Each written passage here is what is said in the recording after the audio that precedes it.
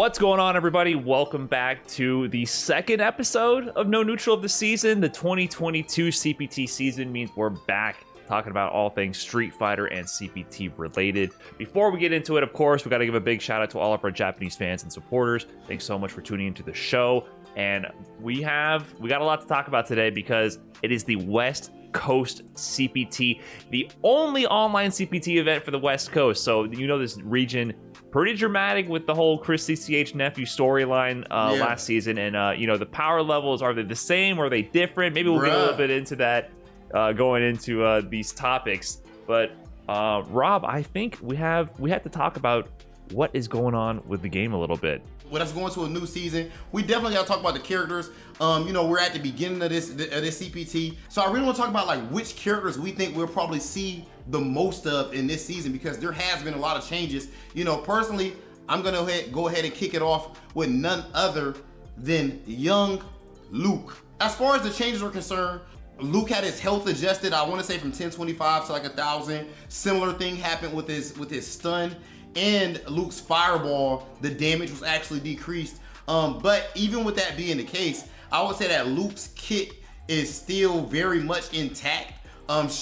Very good zoning character, nice damage, nice anti-airs, just all around extremely solid character. So I'd be surprised. And I think that matchup spread, I'm sure you agree with the matchup spread, right? I think Luke's matchup spread is nice right now.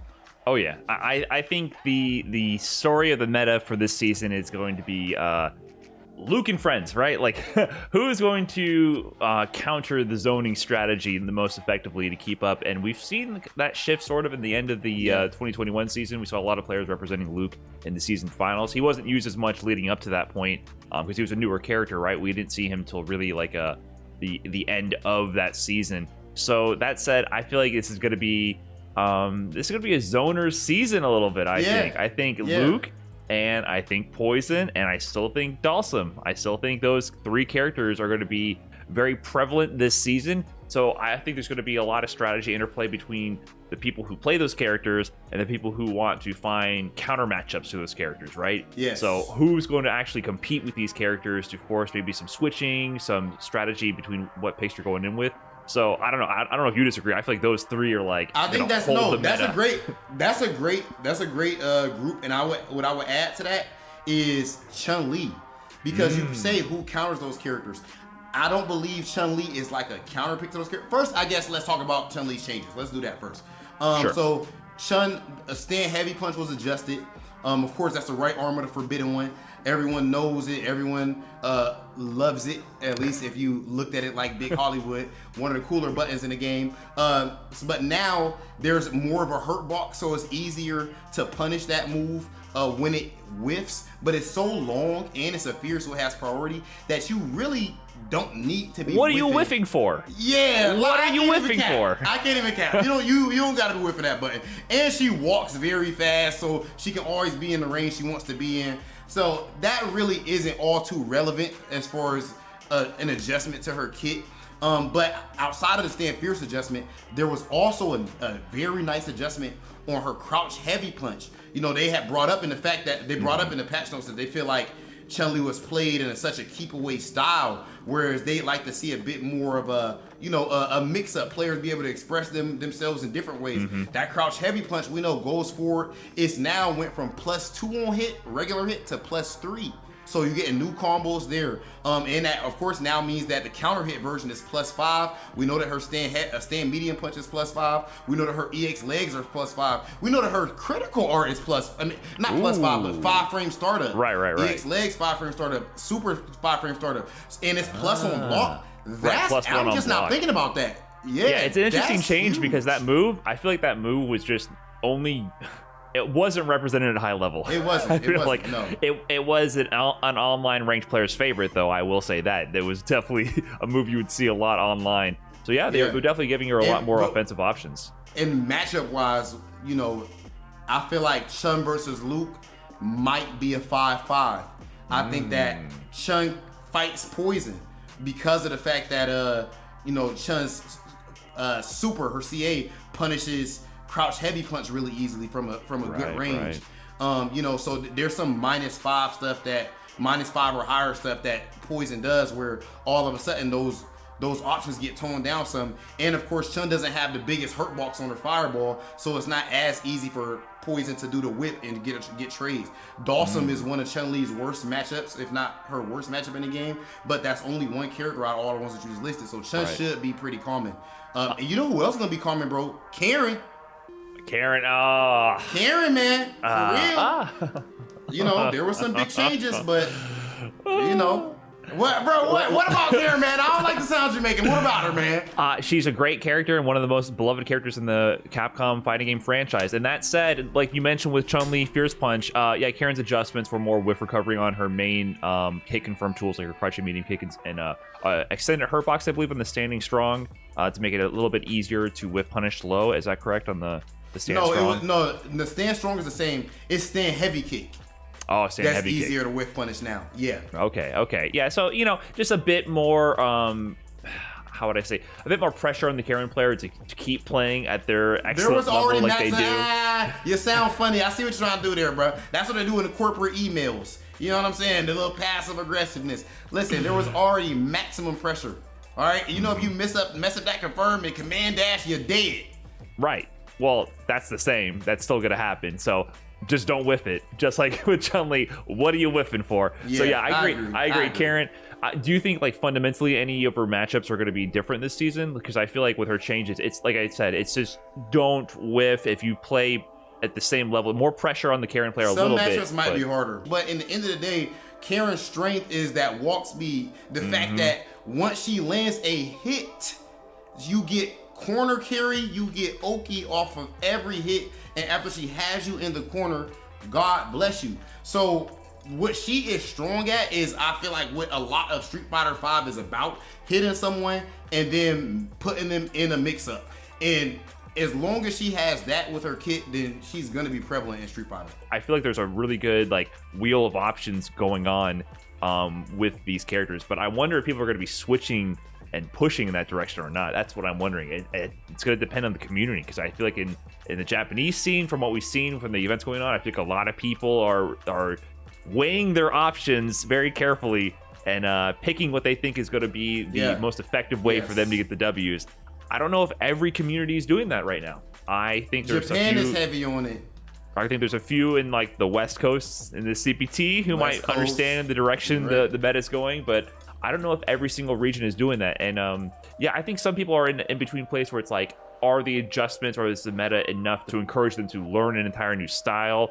Because I feel like every character in this patch is like mostly viable, but it depends on what you're going to be running to in the competition. So I think you got to study up on your region, because like if you're in Europe, like if you're a Problem X, for example, Bison, he always gets some nice changes. He gets some new toys to play with. Bison's not a character we mentioned, but he's still extremely relevant in this meta. He doesn't really get hard countered by any of these characters we mentioned previously. So I feel like the local pressure is really going to drive where people are going. So I'm kind of interested to see how that shakes up as the season moves on. Yeah, and the last characters I would say, just as far as highlighting their changes, and I love their changes, Alex and I especially want to say Kage, man. Everyone talks about Alex at least. Kage is way more plus frames now. Like Stand Fierce has went from like -3 to +1 on block. Very nice change there. Got a brand new, more conventional Hadouken, and then even the jump into Fireball, the air Fireball goes and like explodes over your head now. Has an extra hitbox, Yeah, that's very nice. So I feel like Kage, already had the strong triggers, great pressure, but now buffed that neutral game up a whole lot. Already had a strong aerial approach. That was always something that really shined with Kage. So I definitely think that now we're going to be seeing more of that character. I'll say Kage is excelling in the ways of Street Fighter V in this season. That is for sure. But a scene that's been excelling in Street Fighter V, maybe there's been some doubters. Maybe some of them are in this room, but they're here today to put on a show for the people, to show what they're made of. We're talking about the West Coast, and actually it's one of the most storied regions in Street Fighter, period. Facts, bro. Period. Definitely one of the founding fathers of the American FGC.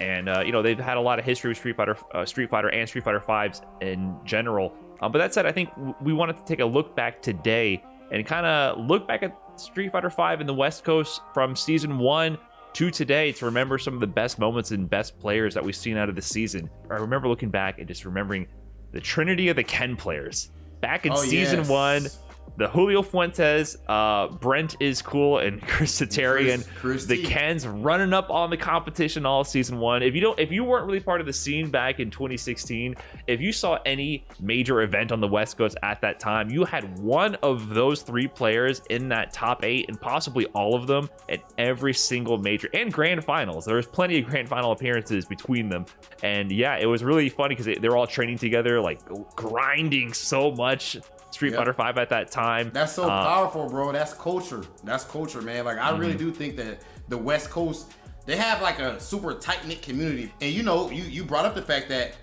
there was like a new fire lit behind some players at the beginning of Street Fighter V. And one of those players, you talk about dreams of Capcom Cup Grand Finals and whatnot. One of those players actually did it.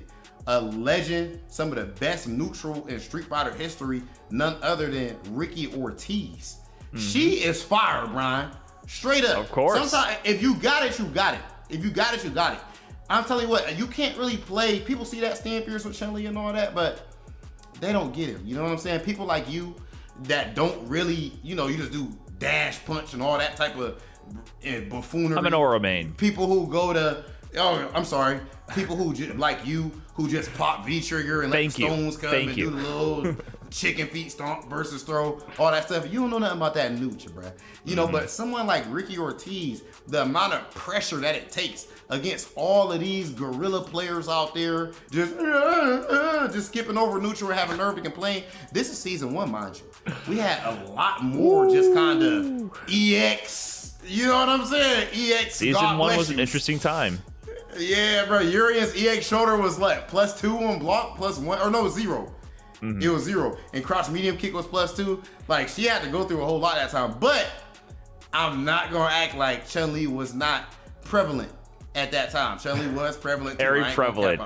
Very prevalent. But yeah, Ricky Ortiz is definitely doing work. Got the Capcom Cup grand finals against Knuckle Dew, and couldn't close it out, but definitely one of the strongest West Coast players of all time, really. Yeah. Another one back in the day, I gotta shout out my guy Pierre Rog, West Coast legend. Shout out Ed Wardle. Oh Shout man, I was learning so much from him in Season 1 and Season 2, using the ball rug at that time. So Pierre Rog was definitely always inspiring me. I remember talking to him one time, and I was like, man, I'm still kind of young in the game, right? I'm learning the science behind Street Fighter, so I get the numbers game at this point, right? But I don't really get the psychology as well.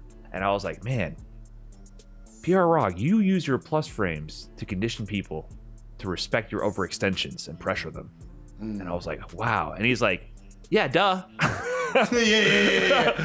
But at that time, it was at that time, I'm like, if you're +2, all you can do is tick throw or frame trap. If you do anything with a gap, you're eating a mash 3-frame jab, and you can never overextend. And he's as like, if it was guaranteed or something. Right. He's like, no, you scare them, you get in their head, you scare them, you bully them. That's what you do with Rog. And I was like, oh, I don't have to play like a robot, right?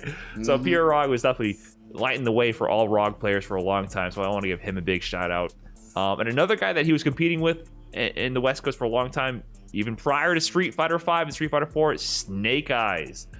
Oh my goodness, That Kage different, but I mean, of course, it's Kage crazy now, but at that time, that Geef, oh my gosh, bro, he went off, bro. His Zangief was so amazing, and I will never forget that amazing grand finals. There was no V-shift back then. It was a different era of Street Fighter V. I mean, when he landed that SPD, you were going for a ride, and there was no getting off that ride. When you talk about nerves, when you talk about handshaking and all that, talk about mentality, the deep part of the game. There is someone who stands above so many players. The Street Fighter League GOAT, Samurai. I kind of want to say XSK Samurai, man. Just to really give it the throwback. This is the thing. If you're talking about all-time great Street Fighter V West Coast players, he has to be in the conversation easily. And I think really the transition happened. We remember the Ryu on Season 1 and all that, but he got to another level for some reason when it came to Street Fighter League. And since then, we've seen him better in CPTs and everything. That Samurai X Factor is definitely very real, and he's definitely one for the history books for Street Fighter V in the West Coast for sure. I want to give a shout out to a few other players. So while we're on the topic, I guess we're going to talk about the West Coast Dalsum crew. Dank Diaz and Commander Jesse. I don't want to just group them together. They are each accomplished players on their own. Commander Jesse popping off early in season 1, that legendary double perfect over Mago. And I think it was ESL 2016, like a big major tournament for tons of cash. He goes out to New York and takes the win over Mago with Dalsum, who at the time people were not really considering to be a good character. It was not really like how it is now. It was different back then in 2016. Yeah. And then Dank, he's one of like the new school players who's come out from the WNF You never know crew. He was new school by looking at his game, bro. You would never know. He was one of the players. I always heard that he was the earliest to get there at WNF and one of the latest to leave. He was the person on that setup, labbing before the players showed up, grinding. And it shows in his gameplay. He's probably the most technical Dalsum I have ever seen, at least in the American scene by far. Yeah. He was one of the first originators of really mastering that V-Trigger 2 with Dalsum, you know, getting the fireball out and playing ping pong across the screen and controlling all the angles and everything. And that's a very technical thing to do and requires a lot of labbing and awareness, and Dank was the guy to do it. So two players who I think have made their mark for sure on the history of Street Fighter V in the West Coast. And that said, I think we're getting to the modern era. There's a lot of strong players coming up in the West Coast right now. The modern era, bro. You know, as much as it pains me to say it for the time being, I'm not a hater. I'm gonna be honest. If you're nice, you're nice. Chris CCH, that kid can play. Nephew, that is a bad man, and it's currently, we'll see if he gets dethroned, but it's currently easily the best player in the West Coast. Numbers just don't lie. We saw what he did last year. I want to make sure we bring up Filipino Man, someone who's an OG in the scene, who I feel like is now kind of having a resurgence, you know, with that Rose is in the game, you know. And making little call-out videos. We talk about that type of stuff later on. But Nephew and Chris, two of the strongest in the American scene, unquestionably, right? You yes. At this point in the game, I think they're two of the best American representatives, bar none. You mentioned Nephew being dethroned possibly this weekend, but was he already dethroned after the season finals? That was a very dominant performance by Chris. That's a good question. I think it was a 5-1 win for Chris CCH over Nephew in the season finals. So, but you know, it goes off of who you can beat, not just 1v1. Okay.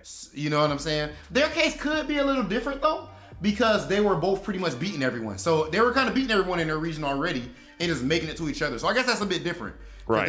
It comes down to head-to-head with them a lot of times, it seems like. So no, you're right. It's a possibility. It's definitely a possibility.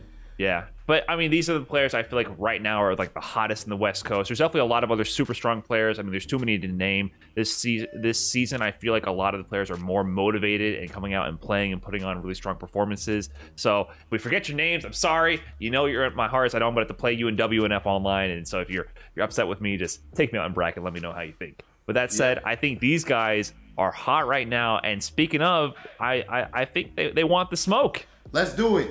They talking crazy. Everyone, grab your popcorn, get a little bit closer to your setup or your phone or whatever you're on right now, and get ready for a little story. Because a lot of people, they seen the call-out video that the West Coast put out, trash. They saw the Midwest response, amazing. Ratio L, all that stuff. It was bad. But a lot of people don't know where all this stuff started. And for me personally, I would say there was this one time, right? This is Street Fighter League. I don't know if it was season 1 or season 2. I want to say season 2. But of course we're over in the West Coast filming, because that's where you go to film things usually. Not like that would be an advantage or nothing like that for anyone. You know, hey, that's nothing. That's nothing. You know, so we go ahead and get on our flight.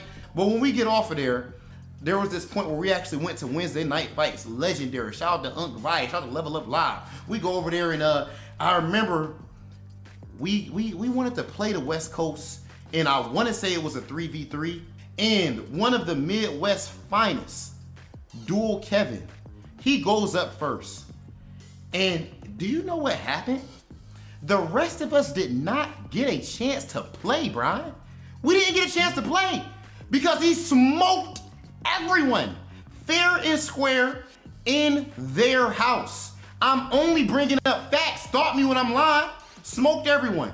I think this is where everything really started. Us going over there, not just talking on Twitter, not just making excuses, not making no video, none of that. We pulled up at somebody else's house, said, let's play. We think y'all overrated. We think y'all soft. We think y'all get all kind of visibility that we don't get, and we gotta work for it. And we said, come here, snatch that. Come here, that's mine. That's what happened. I think that's part of where it started. But that's where it started. So I think the West Coast these days has a chip on their shoulder. So yes, I do think that's part of where it started. And I think at the time, that was kind of facts. Back then, there wasn't these big online events that are open to the entire western half or eastern half of the US, right? There wasn't the online NLBC and WNF where anybody who has, an Ethernet cable and a PS4 can plug in and play and show what they're made of, right? So at that time, if you weren't there for the WNF offline scene, if you weren't there for the NLBCs, or if you weren't, shelving out the big bucks and going to the big events and then really placing against international competition, you weren't having a venue, an avenue to regularly show that you can compete, right? So the power levels in the public's perception was very skewed at that time, very skewed, because it's basically who has the most eyeballs, and that exists today. That will always exist, but it was very imbalanced at that time, right? It was like the NLBC crew and the WNF crew. The torch has been passed to a new age of West Coast player, and I feel like it's not even just Midwest versus West Coast. I feel like it's West Coast versus the old generation versus East Coast versus the South versus the public's perception of where things lie. There's a new generation of players who have to do the work for the West Coast compared to what it was previously early years in Street Fighter V, Street Fighter IV, previous generations, right?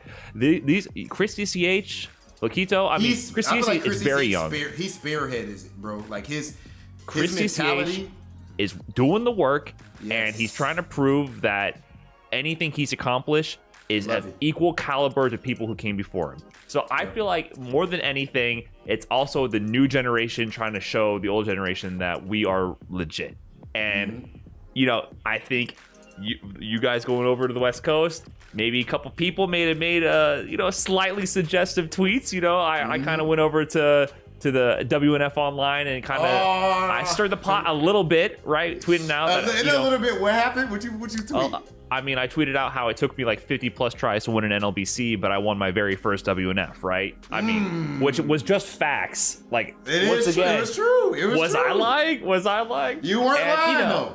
And I do that because I want people to be motivated, because I felt like at the time people were not really taking it as seriously in the West Coast, right? There was definitely that perception. And I think, once again, that Chris CCH is keeping track of that. He took that personal. Apparently, when he lost, he didn't like that at all. Apparently, he's had on his wall all of our pictures and all the tweets we've ever made. He's like connecting the dots and like plotting his big plan and he's getting the conspiracy. Right. He has his yarn and the thumbtacks connecting all the dots here to show the anti-West Coast conspiracy. Because, I get it. He's young, he's brash, he's doing the work, and I think he's godlike at the game, to be quite honest. I think he's one of the best players we have in a long time, and I expect a lot from him. He's leveled up so much over the years, and I think he just wants credit where credit is owed. But that said, he's coming to the Midwest to get it. So it's official now, man. Like, for anyone who is not aware, we are finally having that showdown, 5v5. As far as the format is concerned, I'm pretty sure what we're doing is going to be there's no character lock. So if you want to switch characters or anything like that, that's completely fine. Everyone at full strength, and one player can OCV.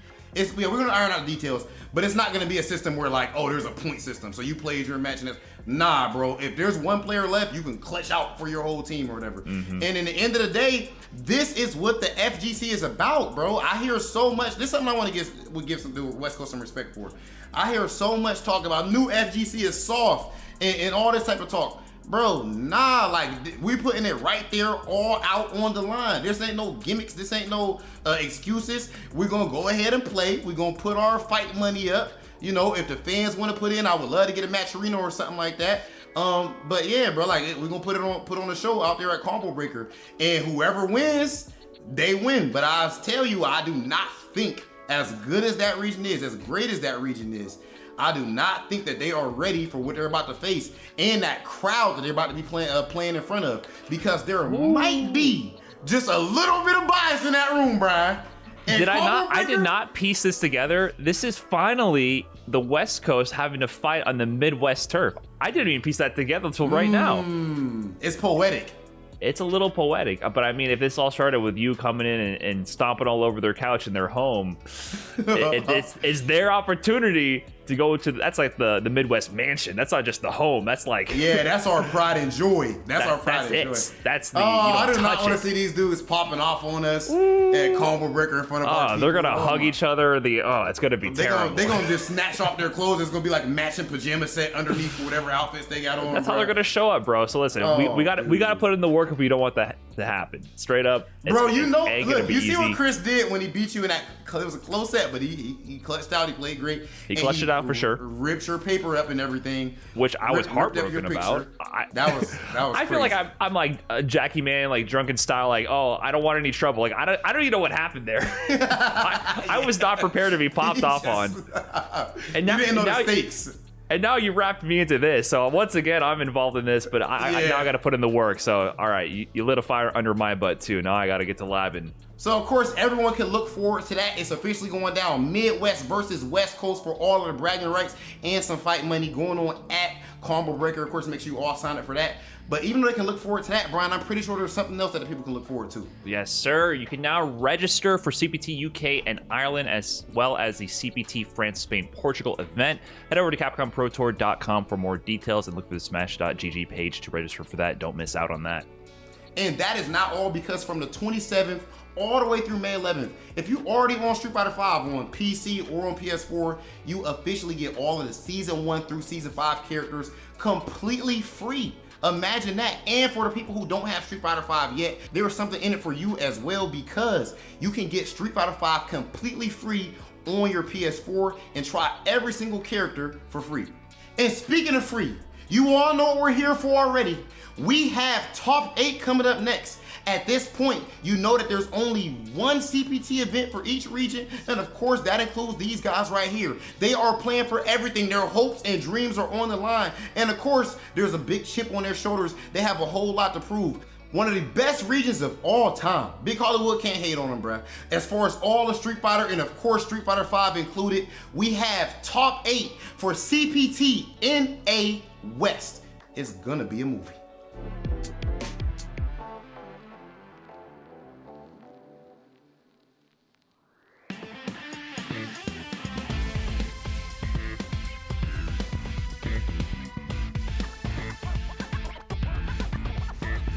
So, you really want to go through the trouble?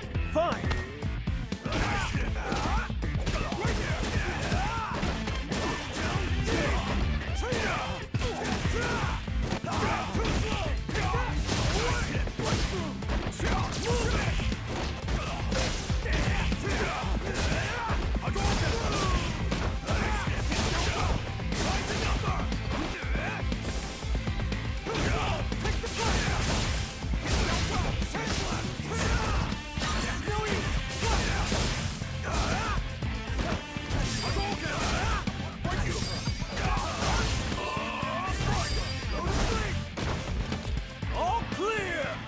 Easy mode too much?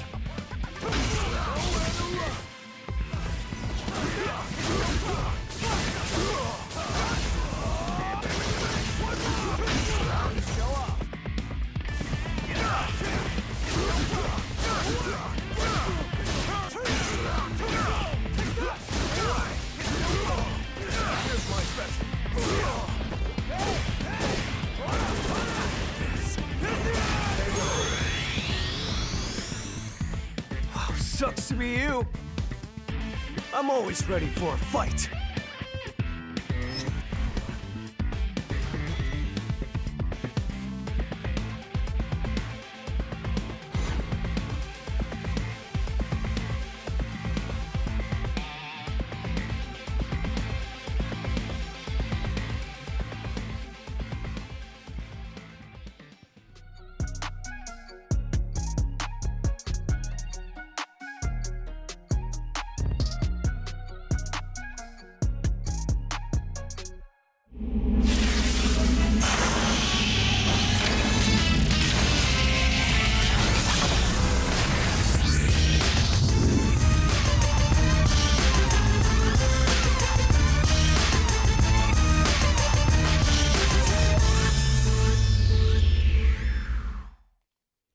and here we are ready for the top 8 North America West Capcom Pro Tour. Their one chance for all these players at all these different regions, and we've got some good players here.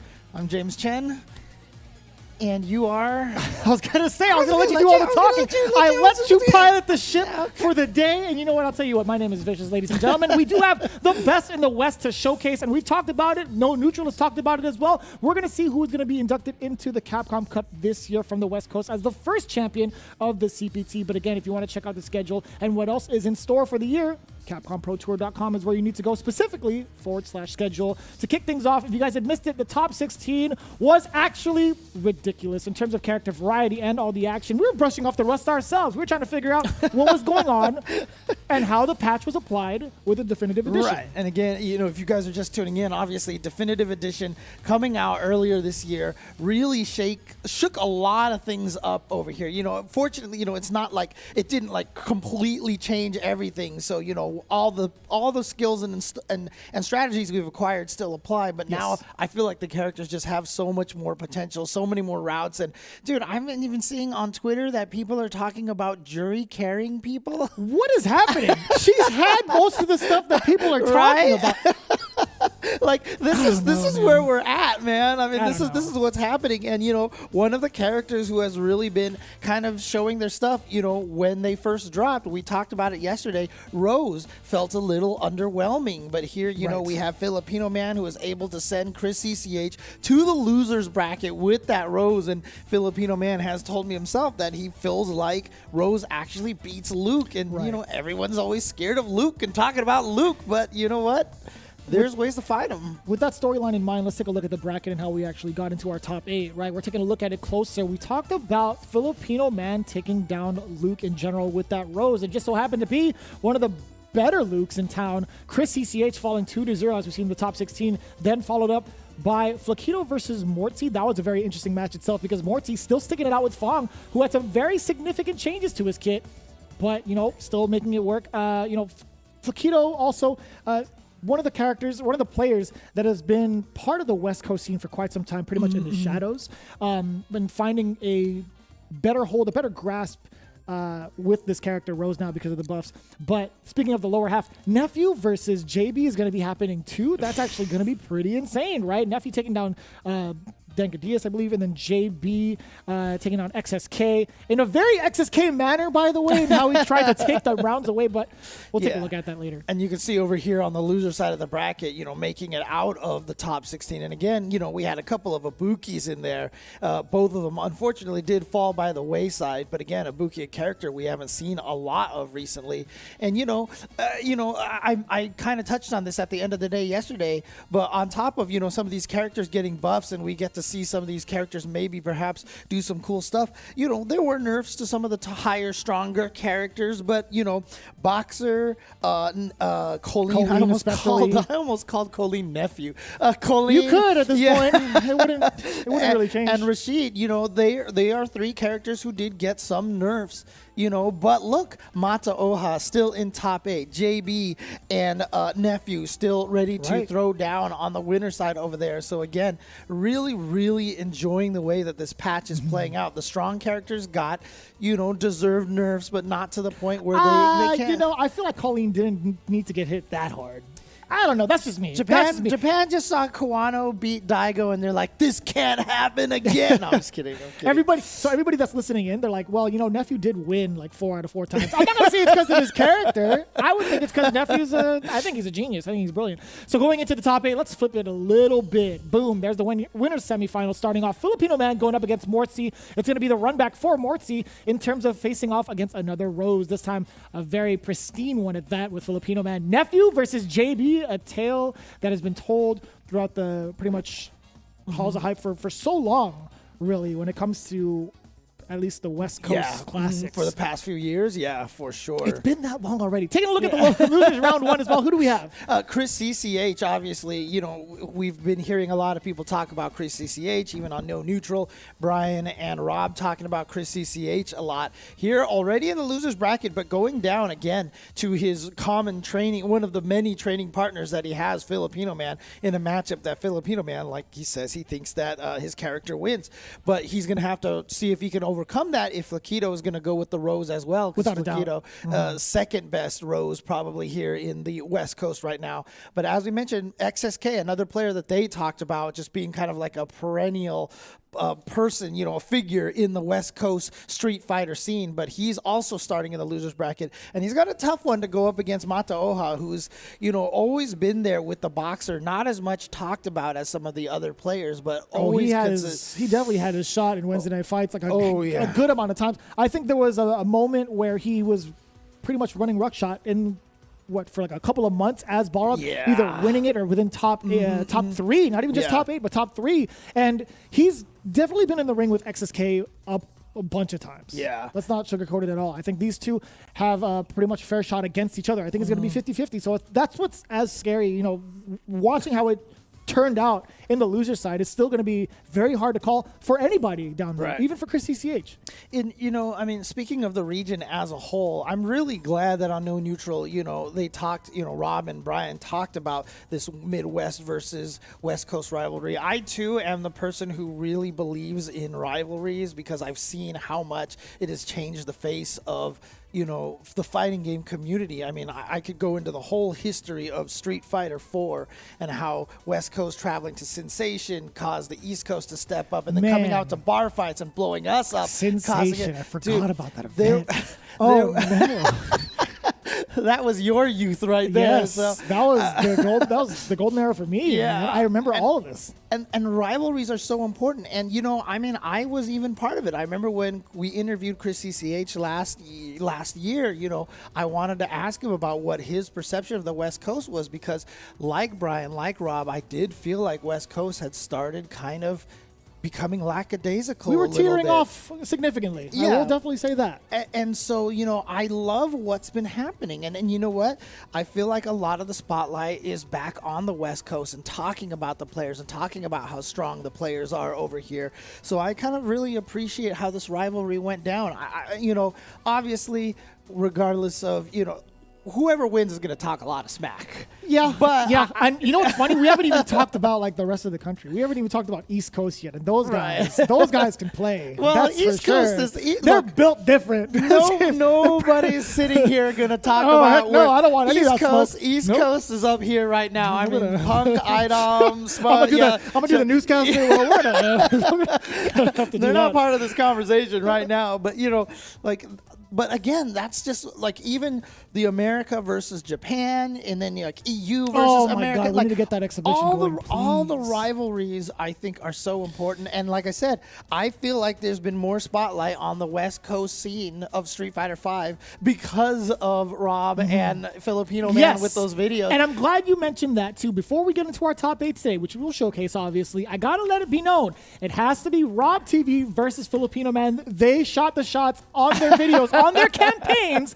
I want to see that faded fight happen over at Combo Breaker. NA West versus the Midwest. It's going to be happening in May at Combo Breaker. Be sure to be there and check it out. I will definitely try my best to be there and hopefully commentate it. I would love to be a part of that. But it has to be Rob and Filipino Man as the captains. It has to happen. And we will definitely be doing our best to fight the Midwest home court advantage. Anyways, this is about NA West here. We're talking about NA West. And again, we bring up this rivalry because it's such an important part of the storyline for NA West. But right now, it is up to the NA West players to prove themselves. And again, part of that was also Rob putting a bounty on Chris CCH's head, right? To try and put that extra pressure on Chris CCH and see if he can come through it. He's in a good position right now, but he is in the losers bracket, and we are going to be starting with Rose versus Fong. Again, by the way, it's going to be a run back for Mortsy. Let's take a look. Filipino Man versus Mortsy is what you could expect for the first round from the winner's side, right? We talk about Rose. We talk about Fong, one that received better nerfs than the other. In my opinion, Rose, just by quantity, not necessarily quality, really. Rose just got a bunch of good stuff. Yeah, and Rose is a really, really strong character right now. In fact, like I said, Filipino Man thinks that Rose is top tier, but Fang, is a character that I felt like has, He could play now. Fang was one Even of those more characters so, that I I think should is say. kind of in that jury position. Like, if it just got a few extra more buffs, people would be like, oh, you're getting carried by Fang now. I mean, Mono won CEO over Punk in grand finals last year, at the end of last year, before these extra buffs. And then the extra buffs came, and Mono was like, oh my God, they gave Fang all these things he was missing.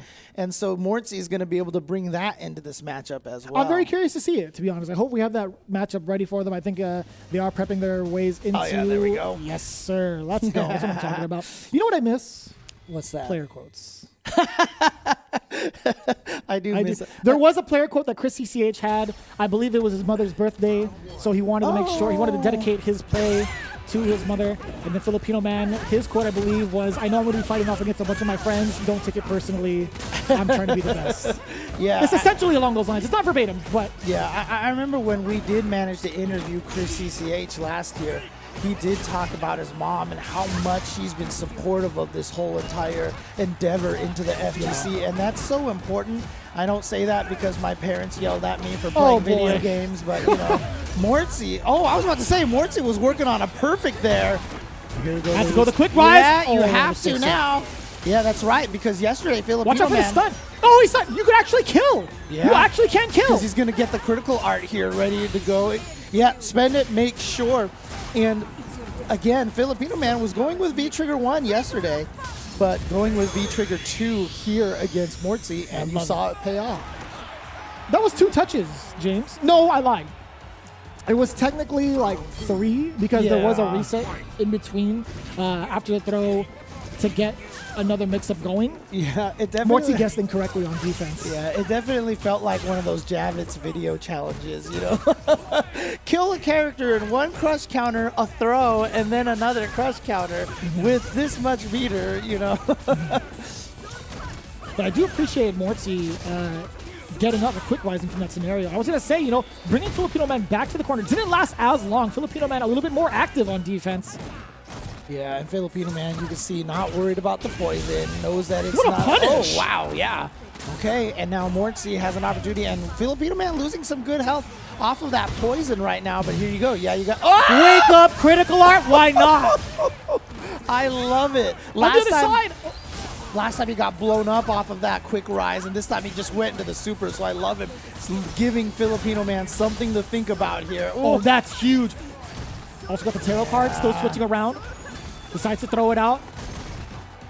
A little bit of extra chip damage on that, and Mortsy tried to press a button. Was that Fierce that came out before the fireball? I'm not sure, but you couldn't pointed remember. out that she was that Filipino Man is using the tarot cards, and again, I think he was using the exact opposite combination.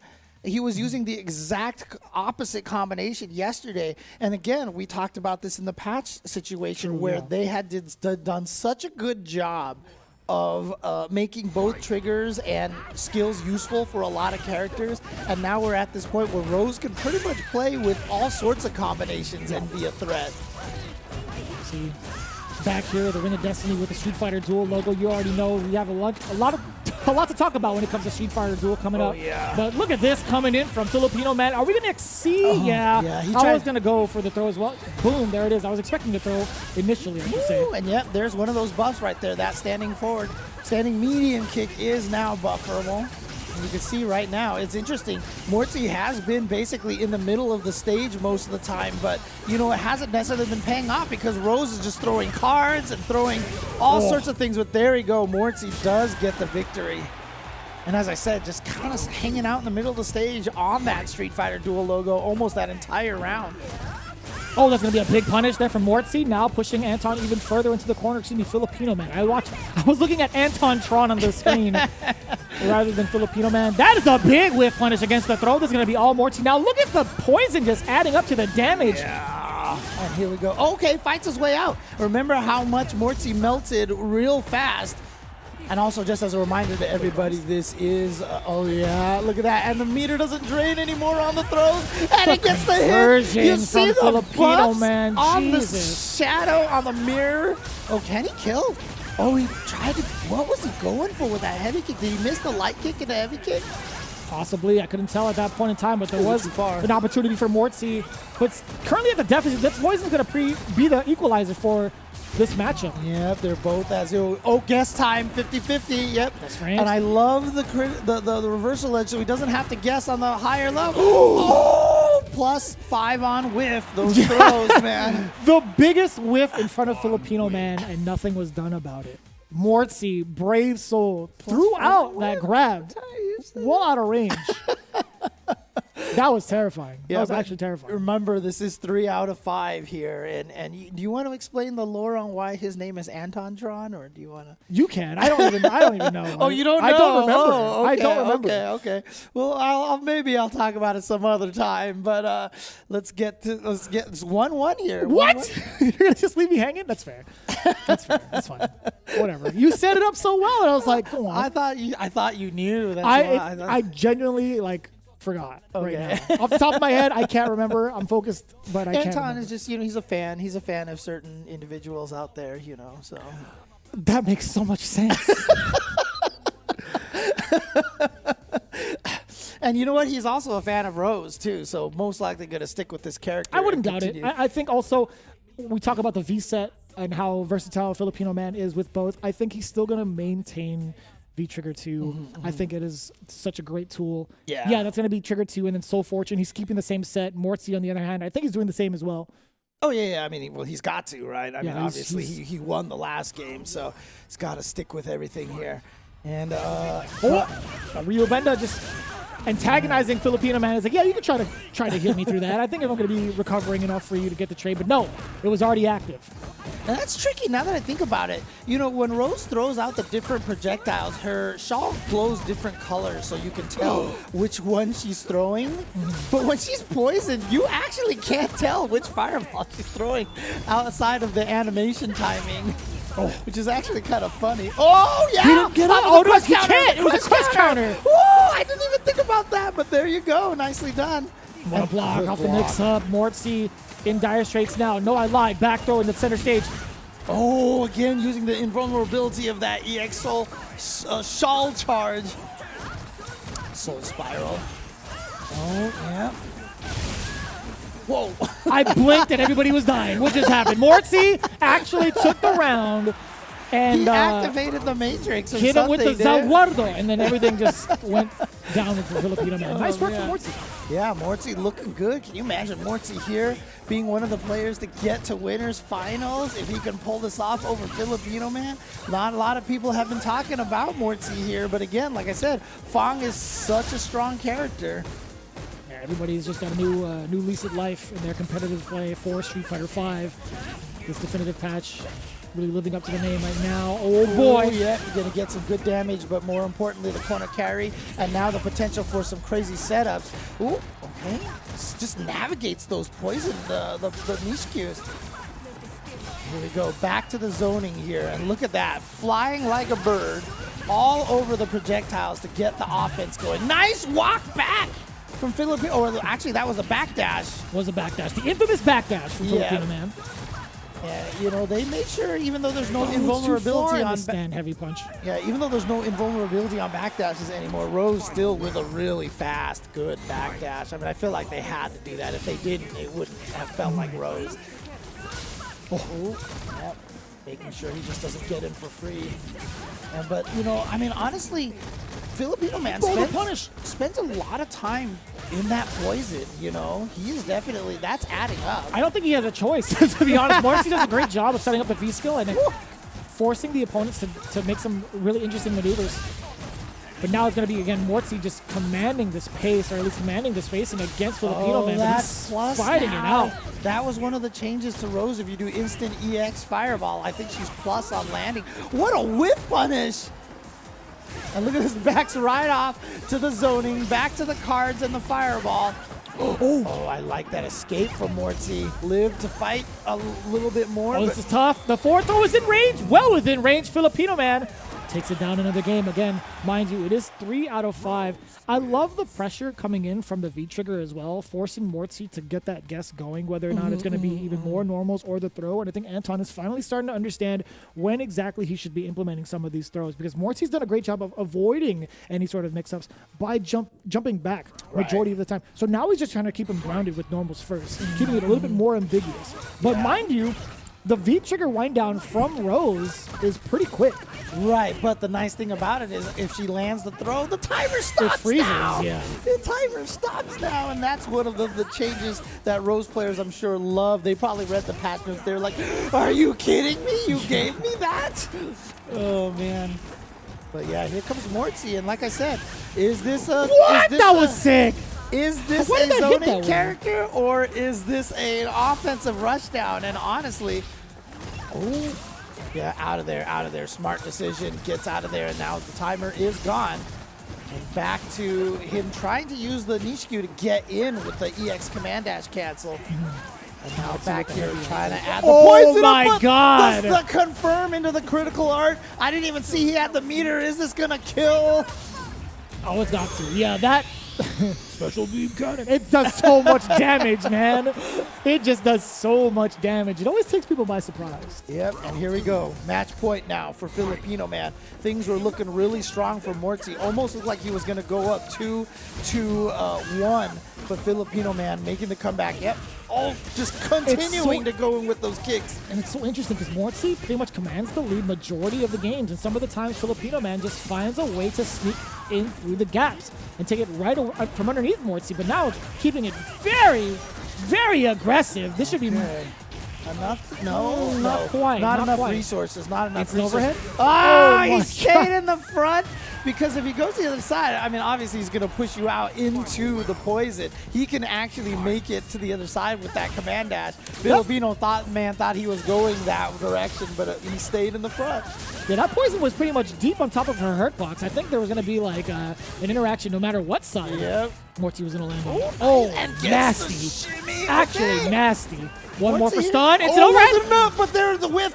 Oh, Filipinos, man, crouching heavy punch, not far enough. He's got one bar. How much is he going to be able to do? Not enough to kill. Oh, And that was an interesting interaction. I think Filipino Man had thought maybe he'd be able to soul spiral his way out using the invulnerability, Right, but it's just a lingering hitbox for Yeah. so long. Even the people in the back were like, "Oh my God!" Yeah. You could hear it. James turned around. He's like, "What was that noise?" So Mortsy definitely was like, ha, you thought I was going to be there. I'm not there anymore. Yeah. And look at this, 2-2. Again, Filipino Man and Mortsy. This is. I mean, again, this could have been Chris CCH and Flaquito who we're going to see in the losers bracket, but it turned out to be Filipino Man and Mortsy here to make it into winners finals to guarantee at least top 3. But again, right now it's for all the marbles, right? You want to qualify, so there's no, like consolation for second and third right now. So you want to win this one. Filipino Man and Mortsy tied at 2-2. And it's very interesting to see. I think this is the most aggressive I've seen both players play. I think, Mortsy has really found himself with this character year after year. And this has been the most explosive, in my opinion, that I've seen him perform. So I'm really looking forward to seeing how he's going to play if he happens to advance against the next two afterwards. But he still has Filipino Man to go through. And already pretty much bringing Filipino Man down to half health, now into the corner. The reversal does hit, and he's still trying to move forward against the will of Filipino Man. Yeah, and what's interesting about that is he's been moving forward because Filipino Man's been playing a really nice zoning game. Filipino Man has switched to V-Skill 2 now, so he's got Soul Satellites ready to go. Oh yeah, there's that Crush again. He's going to get the OTG off of that. Decent damage though. I mean, obviously the Crush counter is going to lower the damage a little bit. Yeah. But here we go, Soul Satellite now, because Filipino Man realizes now he can't rely on just being on the defensive side of things. He has to go in, so he's trying to get more of the offensive options with the Soul Satellite now. But with that V-skill applying that extra poison now, or at least chip damage, because of the... Oh, God, that almost was time to kill. Oh, my God. I was going to say chip damage, but I meant great health. But either way, Mortsy's just one touch away, Filipino Man! Wow, Still that happens was to get it. far! Like, it almost looked like he just started floating up of his own volition, but then I was like, oh, wait, that's Rose throwing him. I was really surprised. Really neat again from Mortsy. Just applying that pressure so early because of the fact that the poison is adding up against Filipino Man. Look at how much damage he's taken already.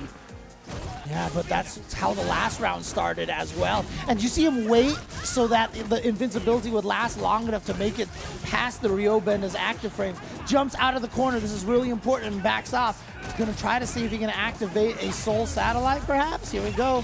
This is actually going to be pretty good damage, but scaling on the V-trigger activation. But there we go. The setup. Yep, the pressure. Oh, you throw! tried to throw. That's also a Filipino Man staple. Just walk it up in your grill. Standing medium kick just avoids that throw because she is slightly airborne. God, I can't believe that hit.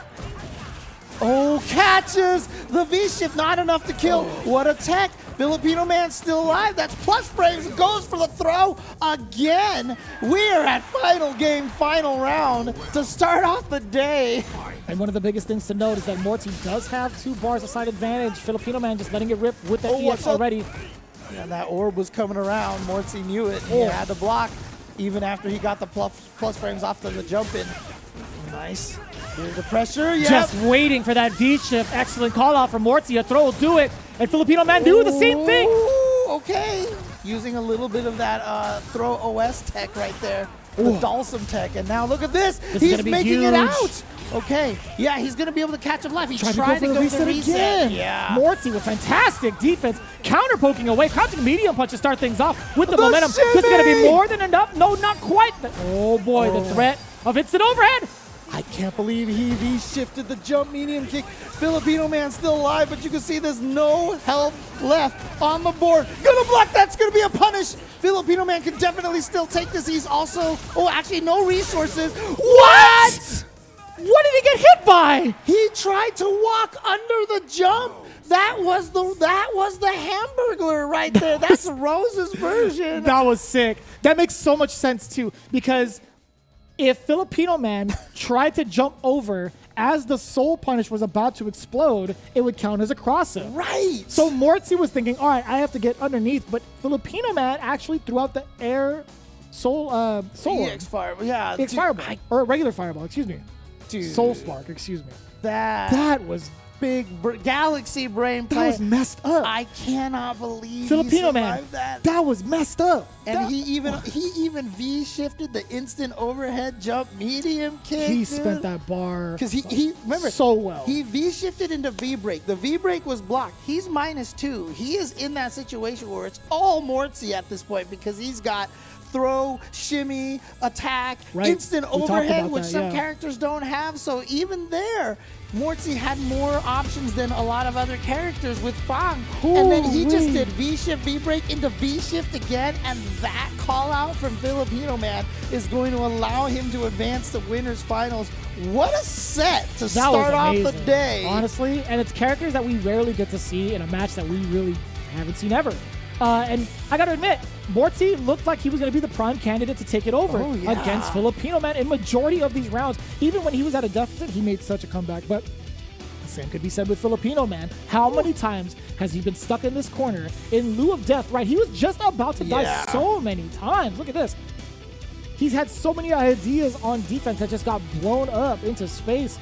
But I got to say, when he had his offensive sequences going, man, were they impressive. Yeah, and here we go. Look at this round right here. Filipino Man was taken down, and then it came down to this look. Right here. He has no health right here. And you see Mortsy walk forward for just half a second into that fireball, because as soon as he saw the jump, I mean, that's why the Cien for Ibuki works, right? When you jump up and throw the kunai, because it looks like you could just walk under her. It's such a natural reaction for people to try to walk when someone jumps next to you like that. I got to object, though. I think that was mad far. I think there was like enough spacing to tell like consistently whether or not there was going to be a cross-up, because that was a pretty far angle, or excuse me, far distance that Filipino Man decided to jump at. But I mean, you know, to Mortsy's credit, I just think, you know, at that range when you jump, it's like, oh, well, I can just walk under, because most characters can't do anything. It's just such a natural reaction. I mean, I say this as a person who gets hit by that all the time. Every time I see someone jump there, I walk, and then I just end up eating kunais and air fireballs right? and yeah. cami dive kicks and stuff Everything, like that. So everything. yeah, And I get it. Like you see somebody go airborne, you're either going to do two things. You're going to anti, or maybe three, right? Anti-air, maybe block, or even reposition yourself. Yeah, so that's why I said maybe three things, right? You want to anti-air, block, or reposition, right? Mortsy thought that it would yield the biggest success, or at least biggest chance of survival, had he gone for the repositioning, right? So that wasn't the case there, unfortunately. He still has another shot at life. Right, he awaits his fate between Matsuoha and XSK. With that in mind, we're moving on into our next match. Another heavy hitter between two champs of the West Coast. And I say that because these two have been consistently doing well, not only in the CPT, but in Street Fighter League as well. Yeah, Nephew and JB. Again, two players who are kind of considered transplants to the West Coast, obviously, because they are transplants to the West Coast. But, you know, they have firmly established themselves as some of the premier players on this coast.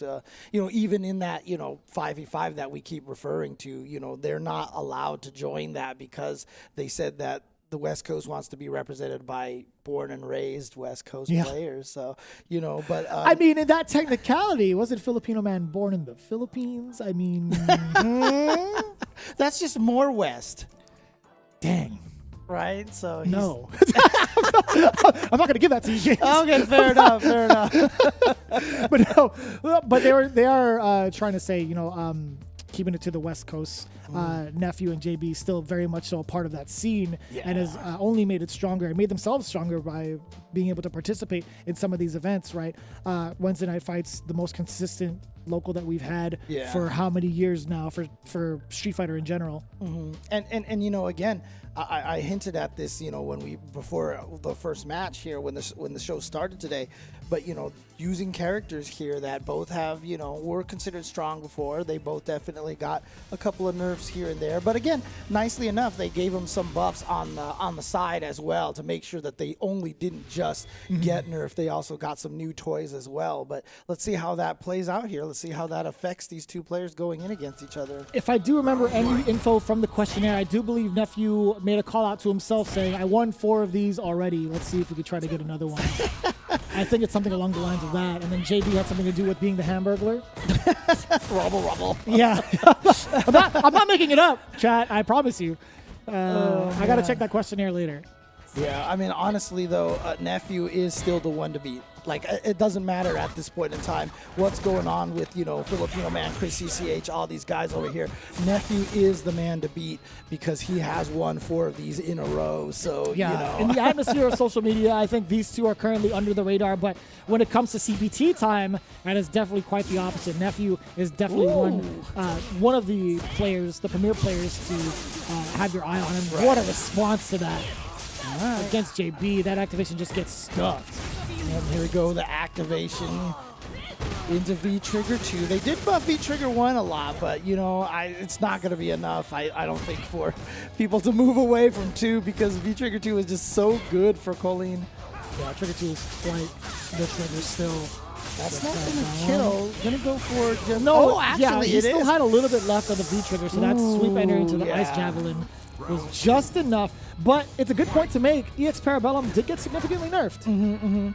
I was thinking about the air throw option there, but you're right. He had the Ice Spike all available to himself. Okay, nice whip punish by JB. There we go, anti-air trying to keep the side. Yeah, what a backdash. What a clown of that backdash from Nephew. And here we go, Nephew. That combo's so good. I mean, you saw he started in the corner, and it gets him all the way to the middle, past the middle of the stage in that one combo. So of course, the pressure on, using the Vanity Step away to get getting that punish straight up against the Whirlwind shot from JB. I think that was because, wasn't her crouch heavy punch sped up a little bit? I think was. that was a new counter hit confirm combo that he went with. Oos. Yeah, and look at this. We've talked about how strong JB is, and right now, Nephew just going through him in game number 1 pretty convincingly. So Nephew, yeah, he's like, I don't care what they changed in Colleen. I'll adapt. I'll still make her work, dude. Yeah. And just look at this. Just, like I said, domination here in game number 1. And it's kind of surprising. I will say Nephew's defense has changed significantly, right? Being able to figure out where the gaps are in JB's play to backdash and get some of these events going, and some of these punishes going, when to use Vanity Step against the Whirlwind shot and get punishes going. Nephew can't rely on EX Vanity Step anymore. That's right. Doesn't have invincibility frame 1, right? All right. But back to this neutral over here, and Nephew has definitely been winning this neutral. Yeah, look at this checks, and just doing such a good job keeping JB from getting in, and that's what Rashid wants to do. He wants to get in there and start mixing you, but he just has not had this opportunity. And I do appreciate the fact that while Nephew is looking for the normals from JB, whether it be a fierce, any sort of medium, once he finds the comfort zone to go in with low medium kick and start poking away, he does so successfully. And now it's led him to this very moment. JB kind of getting close to that corner, swiping away. There is an activation off of the stand medium kick and goes for the side switch. Very smart. Yep, Rashid is so good at controlling the sides. Oh, what? Got away with the little ice hop. Okay, here comes JB, though. He actually has the life lead now off of this throw. Oh, that was far. Oh my gosh, didn't even need the second one. And look at this, Nephew with just the explosion at the end of that round. Oh, that's just a mess. That's just a mess. Nephew just landing with every single normal so far. There were about 2 counter hits, and then JB ran into the fierce. What a way to escape. EX, Eagle Spike, and now into the trigger. Using it more as a force to push JB or Nephew into the corner, excuse me. Yeah, Wait, what? That Eagle Spike right there, same thing that caught Mortsy, right? You jump, you think you can walk under, but then they comes at you. That's what the Hamburglar's all about, right? He robs you that way all the time. All right. That's what a Hamburglar's all about. That's pretty good, James. I'm not going to lie. I was smiling. Man, I was going ear to ear on that one. Here we go, mixing some franchises out here in the West Coast. Yeah, it's so much tougher too for JB to even try to get out using EX spinning mixer. We haven't seen that too much because it is now 12 frame startup. It's not a reliable way to get out of harm's way off of Wake Up. Yeah. So well done to Nephew so far here, obviously up 2-0. He's going to have to take one more game. But right now, I feel like he hasn't really had any reason to have any concern right now. You know, the one round that JB did get the lead and was about to win, you know, he kind of was able to, you know, steal the hamburger from the Hamburglar, right? So he was able to do that. Going back to its rightful owner, is that what you're trying to say? Basically, yeah. Oh my God, I'll trade you 2 fierces for a counter any day. Yeah, and again, the footsies that he's been playing, going in and out all day, back and forth in the distances, has just been really, really, really nicely spaced. Yeah. And I agree. You know, Nephew's doing the exact same thing. Oh boy, he's gonna be just gonna get really messy. Oh, not too messy, right? I was expecting animal style, but no, he just kept it clean. Yeah, I thought he was going to try to maybe use the meaty on that last hit of the Isar, but it's not going to happen here. Look at this. He's going to get some good damage off of this, not going to be able to kill, so this is scary now because JB, we've seen it before, and Nephew almost he did get a full bar off of that hit, but any hit would have given him enough life and the super meter to be able to just steal that round. Yeah, but this is going to be pretty huge for Nephew, right? Despite being at the deficit with this round only, I think the critical art or having this meter, this is going to be exactly it, right? EX Parabellum, using EX Vanity Step. Look at how much damage setting up for the hail. Chasing JB down with the air, against the air option, excuse me. Yep, can't quite out of there. Nice confirm. Off of the counter hit, medium kick into the standing light kick. Ooh. The shimmy into the stun. Again, not going to be able to kill here.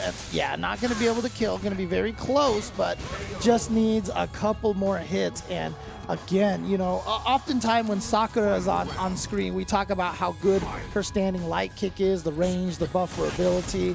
Colleen has that as well, and that standing light kick's such a staple in her gameplay. Oh, just threading the needle yet again. Nephew really utilizing that meter against JB's offensive options. Oh. No juggle. Oh my God. The reads. And now the hail. V. Okay, V-shift. I like that option. Put yourself at -2 thanks to the V-break. Not going to be able to hit in time, but still, at least you don't have to deal with the hail mix-up at all. Oh. Parabellum just outside her reach for JB to really do anything after that. Forward throw now, getting closer to the corner, but Nephew still has a significant life lead. Still getting a counter hit with crouch jab. Full conversion. Yep, and now pressure here. And again, knowing the distance on that light Parabellum. Look at how much meter was spent, though. JB is just trying to chase down Nephew, and the only damage he got for a reward was that throw. But here comes another mix-up maybe from the V-trigger one. No, another throw into this corner. What's going to happen now? Nephew, can he fight his way out? Nope, not just yet. You know, I haven't seen JB. Oh, that's We're not going gonna to see JB anymore, no, actually. at least not in the winner's side of the bracket.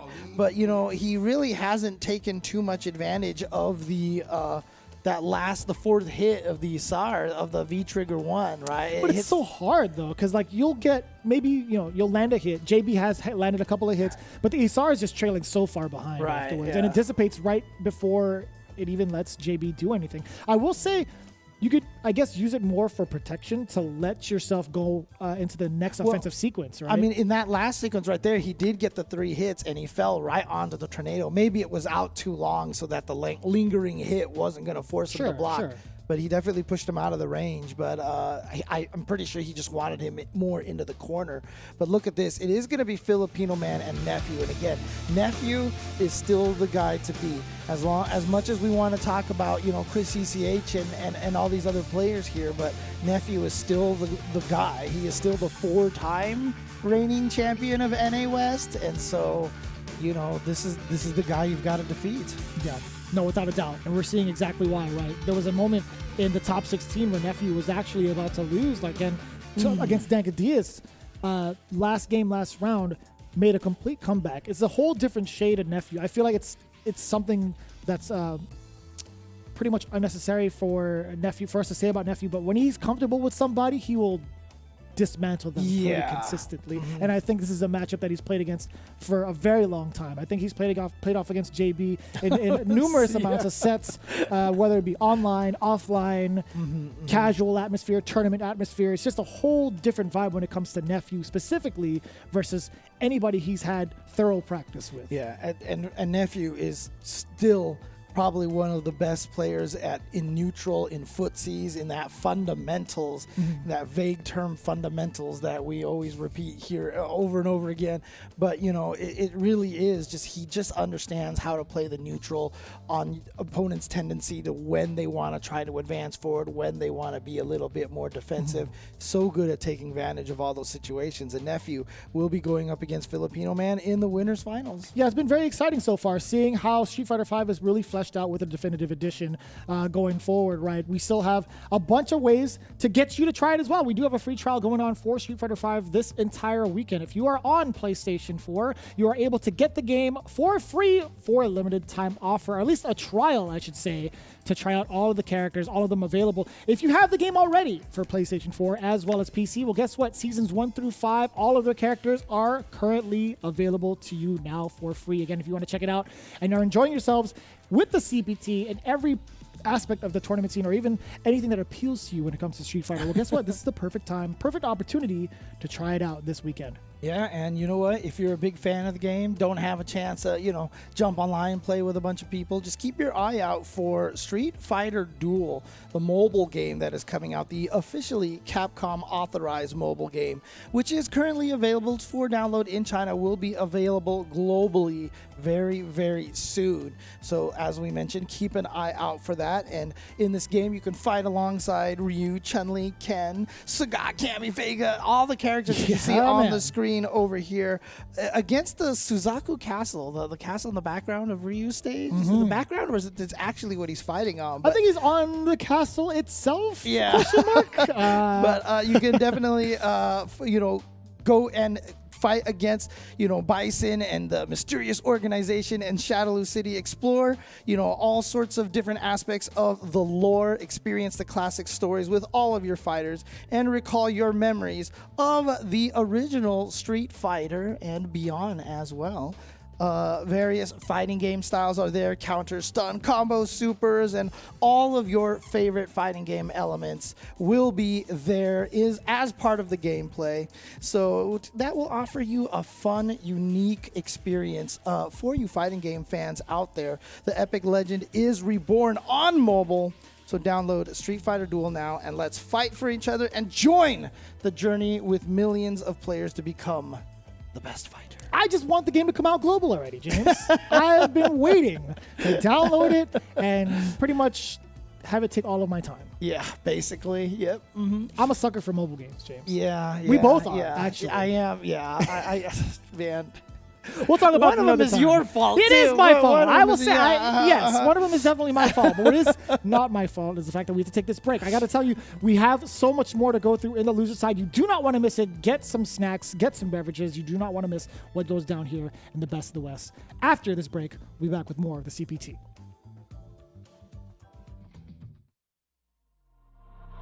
Time to fight, time to fight. Never give up, we won't retreat. The ones who stand have turned to feast. So fight, time to fight. Glory waits for those who fight. We unite, we are street fighters.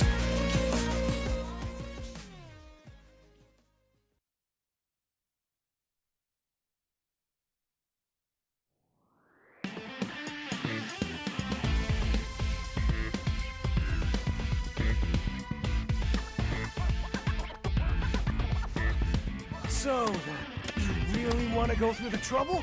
Fine.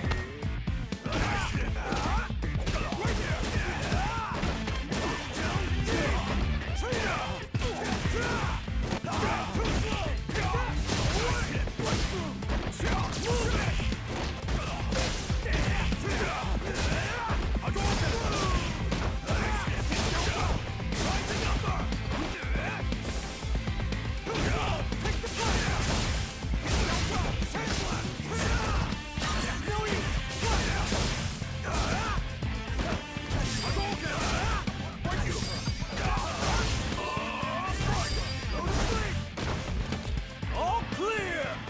Easy mode too much?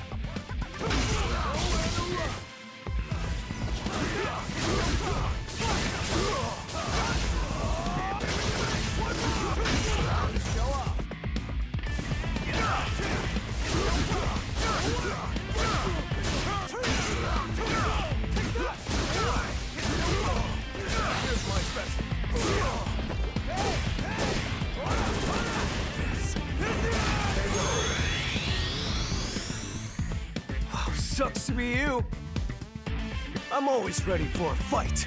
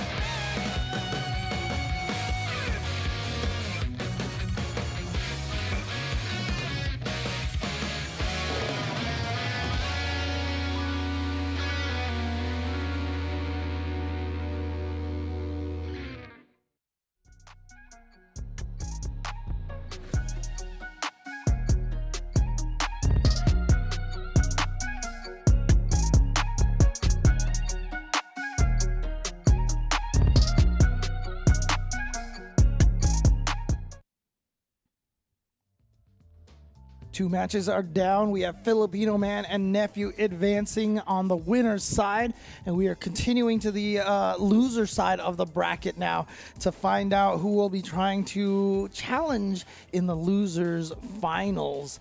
And XSK versus Mata Oha and Flaquito versus Chris CCH coming up. Yeah, that's going to be coming up very, very soon. But just to remind you folks at home, there is a lot on the line when it comes to these tournaments. Again, these guys get to join in for free. But I'll tell you what, they are competing for $5,000 that's going to be split amongst the top 4 in every CPT event going on. With further details, right, there's going to be an asterisk on that. CapcomProTour.com is where you need to go to figure it all out and see the details in fine print. But right now, it's $5K for the top 4 here for North America West. And as we established earlier, as James said, we've seen Filipino Man and Nephew making it through to the winners finals, Down below is where it gets kind of messy.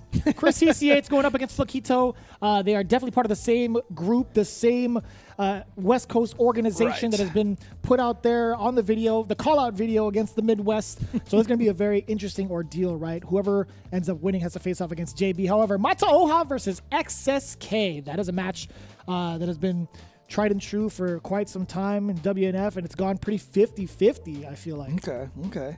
Yeah, and again, you can see right there, JB, Mortsy just waiting there in the losers quarters finals for the winners of these matches. And Chris CCH, again, he had been one of those players that you could clearly see that he had the capability of reaching those kind of heights. And what's interesting now is, with all this talk about Chris CCH, with the performance at Red Bull and the awesome intro and him ripping the pictures and all that stuff like that. And, he's really now starting to experience what it's like to have those expectations on him, to have that pressure, because when you're coming in as an underdog, that whole Red Bull ripping the pictures thing is a very underdog thing to do, right? Because you're like, oh, look, I'm here and I get to defeat these famous people on these pictures here, It's so funny how Brian was like, yeah, he had these pictures on his wall. It's like, no, he made those pictures happen literally that weekend. Like, he found a printer in that casino. It was Filipino Man. Yeah, who did, it was both of them. They were looking for a place to print out the photos with the tweets,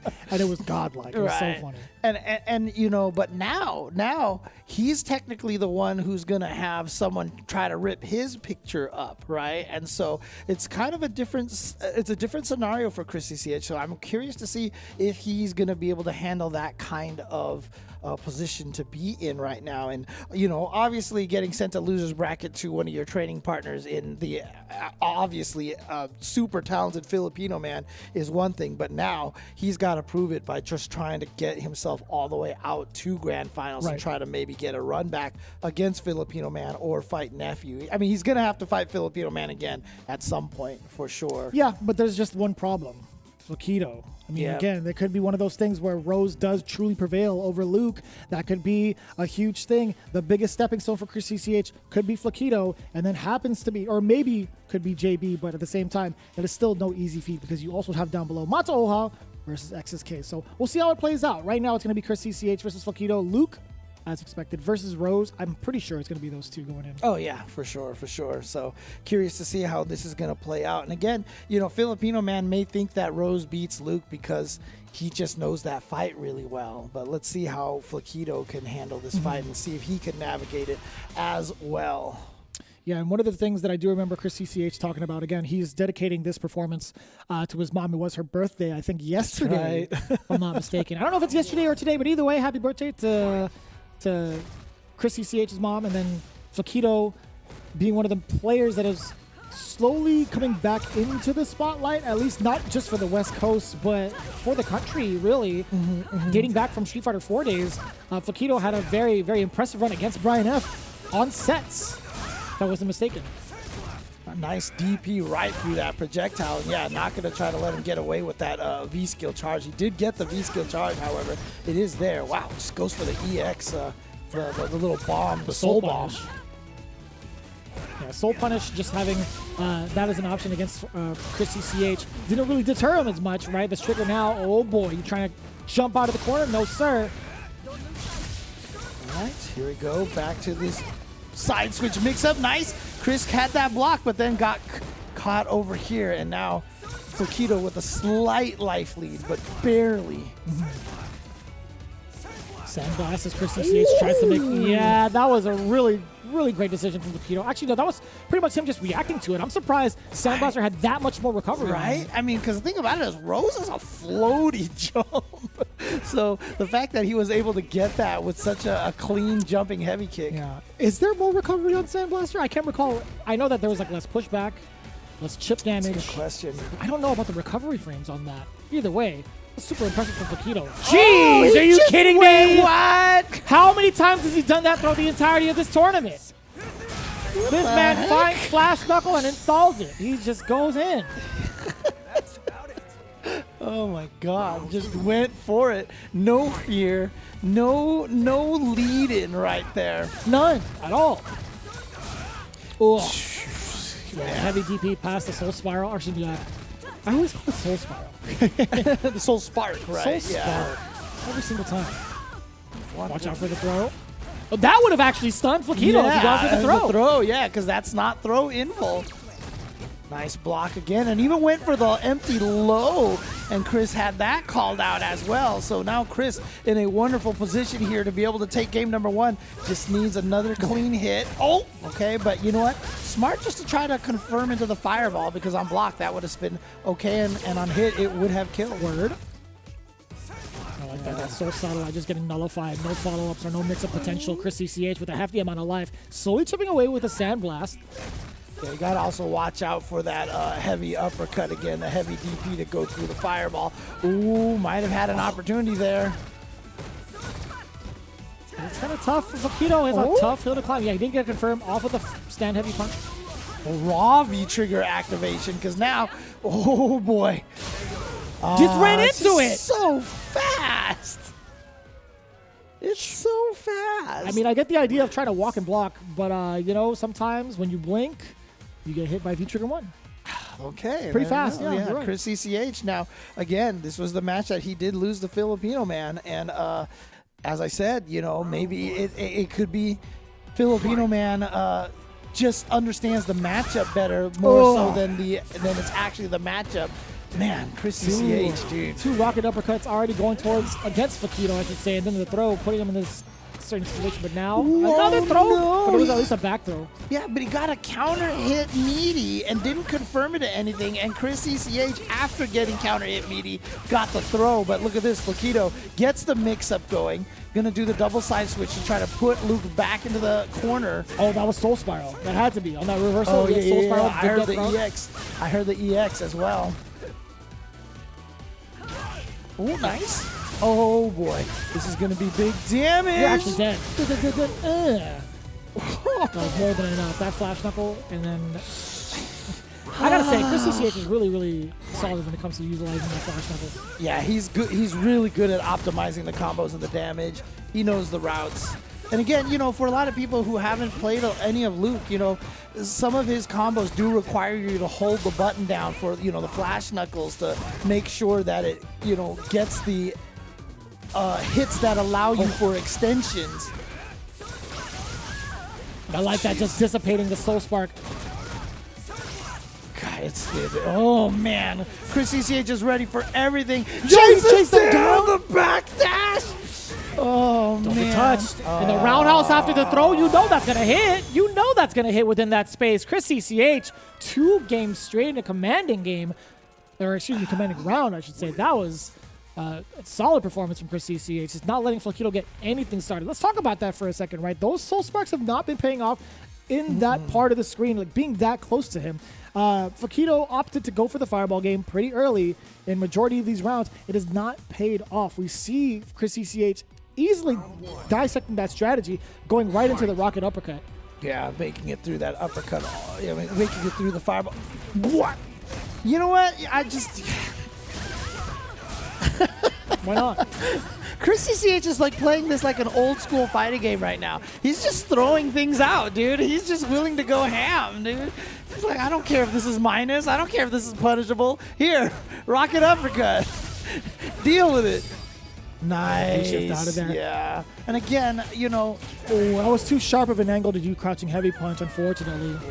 it's interesting because, when they created this ability for Rose to throw the fireball and teleport or not teleport, create this kind of 50-50, you're just like, man, they're going to, but, they knew they had the V-ship mechanic in place that can, dodge these kind of things. So, again, even, at the start of last year, V-ship, such a great addition as a defensive option in this game. The flash knuckle raw again, but it's still going to be safe no matter what. Kept himself safe, but going to get caught by the crouching medium kick. Nice. He's going to be able to confirm off of that. Didn't have any meter left. A V-shift again. Another V-shift to stay alive. Totally fine for Chris CCH, right? Utilizing the rest of that gauge to get himself out of danger. He had so much life to spare that he didn't even need to go into V-trigger or anything like that. So very, very well played from Chris ECH. Dominating 3-0 again from what we've seen so far, back-to-back from the previous performance on the winner's side from Nephew and JB. Chris following suit with that theme of just breezing through opponents right now. And I will say that, no disrespect to Flaquito, I think Chris ECH, once he figured out the strategy against them, it was over. Yeah, again, just, Chris CCH just showing how strong of a player that he is and how talented he is. And, this is a good feeling for him, too, because if he is going to run into Filipino Man again later on in this bracket, he's definitely going to want to feel comfortable and confident against this character here, because he's not done fighting the Roses yet if he's going to make it back to Grand Finals. Oh. And that was so tricky, too, from that V-trigger mix-up. Trying to figure out what side he's going to be on, or at least when the block needs to occur, but still. One little small touch. And like I said, like those wall bounces right there, you have to make sure you hold the button for a certain amount of time. If it's too little, you don't get the wall bounce. If it's too long, it won't get the combo. He has to have his V-Skill 1 out, too. Like, he has to have that charged up, too. Yeah. To get that enhancement, too. So, again, with Chris ECH just taking down Flaquito the way he did, he's looking pretty pristine right now. I want to know what's going to happen between him and JB. Again, Rashid is one of those characters that got significantly tuned down, I will say. And JB, though, I mean, he's the kind of player that he knows all this talk about Chris CCH is happening, and he's going to be one of those players who's going to revel more than enough if he can take him down. And I want him to be like, nah, son, you ain't talking about Chris CCH today. It's going to be me after this. Exactly. But we don't get to have that matchup just yet. It's going to be Mata Oha versus XSK coming right up. Actually, another player that we like to highlight is XSK. He's had a very fantastic year these last couple of years. Actually, not even just in the CPT, but also Street Fighter League, very similar to Nephew and JB, but he's had his hallmark of fame for very good reasons, right? Having some very niche moments or niche interactions with certain players where he's taking it all the way because of those interactions, right? Being able to critical art at a moment's notice or have these EX uppercut moments or even regular uppercut moments has been the Mikey for a bunch of people thus far. Remember yesterday we saw him do the dash into super. He tried to have one of those moments yesterday against Nephew. I'm sorry, against JB, and it did not work out. But again, at one point in time at Street Fighter League, he started becoming like the OCV king, right? His team would go down 0-2, and he would reverse OCV every constantly. single time, no matter what team he was on. It was actually insane. He had the best record for the last couple of seasons. Wasn't it? There was one of the seasons that he had, he literally OCV'd every other team at least once, right? Yeah, that's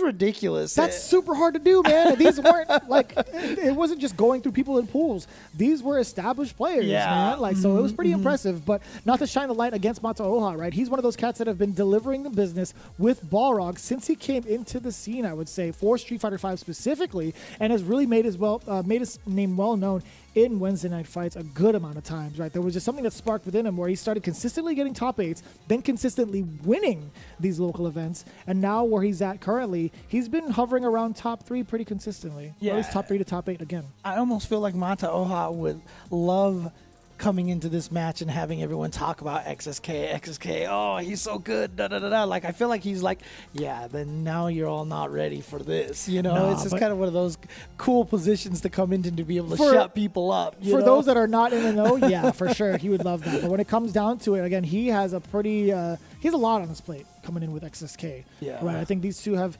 been practicing against each other, or not even practicing, but played against each other time and time again at local scenes. So it's going to be very tough to see what Mata Oha needs to do against someone like XSK. Okay, here we go. Remember, in the match that we saw with Mata Oha going up against Upchain, one of the things that I kept mentioning was that Mata Oha Upchain was always staying in one particular spot on the screen, crouch blocking a little bit too much. And so that was definitely a problem. And so let's see if XSK is not going to fall into that trap. You can already see him that he's wiggling around a little bit more. And we kind of talked about this from yesterday. There was a little bit of unfamiliarity, not unfamiliarity, I should say, but he wasn't in his full comfort zone as Luke just yet. I wonder if it's going to be a different story against someone like Mata Oha. And he's also, XSK is one of the ones that, one of the few Lukes I know utilizing V-Skill 2. Oh, that's right. Yes, yes. Oof. Oh, not enough to kill. Oh, okay. There we go. That was V-Skill 2 that he just used right there, right? Yeah. Okay.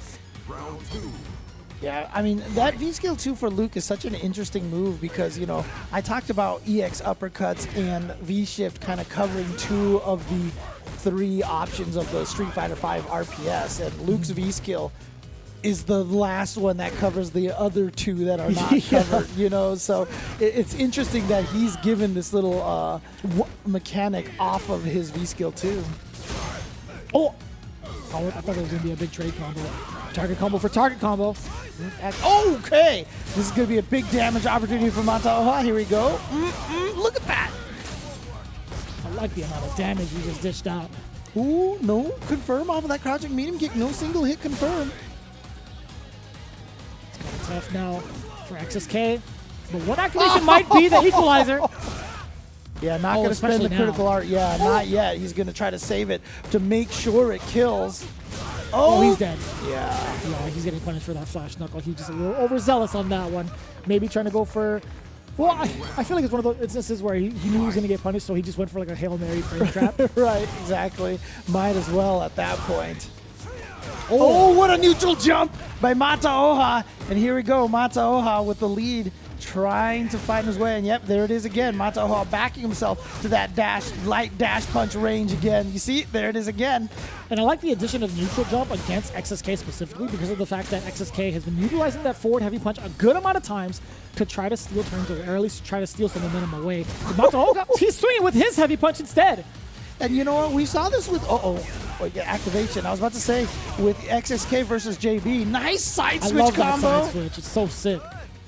When XSK does get put into the corner, that is where JB was able to take advantage of XSK. So Mata Oha getting that position was very good as well. But that side switch combo was so nice from XSK. Oh yeah, I got the V skill charged up again. Yeah, after that crush counter for you. Oh God, I thought that was a trade for a second. Kind of tough. Forward fear still found the mark. Trigger is going to be exploding, but not going to be enough. One more touch. Yeah, that could be it. But no, he actually spent it for EX Sandblaster for more pressure. Interesting. Interesting. He's got the lead, so I'm assuming he's going to try to... Oh my God, he didn't confirm it in anything. It was a counter hit as well. Oh, that was so dangerous. But he has no more critical art. You're actually going to be... Oh my God. Oh, Dude, what were we talking about before this match started? What were we talking about? Mikey, come on, man.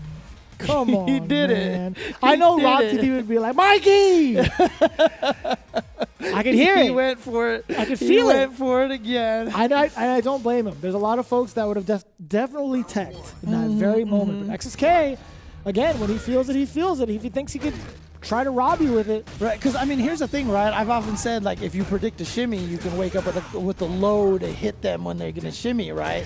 So, going for a meaty DP, like a little bit delay like that, will beat that option, as well as a throw option, as well as any other wake up button or a back dash. So, I can see why XSK went for it. The only thing that it loses to is blocking. The only thing. Oh.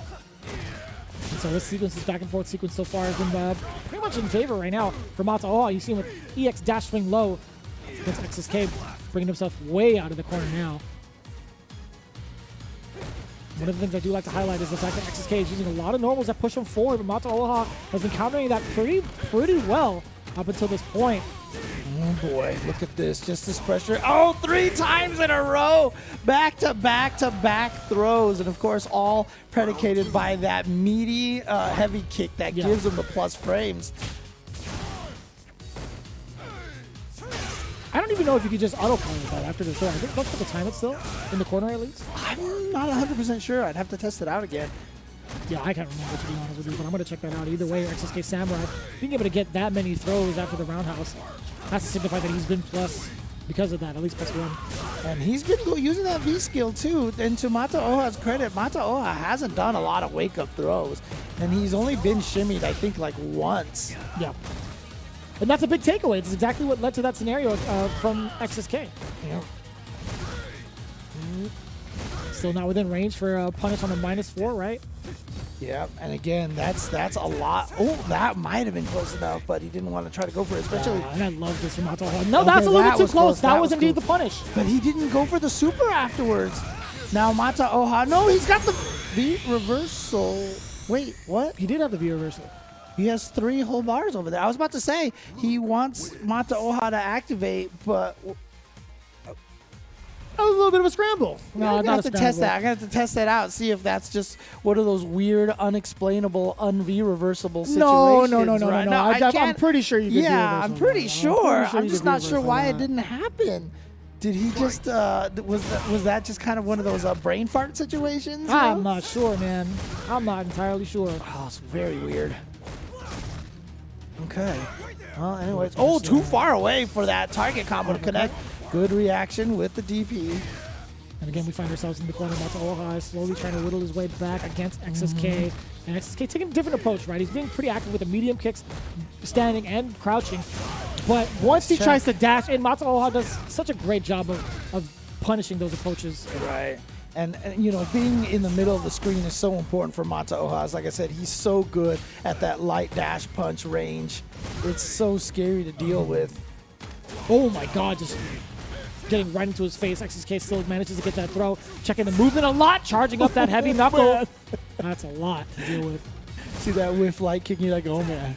Now, Mata Oha has definitely light dash punched on XSK's neutral jump a lot. Gotta watch out. XSK loves doing neutral jump, nothing in the crouching medium kick. I wouldn't be surprised if he does like neutral jump into DP. See, Mata Oha didn't do anything that time. All right. Oh my god. And it's so tough, right? XSK is still with that life lead. The trigger is still locked and loaded. So any sort of confirm can lead to death. And speaking of confirms, He had the charge ready to go for the set. No, he was too far away. it was so short-lived. 10 seconds is going to be on the clock right now. Nothing behind that crouching medium punch, but Mata Oha, will he be able to withstand the my pressure? gosh. He needs to chip away. No, he jumped. He might have thought there was a sandblaster coming. Yeah, he He might probably have thought thought there was a sandblaster coming. he probably thought XSK was going to just bank on trying to chip him to an equal life, maybe to try to go for the draw or something like that. And so he was like, okay, I'm going for a hard lead here, but it was a dash forward from XSK. And shout out to XSK for the reaction to be able to auto correct that DP and catch that hit. Oh. And I like that. Contesting with the EX Sandblaster, making sure to nullify the startup of that V-Skill 2 against Mata Oha. But I gotta say, XSK, he's done a fantastic job of slowly chipping away at Mata Oha here in this new draw. I think Mata Oha definitely has the upper hand majority of the time. But when it comes to Sandblaster, it's been a different problem. Or a different perspective here for Mata Oha to deal with. Yeah, I'm surprised Mata Oha maybe isn't going to try to lean a little bit harder into that turnaround punch, because that definitely worked really well the previous round. Yeah. Too far away. No conversion into the trigger? I thought he had it Yeah. right when the target combo was still there. Or even beforehand, I should say. Mata Oha still sitting on this life lead and still in that similar position we were talking about, right? He likes to hug this part of the corner to force the errors, but indeed. XSK getting that side switch. Now he gets to play bully. The roundhouse coming in.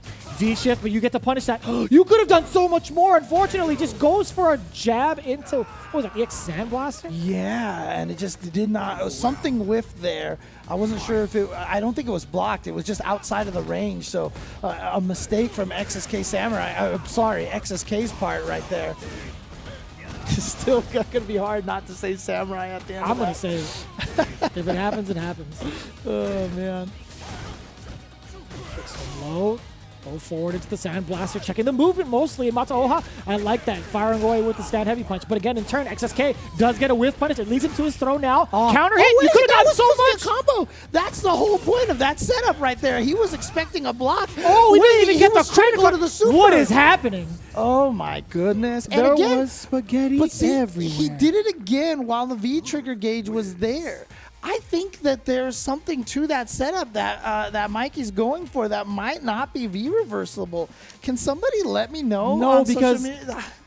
the critical art, he's coming forward and like Right, swinging, yeah. right? I mean, absolutely. He's not, yeah. I just feel like maybe there's just reversible. one of those things that it doesn't come out for. Because remember how Rashid had some of those and Ken had some of those setups that were un-V reversible before? I wonder if it's a similar situation. Again, Luke is obviously the newest character, and you know there's a lot of little subtle nuances with characters that you'll learn over time. I don't know if that's gonna be one of them though. Off of an uppercut? I don't know, man. I'm checking to see if anybody's telling me here on Twitter right now, dude. We need to know. We need to know. Nobody said anything No, yet. I don't think so, to be honest with you. Matsuoha instead, he's slowly trying to whittle away XSK here in the corner. I mean, a lot of it coming in from the stand heavy punch because he's been getting rocked with low medium kicks the majority of the time. I mean, to be honest with you, one of the thought processes that Samurai might even just have is he wants him to spend that V reversal because then he does that. Then there's no V trigger comeback potential. Right, so he's spending all of his bar to try to prevent Matsuoha from having a comeback. Oh my God! Plus, yep, and here we go. If you charge that all the way up, it's plus. That could have been a confirm into critical art. Yeah, again, like I said, XSK's one of his favorite tactics from since Street Fighter 4 is the empty jump into low forward. I was just about to say, and he did it again, and he caught Matsuoha with it. Like I said, that is a patented Mikey trick. You have to be aware of that, and you have to be very, very careful that he loves to do that. Because you're scared of a button that he's going to press during his neutral jump, so you're not going to try to challenge the guy. You see what a that? confirm. He's still again into the That's stun. it. Oh no, he's got one more chance. He's got one more chance.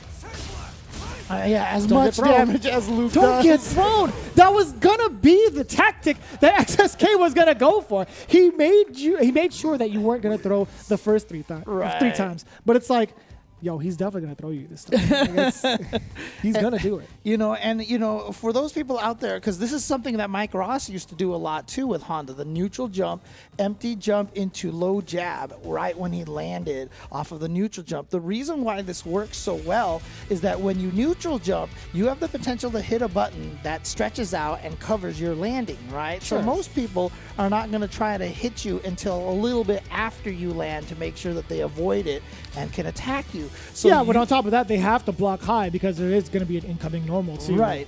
And so what happens a lot of the times is, you know, people will try to poke a little bit later after you land. So if you realize people have that tendency, you could neutral jump and instead of hitting the button on the way down, just land into a button as fast as possible and catch people trying to time their button in.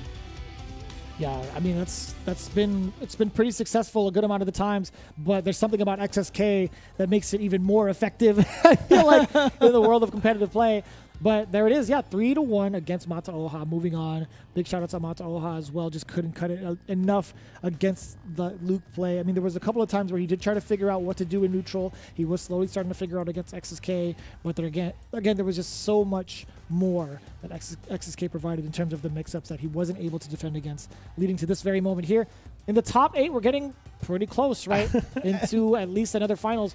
Winners finals right now, Filipino Man versus Nephew. Losers quarterfinals, JB versus Chris CCH. Mortsy versus XSK. We're going to see a ton of Street Fighter V coming our way. But to get ourselves ready for that, we do have even more Street Fighter coming our way via mobile with Street Fighter Duel that has been announced for quite some time. We've been going over it for a long time in the CPT. And to be honest with you, we're getting ready for it very, very soon. The Capcom authorized mobile game Street Fighter Duel is now available for download in China, with the global version coming out very, very soon. The Epic Legend is reborn on mobile.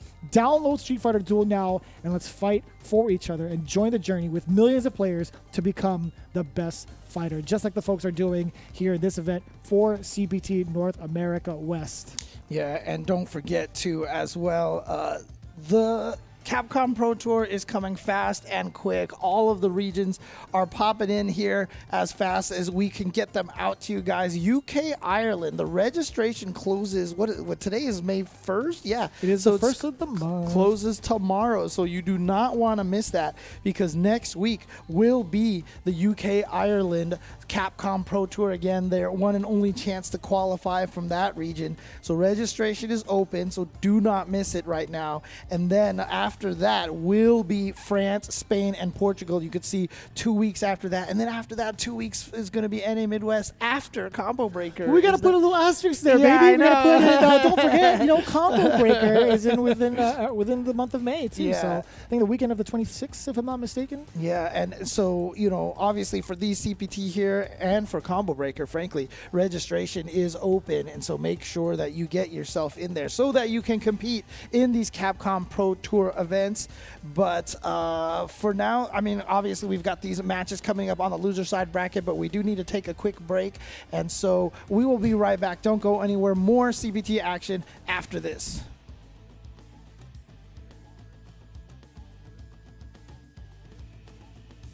Where's the music? I love this song.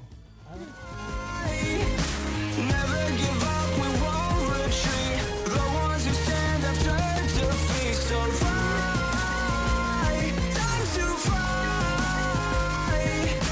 Glory waits for those who fight. We unite, we are street fighters.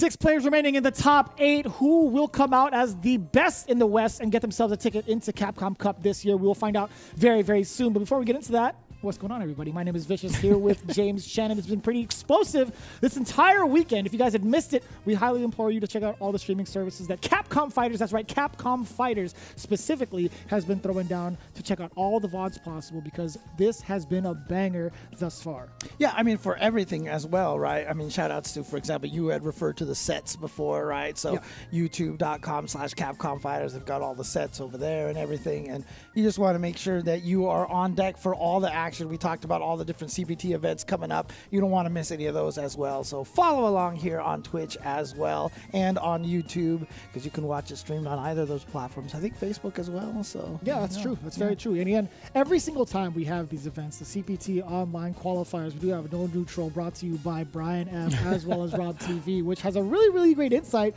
amongst a lot of the community that is going to be participating in some of these events, as well as a couple of tidbits that go along with it in the community as a whole. So these guys have been really throwing it down and have really led us to a very, very special event that's going to be coming up between the NA West and Midwest at Combo Breaker. With that in mind, I'm so excited. Dude, I'm hyped for that. I'm so hyped for that. Again, wait. Like I said, for me, I know rivalries don't necessarily work for a lot of people out there, but for me, like I said, that is one of the backbones of the fighting game. I just want to see Rob TV fight. That's gonna be sick. Did you see him pop off last Capcom? Or actually, this last couple of months, yeah, he popped off on Brian F. Man, his own co-pilot. That's a cold-blooded man. That's a cold-blooded man. I gotta see him fight. But I want to see these gentlemen fight out instead. First, here in the West Coast, let's take a look at who we have exactly. It's going to be Filipino Man going up against Nephew. That is also a cold-blooded warrior who's won 4 out of 4 events. My God, no one's been able to stop him. Yeah, I was also about to ask, can anyone stop him at all? And it seems like the answer so far is no. Look at that 3-0 over JB. And again, JB, no slouch for sure. And actually, he's going to be the one coming up in the next match that we're going to see here. JB going up against Chris CCH. And again, Chris CCH kind of, a lot of people, I mean, even yesterday on No Neutral, Brian calling him the last U.S. hope, perhaps, catching Rob a little off guard there. Yeah, he even had to stop the whole thing. He was like, Brian! Wait, what do you mean? You're going to just dismiss the Adams, Punk, the Glizzy? Like, man, I've watched that video too many times to count. But I'll tell you what, yeah, Chris CCH definitely has a target on his back, but is going to be against someone like JB, who's been infamous in the West Coast as one of the best Rashids, not only in the country, but I will say in the world. Yeah, and like I said, I feel like JB is just one of those players who would just, I can just imagine the smirk on his face if he can take out Chris CCH with everybody talking about Chris CCH.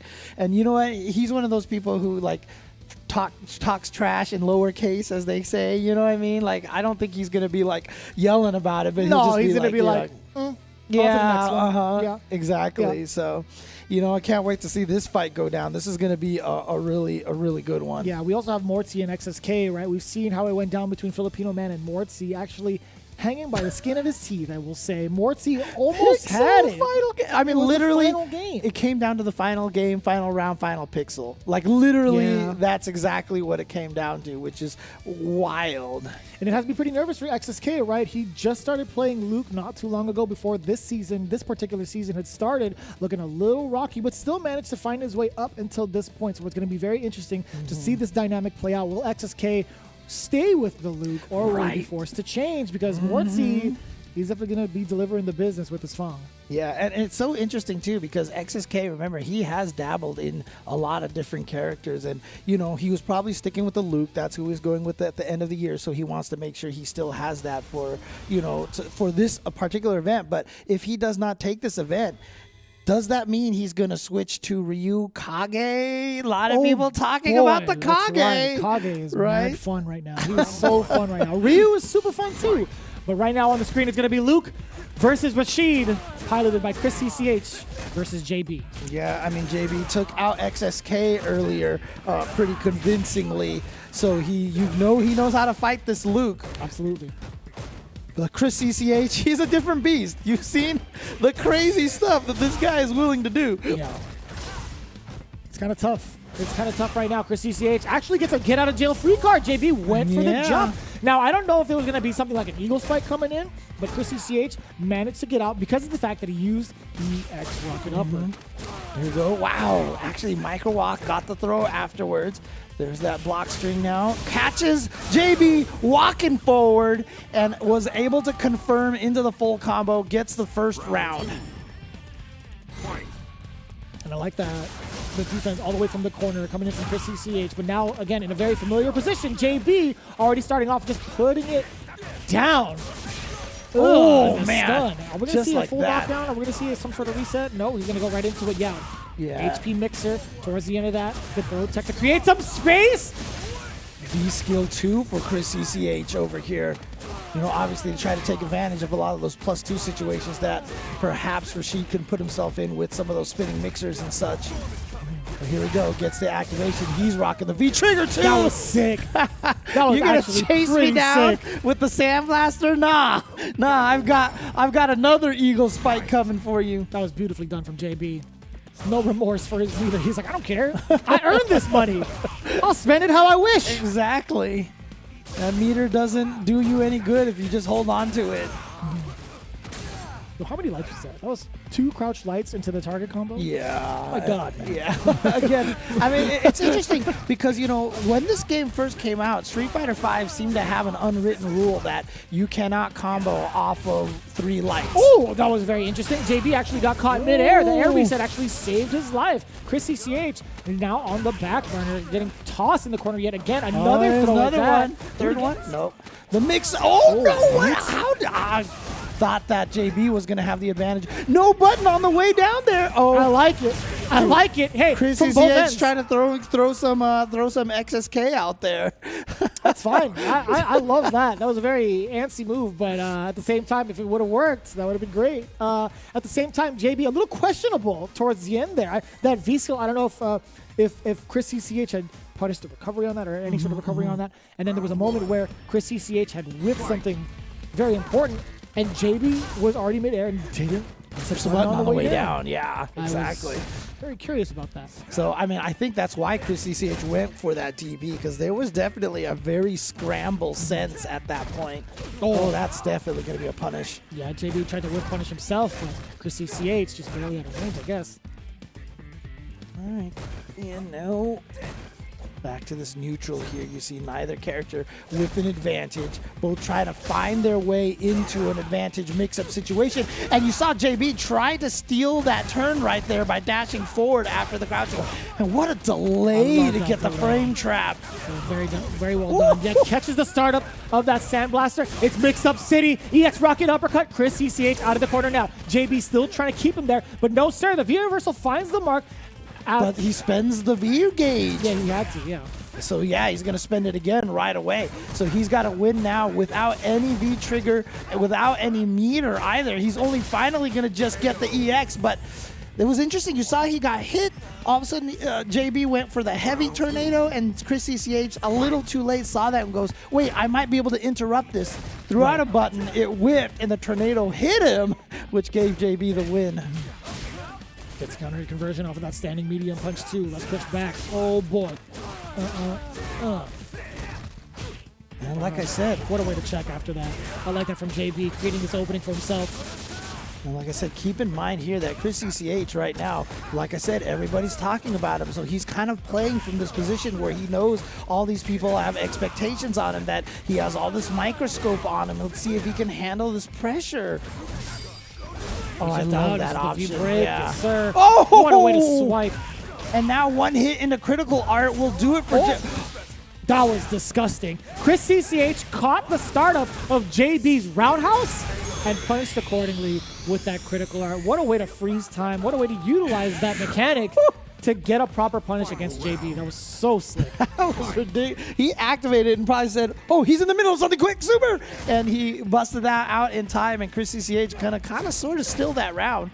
Regardless of the fact that it was pretty even at the end there, I felt like JB had a lot of that momentum. And I agree. I think it's going to be just fine for JB. He's like, all right, well, you spent all that meter, and I would have been just fine with that, you know, if you had to get that comeback going. So Look at this.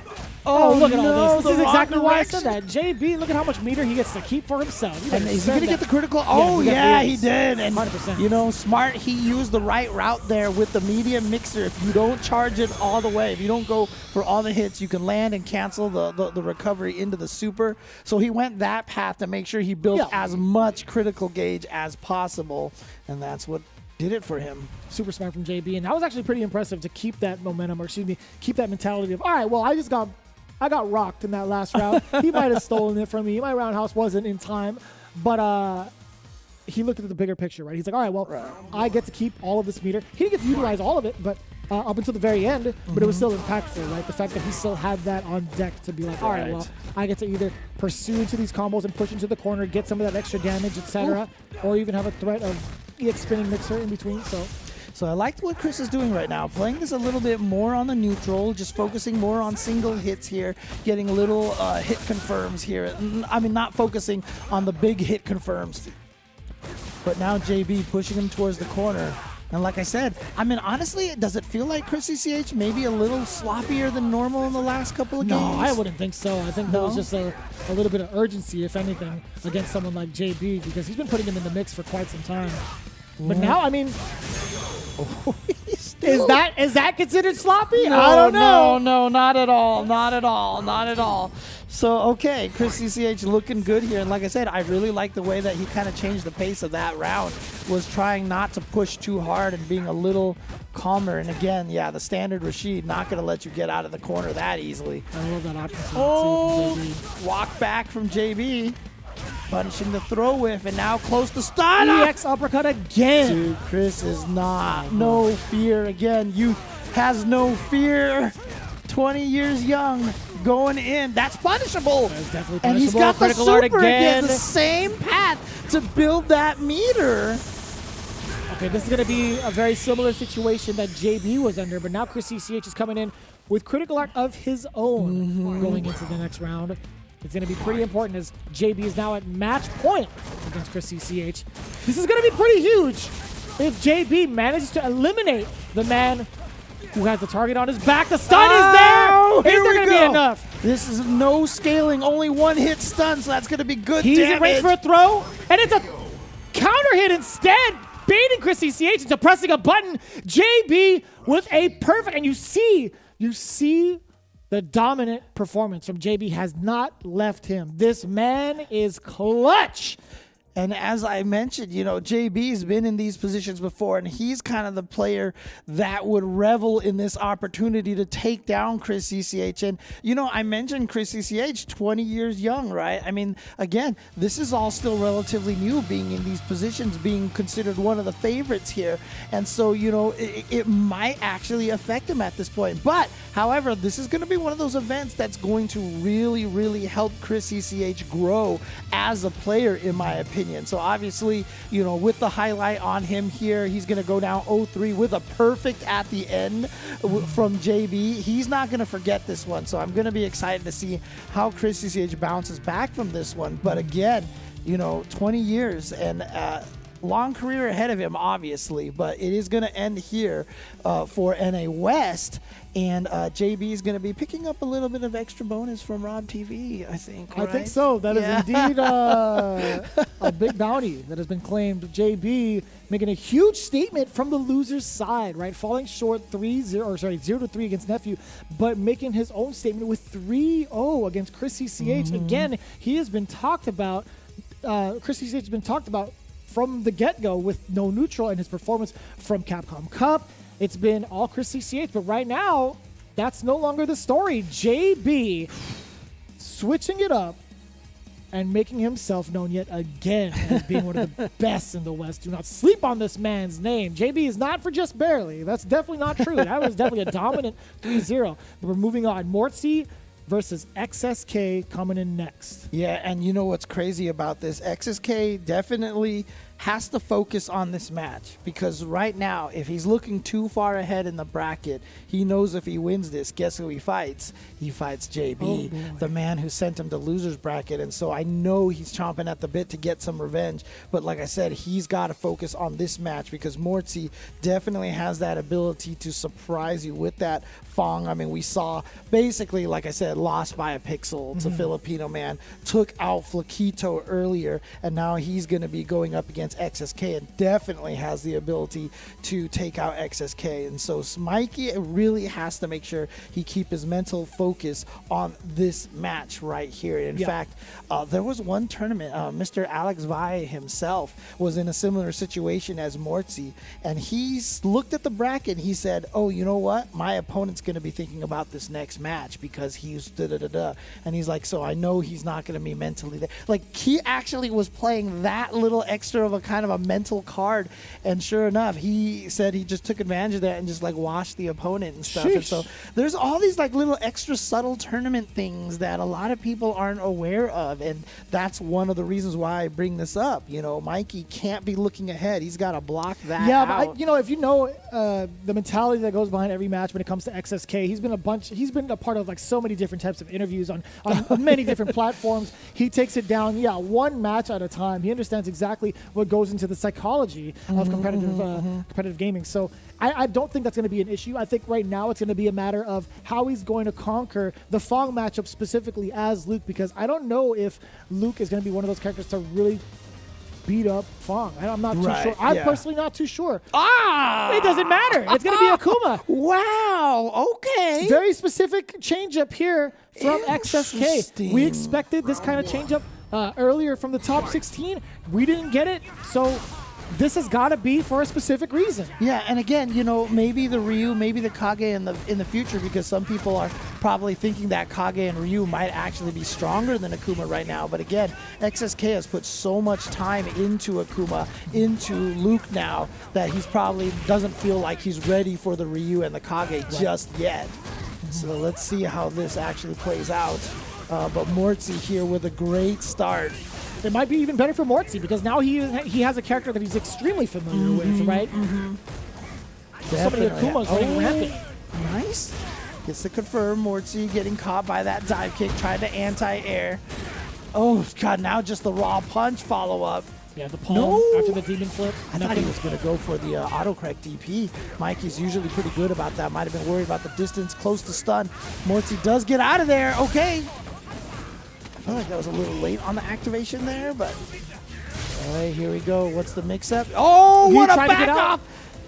Oh, but Mortsy didn't really get to capitalize on that at all. Yeah, once he got the backdash, I don't think he was charged up enough after the standing medium punch to go into the Sotoja, as I should say. I just pronounce it the way Mono pronounces it all the time. Sotoha. Hey, that's fair. I was thinking the same thing. I'm like, wait a minute, why did you correct yourself? Oh, boy, just dashes up into the fireball. XSK just covering his tracks as he gets out of the corner and then finds himself with that round against Mortsy. Just happening to run into the fireball. Interesting. Yeah, definitely too high up. And Fong is a taller character, so dive kicks will hit a little bit higher up in the air. And I love that from XSK, just backing away. And that trade, way better off for XSK than Mortsy, because Akuma did get the damage exchange. He does get the Oki after that, so that was really unfortunate. But Mortsy now, he can't keep XSK contained. And that's one of the advantages of Akuma. We always joke about those moves that does everything out there. EX Demon Flip, definitely been called the Swiss Army knife of like moves. Yeah. Oh boy. Got the V-trigger activation. Gonna try to push him in there. Okay, backs off, and again, now the fireball has the poison. The V skill 1 has a hitbox. Yep, you see there, and that's why Mikey challenging it. Has this corner pressure. What? Oh boy. Oh, it's gonna be tough. Plus frames again. XSK with a very convincing game number 1. I gotta say, although I say convincing, there was 40 seconds left on the clock. Mortsy was definitely making XSK earn his keep.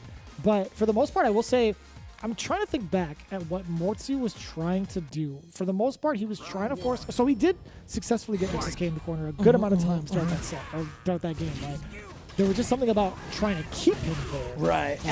And that's the thing is that XSK is really good at fighting from the corner. You know, obviously, you know, some players like JB are particularly good at, you know, messing up XSK when he does get in the corner. But for the most part, that is one of the things that XSK has been pretty good with. And you saw that single hit confirm off of the empty jump. But Mortsy with the life lead, a lot of it thanks to that poison. And remember, Akuma doesn't have as much health as a lot of other characters. That poison definitely going to add up much quicker. So both have the activation pretty much at the ready. Oh, you got to jump in. And yeah, I love that. Just backdash away from there. Now you did put yourself closer to the corner, so thanks to those backdashes, you are in this situation. Nice! Oh, you're hella dead. And you know, in true XSK fashion, live by the DP, die by the DP. Yep, he went for it. And, you know, that's always one of the advantages also of the shimmy option as well in the Street Fighter RPS is that, you know, it beats those kind of wake-up uppercuts or EX uppercuts. And so Mortsy just ended up blocking there. Not sure if he was going for a shimmy, but it worked out.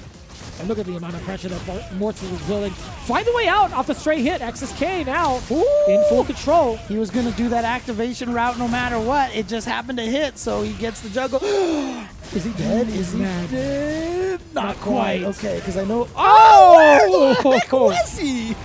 Right in his face. I shouldn't. Foot to cabeza. Like literally, Fang just kind of disappeared from the screen. He just disappeared and then he reappeared in the air. He fused into Akuma is what it was. What in the world? Right in the brain. He's reached so far in there. That was tricky.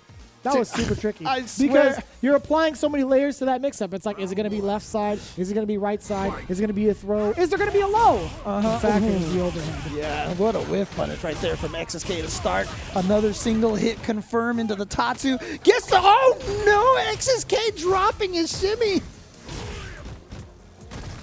That's really unfortunate. Yeah, that is definitely punishable. Not sure what XSK was going for in that situation. Out of the corner. I like that. Just a couple of jabs into the medium top. So he's getting a little bit of damage off that. This is going to be tough for Samurai, or XSK. And here we go. Back to the corner is Samurai. Nice with the parry here. Not going to get the side switch combo. Oh, it's going to be throw territory. Oh, and Mortsy knew it. Okay, Mortsy absolutely knew it. And XSK took full advantage of that. After that demon flip palm, his win condition was throw. But remember, Samurai dropped that previous shimmy, so, you know, I was actually worried for a second there. Okay, and now Mortsy establishing the throw. Nice! Just goes in with the EX, and there we go. Gets Samurai with the shimmy. Look at the amount of damage. That thing lasts forever. Oh, the mix-up. What side? Nice. Oh, if he had gone for the sleeves, he would have won. Doesn't matter. He still takes that round. We're at 1 game apiece, 1 round apiece. Who's going to go up 2-1? Mortsy doing a fantastic job of taking full advantage of that poison. Hit low enough. Right, to the corner. This is important. Try to go for another shimmy. Not going to happen. No DP. I could have swore Samurai would have been ready for that. Mortsy might have been able to combo off of that trade. Didn't quite get it, though. No anti-airs there. Coming in from Mortsy. XSK really trying to pick his spots. Airborne. Caught him crouching, and so he's going to be able to combo off of that. Look at this demon flip like crazy. Stayed in the front. There's that mix-up again that gave Filipino Man the win. That jump next to him, but then no dive kick, and the person walks forward. And remember, it was Mortsy who got hit by that from Filipino Man. So maybe Samurai taking a little bit of knowledge away from that match, going, you know what? I'm going to jump next to you and dive kick because you're going to walk into it. That's all he kept doing, too. You know, Cyber Akuma only had one executable in mind, and it was definitely the Demon Flip program. He was going in. Oh, what a whiff punish. I love the Cyber Akuma. Dude, I wish that when he did the crouching heavy punch, he would shoot his arm into the sky. Like like he used to? Yeah. Like in MSH versus SF. That's so sick. Oh, man. Oh, man. What a game. It was such a good game. Okay. Now getting also introduced Dan's little sister. Oh, what? Yeah, in the ending. Oh, boy. Never seen that one. Oh, teleport to avoid the poison. When was the last time you've seen an Akuma teleport, James? I forgot In he this had game it. I was specifically. 100%. I forgot he had it. Oh, the demon flip doing the work again. And now the throws because maybe Mortsy expecting him to cancel into more demon flips. Oh, okay. see it gets right there? EXDP. Live by the DP, die by the DP. But this one was definitely living by it. And now he is at match point. And that was going to be just fine for XSK. Did you see the amount of life he had to pretty much make that decision, right? He was pretty much willing to do so no matter what. Yeah. He wasn't going to be Did too you worried. see the way that jump heavy punch hit and still had Akuma land on the other side? Tall character problems, man. No pressure. Yep, the demon flip has been working so well for XSK. I almost said like every other name except. Okay, here we go. Big activation. Teleport Okay, out we of still there, get to but punish chase. it, yeah. And you know what? You're okay with that if you're Samurai. Oh, you're not okay with this. Look at him just trying to get away. No, he just ate the raw jumping. How is Samurai going to handle? Look at this corner carry he got off of that. With a great amount of damage too. Demon Flip does not catch anything. Mortsy uses the EX dash to get out of there. But XSK getting a full confirm. Ugh. So one of the earlier matches in that exact scenario where XSK Samurai did Demon Flip into Air Fireball, Mortsy did backdash, backdash, backdash, backdash. It just got the heck out of there. This time, I don't know if you saw, but when XSK did the Air Fireballs and saw Mortsy backdash, he walked so far and walked into like 2 of the backdashes just chasing Mortsy down. So again, using that information from the previous rounds for this round here to close it out. And so XSK is going to move on, and now is the time for him to think about this matchup against JB to see if he can get revenge. That is actually pretty ridiculous. The question is now, not only will he potentially get that revenge against JB, it's what character is he going to use against JB? Now that he's actually shown off the fact that he's willing to use this Akuma, will he be doing so against JB? Who knows? But at the fact, or as we see right now, the way that he performed, it's as if he never skipped a beat. Right. Never skipped a beat. Despite any sort of changes that may have happened for the benefit of Fong, he was like, you know what? This is just fine. And he's going to end it the way that XSK has ended so many matches in the past, confirming into the critical art. And indeed, he does it with the Akuma. So, you know, it'll be interesting. What if he decides to try to just keep the Akuma against JB in this match instead of going with the Luke? You know, it'll be really interesting to see if he's like, you know what, the Akuma's feeling sharp right now. It feels like I got the 3-1 over Mortsy. Maybe he'll stick with that because Luke went 0-3 against was it 0-3 that he lost to JB yesterday? I think it was. I'm pretty sure it was. Luke. That's correct, yeah. Right, but I mean, I couldn't remember if the score was 0-3, but I think it was. So maybe he'll switch characters this time. But Yeah.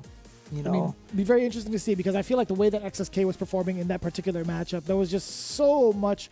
There's so much evidence leading to the point where he's extremely comfortable with that matchup using that Akuma. Right, there was just some nuances where he wasn't ready as Luke in how he was performing against JB. Right, and then even in the loser side, there were certain things where it was just like a little messy, or not too messy, but a little sloppy, I should say. But yeah.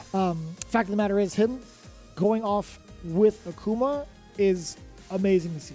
Yeah. At least we know that he's willing to do so at this stage of the game in losers, right? Mikey with Shoto just feels right. It You know, does. there's just something That's about it, his right? character. Yeah. There's Any something. of the Shotos, those are his characters. Like if it's Ryu, if it's Akuma, those are going to be the characters that he shines the most with. And don't forget, depending on what character anyone wins these events with, will kind of affect something from the future here. Obviously, Capcom has kind of put a little interesting little twist here on their next set of costumes. They're coming out with a whole set of new tracksuits coming out over here for all 45 colors here, new tracksuit colors here.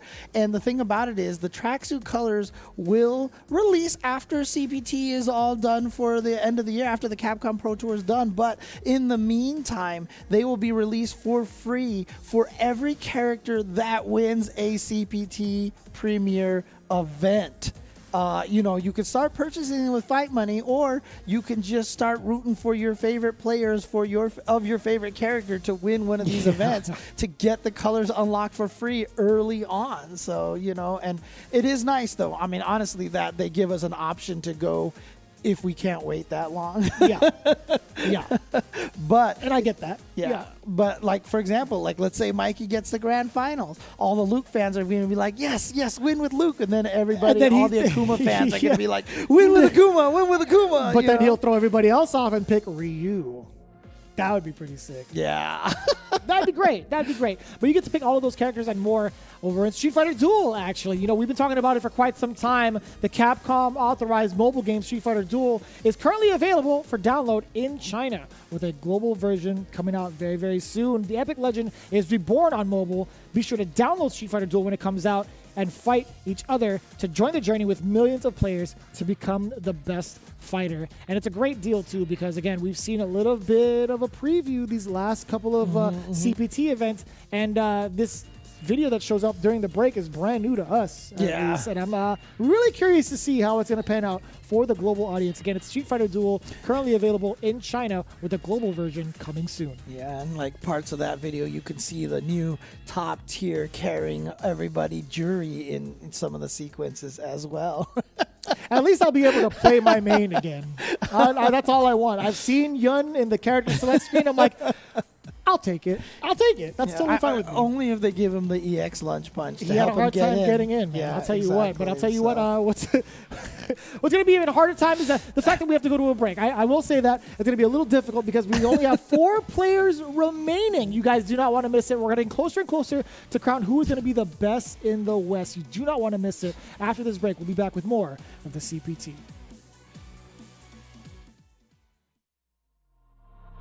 Time to fight, time to fight. Never give up, we won't retreat. The ones who stand have turned to feast. So fight, time to fight. Glory waits for those who fight. We unite, we are street fighters.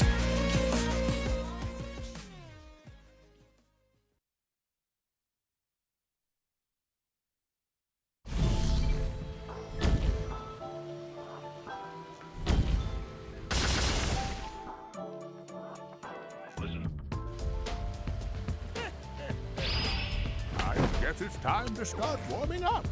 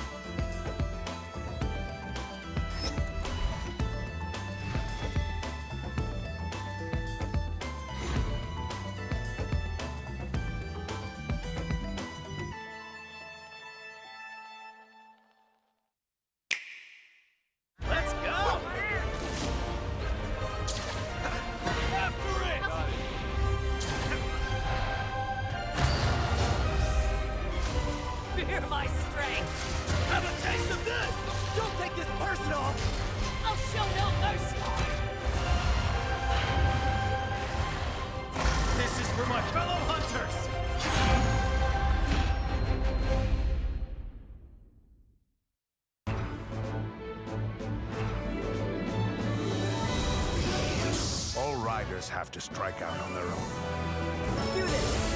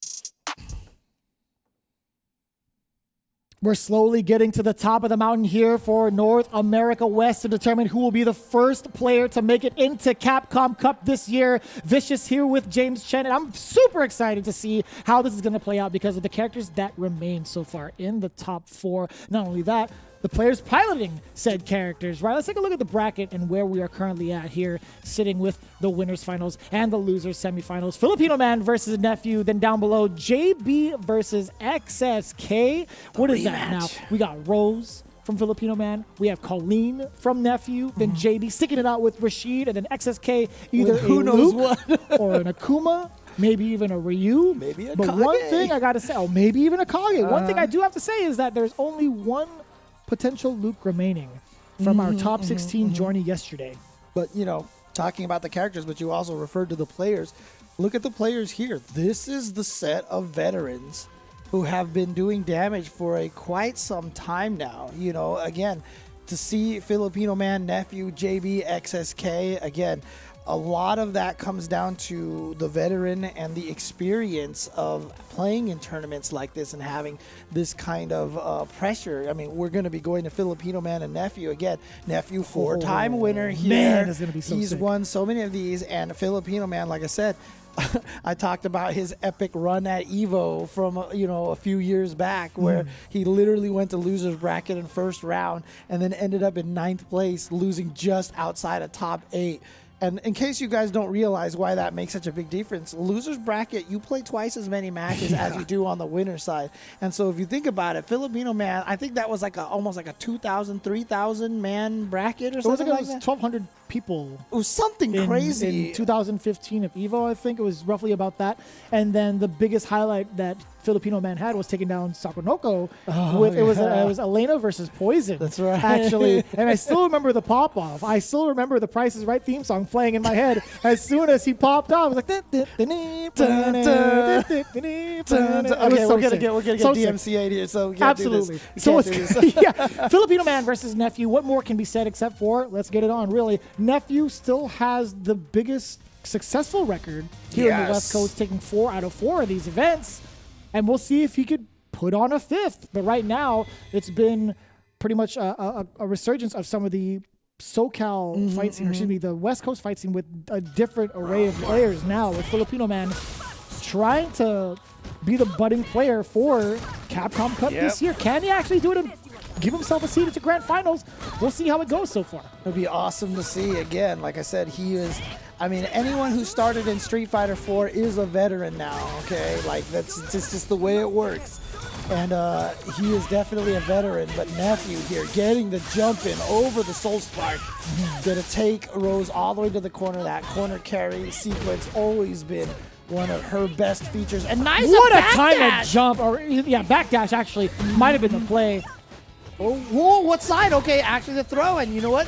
And That gets the was hit. the classic. And we do say it's the classic because Filipino Man is definitely known to force you to press buttons where you shouldn't be pressing buttons, right? It was a very well thought out stand medium Yeah, kick. do we want to talk about empty jump behind you in the close stand medium kick that he murdered I everybody hated with that. in Street Fighter 4? Hated that. Nice punish there from Nephew. Filipino Man with the back, wrong distance for the back heavy kick, forward heavy kick. I don't know which one's which. I'll never remember for Rose. First counter, he gets the pick up after this. Low medium kick, yes sir. Gets the juggle. Not only does he get this damage, but he gets the setup. Impressive defense from Nephew. I think Filipino Man tried to go for an instant overhead, jump short. Didn't quite hit. Didn't matter. He still at least got the hit afterwards. Nice crush counter in there on the first hit, which means that's not going to be a knockdown. Oh, that's actually super punishable. All right, let's see. But however, Filipino Man sitting on a full bar. Nice, confirmed. But Filipino Man can still win it with a single hit into super, but not gonna happen. Nephew gets the standing medium punch poke, takes the first, takes his first round. That was actually quite the ride. I think Filipino Man, again, just miscalculated the distance from that last exchange he had offensively, trying to get that instant overhead. That would have definitely sealed the deal against Nephew, but great defense and great discipline from Nephew to even hold on. What a dash out from the hail pressure that would have ensued. Filipino Man not going to take it lightly. And this is not going to be the first time these two have really played off against each other. You could see the training, and you can see some of the nuances that Filipino Man has broken down against Nephew. And you can see the same with Nephew as well. Yeah, like I said, Filipino Man very analytical. He's one of the smartest players.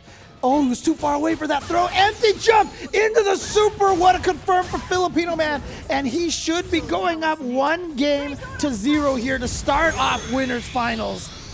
As cheap as that was, I'm glad it was an empty jump medium kick. That's all. That's all I gotta say. That's all I gotta say. That would have just brought back some horrible memories. I would have been so quiet. Honestly, how many times times have you been hit by that from Filipino Man, dude? More than all the hair on my head, that's for sure. No, that's not true.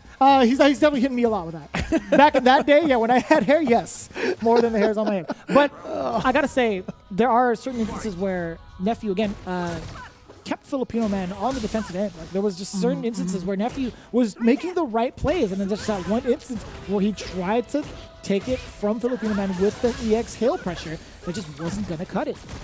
All right, tried to go for the empty jump again because he wanted the stun here. And he's keeping the pressure, but this time Nephew knew he was going to be a little bit too overly aggressive to get that stun, so he had that check, but wow. Filipino Man this time with the empty jump into buttons. Good block at the last second. Wow. That was not at a range where it was going to be safe on block. You know, I'm actually kind of curious about that. It's a really good observation. Again, Nephew actually committed to dashing forward. It was just right. I mean, it's one of those things, right? You always see the Colleen skate forward into the crouching light kick. Maybe he was anticipating that and just trying to fly over it. And that is what a a great call out. trade. My God. That is a great trade. Filipino Man all over it.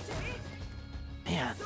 That was an excellent trade. That entire exchange that followed suit after the EX Soul Spiral was just fantastic from Filipino Man. Filipino Man powering up a little bit. Actually, yeah, he's got the power up on, I believe. Yeah, no matter what, it's going to be lasting 10 seconds, right? That's one of the bigger buffs that Rose gets from the red tarot card. The damage increase doesn't subside if she gets hit. It just stays there for a while. That's if she plants to use, right? Oh, yeah. Oh, what a double. Oh, you are a genius, Nephew. Oh, my God. That was too far away.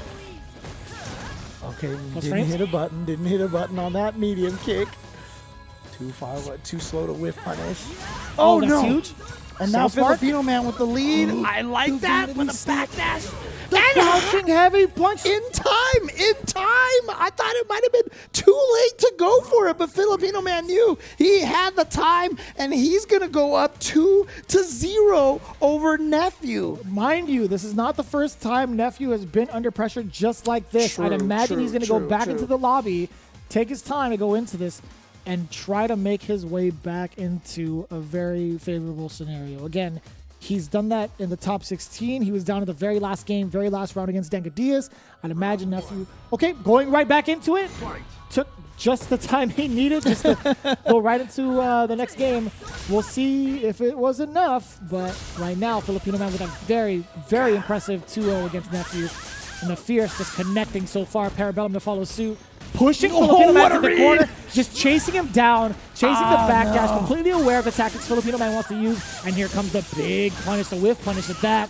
Double javelin. The throw will do it for the stun, and he No, baits gets instead. it. Yeah. Freeze! So there we go. So Nephew on the board here with this first round here. This is really important for Nephew. Like you said, he is so good at playing with his back against the wall, still coming out on top. So in this situation here, no reason for Nephew to feel like back against the wall, panic or anything like that. But again, Filipino Man, I mean, again, you know, look, zoning is not something that we talk about a lot in Street Fighter V, but the way Filipino Man plays Rose, it's remember you said Flaquito wanted to play this character because he wants to annoy you, right? So Rose definitely has that factor in there. Oh boy, that was a really far standing leg I'll kick. say. That buff really coming to fruition here. Super effective. Oh, not going to be able to combo off of that, but gets the trigger activated. Now you got to deal with the mix-up, and it's just the throw. Filipino Man is at match point to get into grand finals of NA West.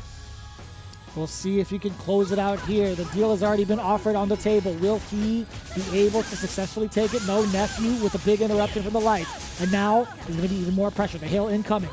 I like that. Nephew checking the movement against Filipino Man yet again, but still, look at this pressure. Filipino Man is withstanding all of it. Okay, yeah, not going to get the anti-air out in time there. This time slide. What a slide. What a slide. And then The because that's a movement option. knockdown off of the double jump, he knew he can combo into the soul throw. Filipino Man now with the life lead. Okay, he's going to get through there. Here we go. Nephew now with the opportunity for some big damage. Gets the throw. Going to be able to keep this mix-up going. Nah, he saw Filipino Man dash forward last time. Not going to let him get away with it this time. Nephew on the board, 1-2. This is where it could all crumble for Filipino Man. We've seen Nephew come back from this very occasion, literally yesterday against Danka Diaz. Can he clutch it out with a reverse 3-0? And I feel like last year in one of the tournaments against Chris CCH, we kept talking about this. I remember, I think it was Nephew versus Chris CCH that he went down 0-2, and it looked like Nephew was not going to be able to repeat again. And then he just, you know, I kept saying it, I'm commenting, Nephew is that kind of guy who can make these comebacks. He has all the experience, and sure enough, it happened. So, yeah, you cannot be satisfied until he is out, basically. Yeah, you know what the scariest thing is? This is winners finals. man. Yeah. Like, even if you take him out here, he's still going to be like, well, I get to readjust all I want down below and wait. But we'll see how it plays out, right? Currently 2-1. Filipino Man just has a couple more games to really work with. But we'll see how it plays out. Really curious to see it. What is the set here? It's going to be V-Trigger 2, V-Trigger, or excuse me, V-Skill 1 coming in from the side of Rose yet again. I don't know if... Yeah, I don't think he's going to be switching out. I think No, for the remainder no, of the no. set. I think it's going to play out exactly. And plus, he went up 2-1 with the skill and the trigger that he had, so no reason for him to change. Gets the debuff onto. Oh, God! Look at this Filipino Man with the spacing. Look at how much extra damage Nephew is just taking right now. Look at all that. Yeah, good chip damage off of that as well. Good confirm and has the range. Now towards the corner. This is where things can go all wrong. Yeah. Tries to go for the shimmy, but patience from Filipino Man. But there you go. Nephew establishing another throw. Oh, This is going to be what? huge. The activation now Yeah. from Filipino Man. Look at the amount of damage. Oh, Goes yeah. for the reset. And that's going to be big. Chases down the backdash. Was that a punish on the backdash with the I don't slide? think I'm not so. sure. Yeah, I don't think I think Nephew was just standing and he was trying to hit a button or something and just got caught by the slide. Yeah. Because if that's a chase down, then that's really cheap. Look at that match point yet again. You know, Filipino Man happened to get the pink tarot card, or I think, what is that, purple? Slowly chipping away at Nephew. Okay. Nullifying that situation altogether now. There's this corner again. Filipino Man's got to find a way out of here, but Nephew's so good at it. And you see him check after the hail. God, point blank fireball. Nope, not this time. Close to stun, just needs the throw. But again, Filipino Man not falling for the shimmies. Gonna get out of here. What a V-shift break, but still not going to be enough. Gets the throw. He has to get up. He did it! And Filipino Man didn't take advantage of it. Again! Yeah, Filipino Man's expecting the quick rise. He's not willing to whiff the button there. And there is a little bit of that guessing. You can see that it's not just easy reactions. And here we go. Nephew now gonna try to stay alive. He just needs one good mix-up. That's not enough to kill Filipino Man. Almost another V-trigger. Can he block enough to get another Oh V-trigger my available God, to himself? That's gonna be huge. Filipino Man is at least a touch and a half away. That's why he activated It's actually gonna be That's it. why he activated it. So He's he can actually get gonna the take V-trigger. it. He has more than enough resources. Critical Art incoming. Filipino Man this is gonna be going into grand to finals. kill. You're gonna. I'm telling you right now, this beam does hella damage. Woo-hoo-hoo! And that's why he backdashed 4 times or 3 or 4 times, activates that card, gives himself the V-trigger, and then steals that round. Filipino Man is in grand finals, and I've said it already. This man is so smart when it comes to fighting games. He knew the win condition. And he went for it. Nephew did not chase him down, and there you go, Filipino Man in grand finals. Nephew now sitting on the loser side of the bracket, but again, I would not be surprised to see Nephew have a chance for his revenge against Filipino Man. He just needs to defeat the winner between XSK and JB. But what a match here. What a way to start off the CPT 2022 so far. These matches have been ridiculous. Rose in grand finals. I will say it again. Rose in grand finals. Filipino Man taking down Nephew in an onslaught of back and forth. That could have been anybody's game still. That was the craziest thing about it, man. Nephew, to see some of the highlights that have transpired. Filipino Man getting these big conversions. But that's the thing. Did he whiff something? Did Nephew whiff something? I think he did whiff something, yeah. So, and here we go. Look at this. This is where Nephew got Filipino Man down to no life, and then he just built that up. Got the standing heavy punch. Had the clutch to be able to finish off this combo into the super, and it was indeed enough to kill. And Filipino Man is in grand finals. oh boy. That was quite the match, actually. As you can see, Nephew quite a sent thing they down say. below in losers finals. And yeah, Filipino Man is Rose in grand finals. Man, what? Look, after the buffs came out, I asked Filipino Man what he thought of Rose, and he was like, I think she's top tier now. And there you go.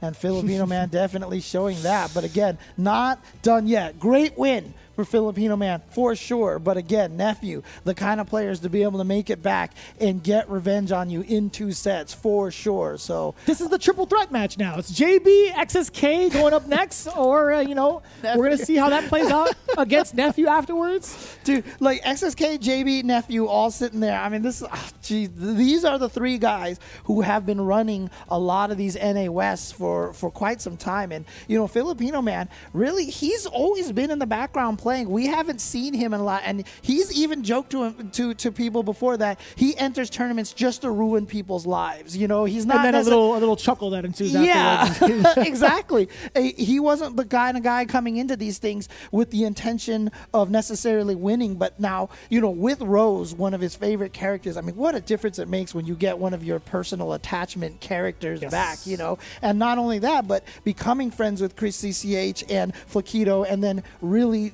hunkering down to continue to play and train them and stuff, kind of finding this different role, really bringing him back into this. And again, his road is not done yet. Not even close. But he is in a prime position for it. But let's move to the loser side bracket. It is going to be XSK versus JB in the run back, in the rematch. And people have heard me say this a million times. I feel like the person who lost has a harder time winning in the run back. I don't know if that's the case right now, because I feel like JB kind of has Mikey's number right now. I mean, I would have to agree with that. I think JB is also on a hot streak, taking down one of the more prestigious players in the top 16, the one that's been talked about the most. He's had the spotlight on him before we even started, especially with the pregame and no neutral, right? Even before what's been going on social media, Chris CCH has been the hot button for a while now. Yes. But JB was the one to put a damper on that. And that's the thing. You got to remember, we still have Nephew. We still have JB still in the discussion. but now it's going to be a matter of a personal one between JB and XSK, who have fought 1.5 million times in and out of Street Fighter League, Capcom Pro Tours, at events. Okay, this is one of the questions that have been answered, right? Right, XSK, yes. Who is he going to use? use? Who is he going to use? It happens to be Luke this time. Yes, it is going to be Luke. So he's sticking with the Luke. Interesting decision right here. He went Akuma versus Mortsy, but he's going with the Luke here. He believes in the Luke. He's put in the practice with this character, so he's going to stick with this character. Just a crouching heavy kick punish. I mean, it was like a decent ways away, Yeah, so yeah. I mean, I don't mind that at all, but now XSK. Being able to link off of that heavy punch is so good. Oh, man. And you can see the back and forth right now in neutral. JB is slowly trying to inch his way past XSK's normals. And again, you know, when we saw Nephew versus JB earlier, What I a really whip felt finish. like Nephew was winning against JB in neutral. I feel like JB's been winning in neutral versus XSK. But Word. this round right now, XSK has been going ham. It was like 3 whiff punishes in a row against JB. Yeah, and again, you know, having someone whip Another one. Yeah. Jesus. A lot of that is, and maybe this is the read XSK had, that he was walking into too many buttons from JB. Oh, So you're my going to God. see, you've seen it already, right? Even before that DP, he did a micro walk forward and then immediately walk backwards. It's like he's basically trying to bait JB into checking his forward movement. Interruption on the whirlwind shot, and that was actually pretty lengthy from JB. What was it, a roundhouse one? I believe so, yeah. Oh, okay, now JB here with the whip punish. So this is important. JB trying to wrest dominance on the neutral from XSK, and now he has the corner position. Oh, that's going to be huge. Yeah, I mean, trying to go for a confirm, it was like definitely a blocked attempt. And that light upper was just not going to be enough to save himself. No shimmy right there. And going with that V-Skill 2. And you know, we have not seen the V-Skill 2 activate its anti-throw properties yet. So his opponents have been doing a good job being very patient. Oh, yeah, you can cancel. Remember, you can cancel even on whiff from those the V shifts. What a block! But he didn't punish in time. Yeah. Too slow. Actually pretty impressive. Again, XSK 2 rounds straight with so much life to spare. There was just such a different story in comparison to how he played in the top 16, right? Again, he is dragging down and taking his time in every one of these rounds. But it's still, there's something about JP where it's like, man, he's actually getting whiff punished significantly and consistently. There's something about some of these normals that he's just not in the range to even contest against XSK. Yeah, XSK definitely has made some sort of adjustment. And, you know, obviously, as stronger a player is, we'll just have to ask him if we ever have a chance to. But, oh, God, and that was not a desperation uppercut situation. It was more just that, you know what, nobody has meter. It's the start of a round. There's 80 seconds. Let's just do it. Again, interrupting. Oh, that was sick. Okay, you know, Eagle Spike to check XSK from throwing out whatever it was that was. That was a whiff throw. But here we go, the corner. This is where JB has got the Hamburglar right there, catching him from the front. And now just needs one more hit. The crouching light kick is going to do it. JB back on the board, feeling like things are back to normal for himself here. You see XSK still trying to get around those ranges where JB is susceptible to the whiff punish. Wake up. Oh, that's not going to deter XSK at all. He's going to be pressing buttons on wake up during certain instances where you least expect it. God, I can't believe that reach from that far. Oh, Single hit confirmed. Close to stun and goes for the throw. That means XSK Samurai is going to get on the board here and try to go up 2-0. God, can you imagine if he comes back here with the reverse 3-0? Then I can't. To be honest with you, I can't. The way that JB was playing against Chris CCH, I cannot imagine that, to be honest. But XSK might be on his way to do so. Yeah, still a long way to go, though, because obviously it's only... Word? I don't think that's what he meant to do. That was sick. I don't think that's what I think it was supposed to be just an EX DP or something. I don't know. Maybe he was trying to put the nail in there. What? He ran into his overhead. You know what? He ran into XSK's overhead. I'm done trying to read what the hell Mikey's trying to do anymore, dude. You know what? I'm just going to... Readings for suckers. Fireball. Dashes forward. I don't Low know, jab. I don't know how to read either. It's fun. Fireball, kick. This is all I'm gonna do. I'm just narrating Mikey at this point in time. It's tough. It's so tough, right? Being able to read it. There's the activation off of the medium kick now. Well, I mean, that's why these players are so good, right? Because you can't read these guys. Finally, a tech from JB. That's important for XSK to note because now that might mean the V skill 2 is going to. Oh, what a backdash to avoid the heavy kick. He knew he wanted a heavy kick into V trigger activation. Oh, and my now God. he knew he wanted to roll into it. Yeah. He's reading the activations right now. And so JB has to be a little more careful with this. Okay, anti-air. There it is. Finally gets it out. Nice forward jump, but that's going to be plus. Oh, he challenged. No, not after that spinning mixer. Yeah, you're right. So JB does happen to get that round, or excuse me, get that game 1-1 and Okay, keeping so it no unlocked. reverse 3-0, and this is good. Even though that was a close one, I feel like that's good mental momentum for JB, going like, okay, good stuff on you getting that one game, but road is done. We'll see how it plays out now. Again, that possibility no longer possible for XSK. I could have said it a little bit more eloquently, but I'll tell you what. Right now, XSK is slowly starting to whittle away against JB yet again. Oh, The whiff that- punish is yep. there. Yeah, we've definitely seen the rounds that XSK has dominated in have been the ones where he's been getting the whiff punishes really well. Wow, what a trade! Oh, what? I can't believe that medium kick hit from that range. All right, here I we like go, this JB. pressure. Yeah, coming in from the positive or the plus side from the whirlwind. Nothing. He was trying to bait out maybe a wake up EXDP, but XSK did nothing. He's sitting on the life lead now. A bunch of sandblasters using that throw to kind of bait out a reaction from JB. Did it again, and he still ran into the V skill. JB actually bit to that bait, Yeah. and XSK still got hit. Oh, tried to do the no shimmy shimmy, but look at this JB with a confirm off of his own counter hit. No No uppercut. DB. Tried to shimmy. It's a little bit too patient from XSK. There's the activation route from the V skill. JB, got him the again. Hamburglar. Not enough. He did it anyway. You just don't believe. Like you're like, no way he's gonna do this here. There's no way he's gonna eat it. And then XSK is like, yes way. Yes, there is a way. Yes way. Yes way, Bill and Ted. So long as he has hands, he will EXCP. Well, there's only one thing to do about that then, huh? Oh, there it was again. And this time JB does get the read, gets the stun. And this round is all but in lock here for JB. Back throw? Yeah, I was just going to say Yeah. the option here to kill for sure would be a back throw. Okay. Who's going to go up 2-1? It's a crucial match here. Get that lead. Interrupted again. Not going to let him get away with that. And also interrupt the. Oh, God, whiff punish. Again, who's been whiff punishing more has been seemed like. Oh, he didn't cancel into the roll. Usually when JB does that anti-air against the people trying to jump out of the corner, he cancels into the V skill to establish the corner again. Oh. I like that. Just kind of pump faking away from XSK.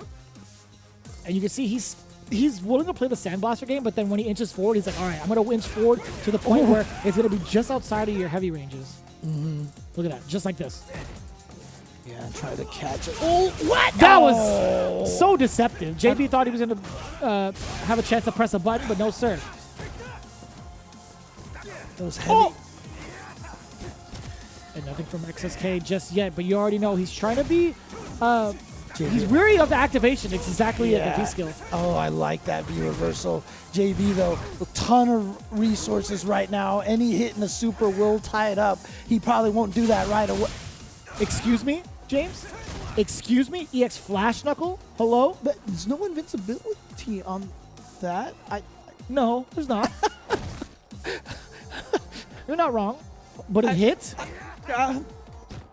I don't know, man. Like I XSK said, is- I'm done trying to predict it. No whiff punish. And 10 seconds left. that definitely gets into JB's head, too. He would definitely say out loud, man, that's so random. Like, he would 100% be that guy. Like, he's pretty like poised and composed Right, for the most part. He's emotionally suppressed when it comes to competing. But when he gets hit by something like that, he'll be like, that's mad random. Like, I know for sure he wants to say. He's probably saying it at the I see the expression, dude. I see his expression when he says that. I can picture it on his face. Oh, man. So there we go. XSK now up 2-1. Like I said, in winner's bracket, he went 0-3 in this exact same matchup against JB, making the adjustments. Maybe my original prediction was right that, you know, the person who loses it, because they think about what they did wrong, they come back in with a better approach to the matchup. Oh, my God. All the way to the corner. And so now close to stun now. Oh, he missed it. Yeah, you're right. Yeah. You do have to time it specifically to get that plus scenario. Oh, the check on the forward dash. Tried to do the no shimmy shimmy there, but JB not biting, just being patient. Man, you can see XSK just whiffing a bunch of buttons, and JB kind of whiffing movement a little bit to kind of tease XSK. So the option here is for JB, get into that trigger as soon as possible. Yep, nice. Just chipping away with that sandblaster. So fast, and he's reading the back and forth timing from JB, and he's catching him walking forward every single time. But will the trigger, so this activation, is it going to be enough? Oh, the V reversal was so impactful. Yeah. Oh, but here we go. This is JB's time. He can do this comeback. He's about to build up a whole super meter. He even read the V reversal that time. Look at this. Huge. One hit into super can take it. That's okay. Back to back. Yep. Just use both of those meters there. JB has managed to get some of his life, his gray health back. This is going to be so tough, though. 9 seconds. There's no shot XSK can put himself into a chip for kill scenario, right? Oh, right, James? Stay on the ground, nothing? Okay. Oh, boy. I was about to grab your shoulder. I was like, right, James? Oh, man. I've Match seen crazier things. Okay, here we go. Point now for XSK. Still keeping it composed. The back throw there for JB is going to be very important. That tech throw puts XSK further into the corner. What a whiff punish against the medium punch, the forward medium punch at that. Oh, okay, there we go. That wasn't even a whip punish. That was just an interruption. There it is. That forward roll, but nice tech from XSK. But he's back with his back into the corner here. Oh, using one of those V meters. Didn't even get the V break, so he's going to be lower on his gauge here. Oh, this is going to be huge to confirm off of this. Leads to so much damage. Not really big on the Oki scenario. Still manages to come in for the throw. XSK back and away to safety. EX Sandblaster to double check JB. What's JB going to do now? So, for the V skill 2, JB's still not biting yet. Watch out. What's this activation going to lead to?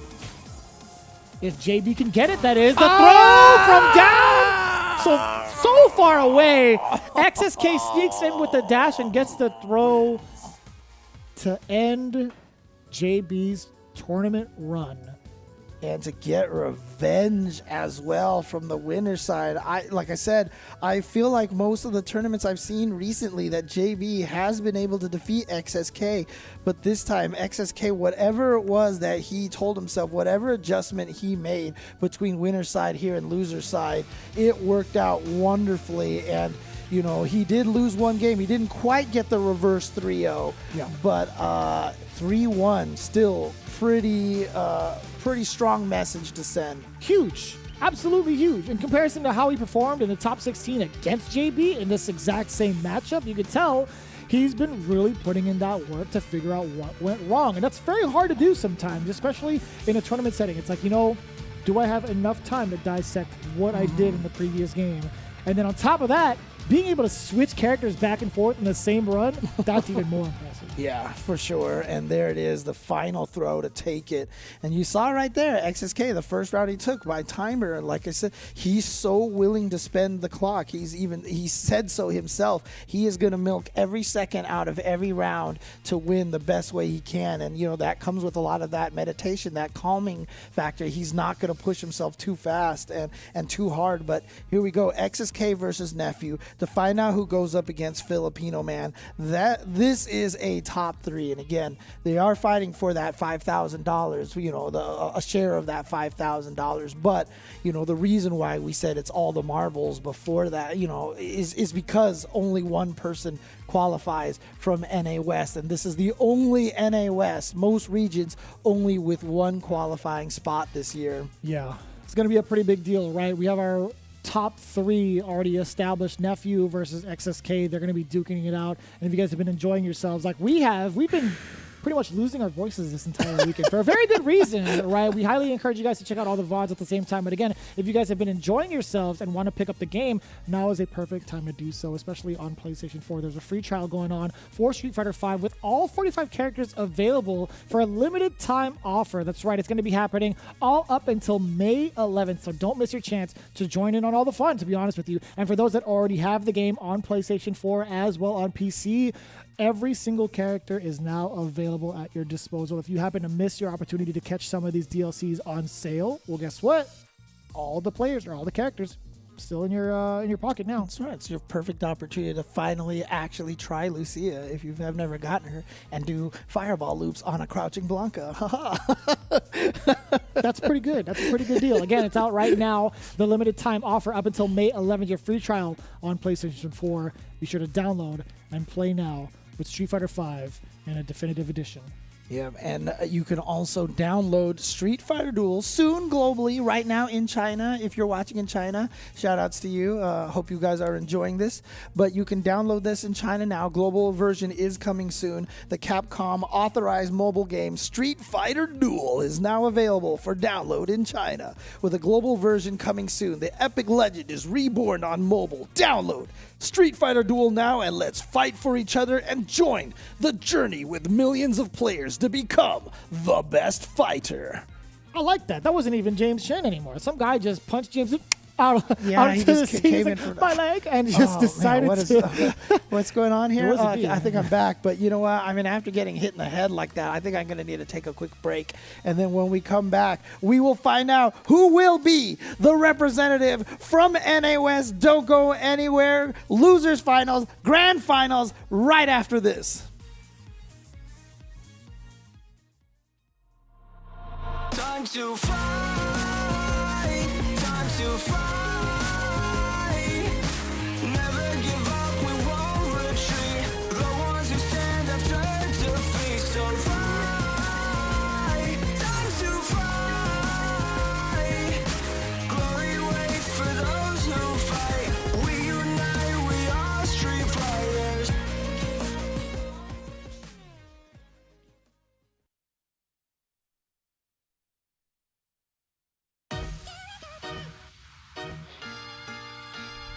If I go too far, please forgive me. My name is Seth. Bow down before my sight. It's time for trap. Show me everything. Download.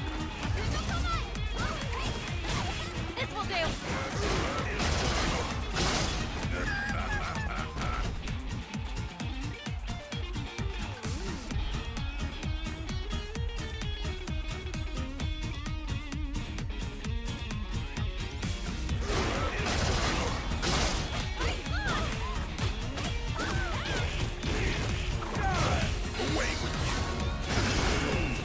Ultimate. Russia. See what I'm really made of. I'll settle this. It's the end. Let's go.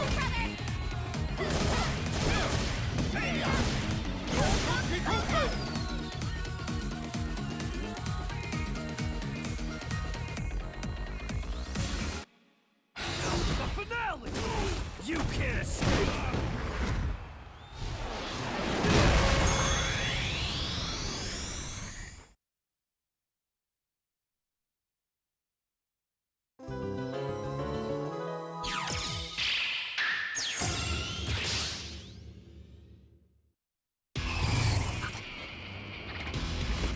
If I go too far, please forgive me.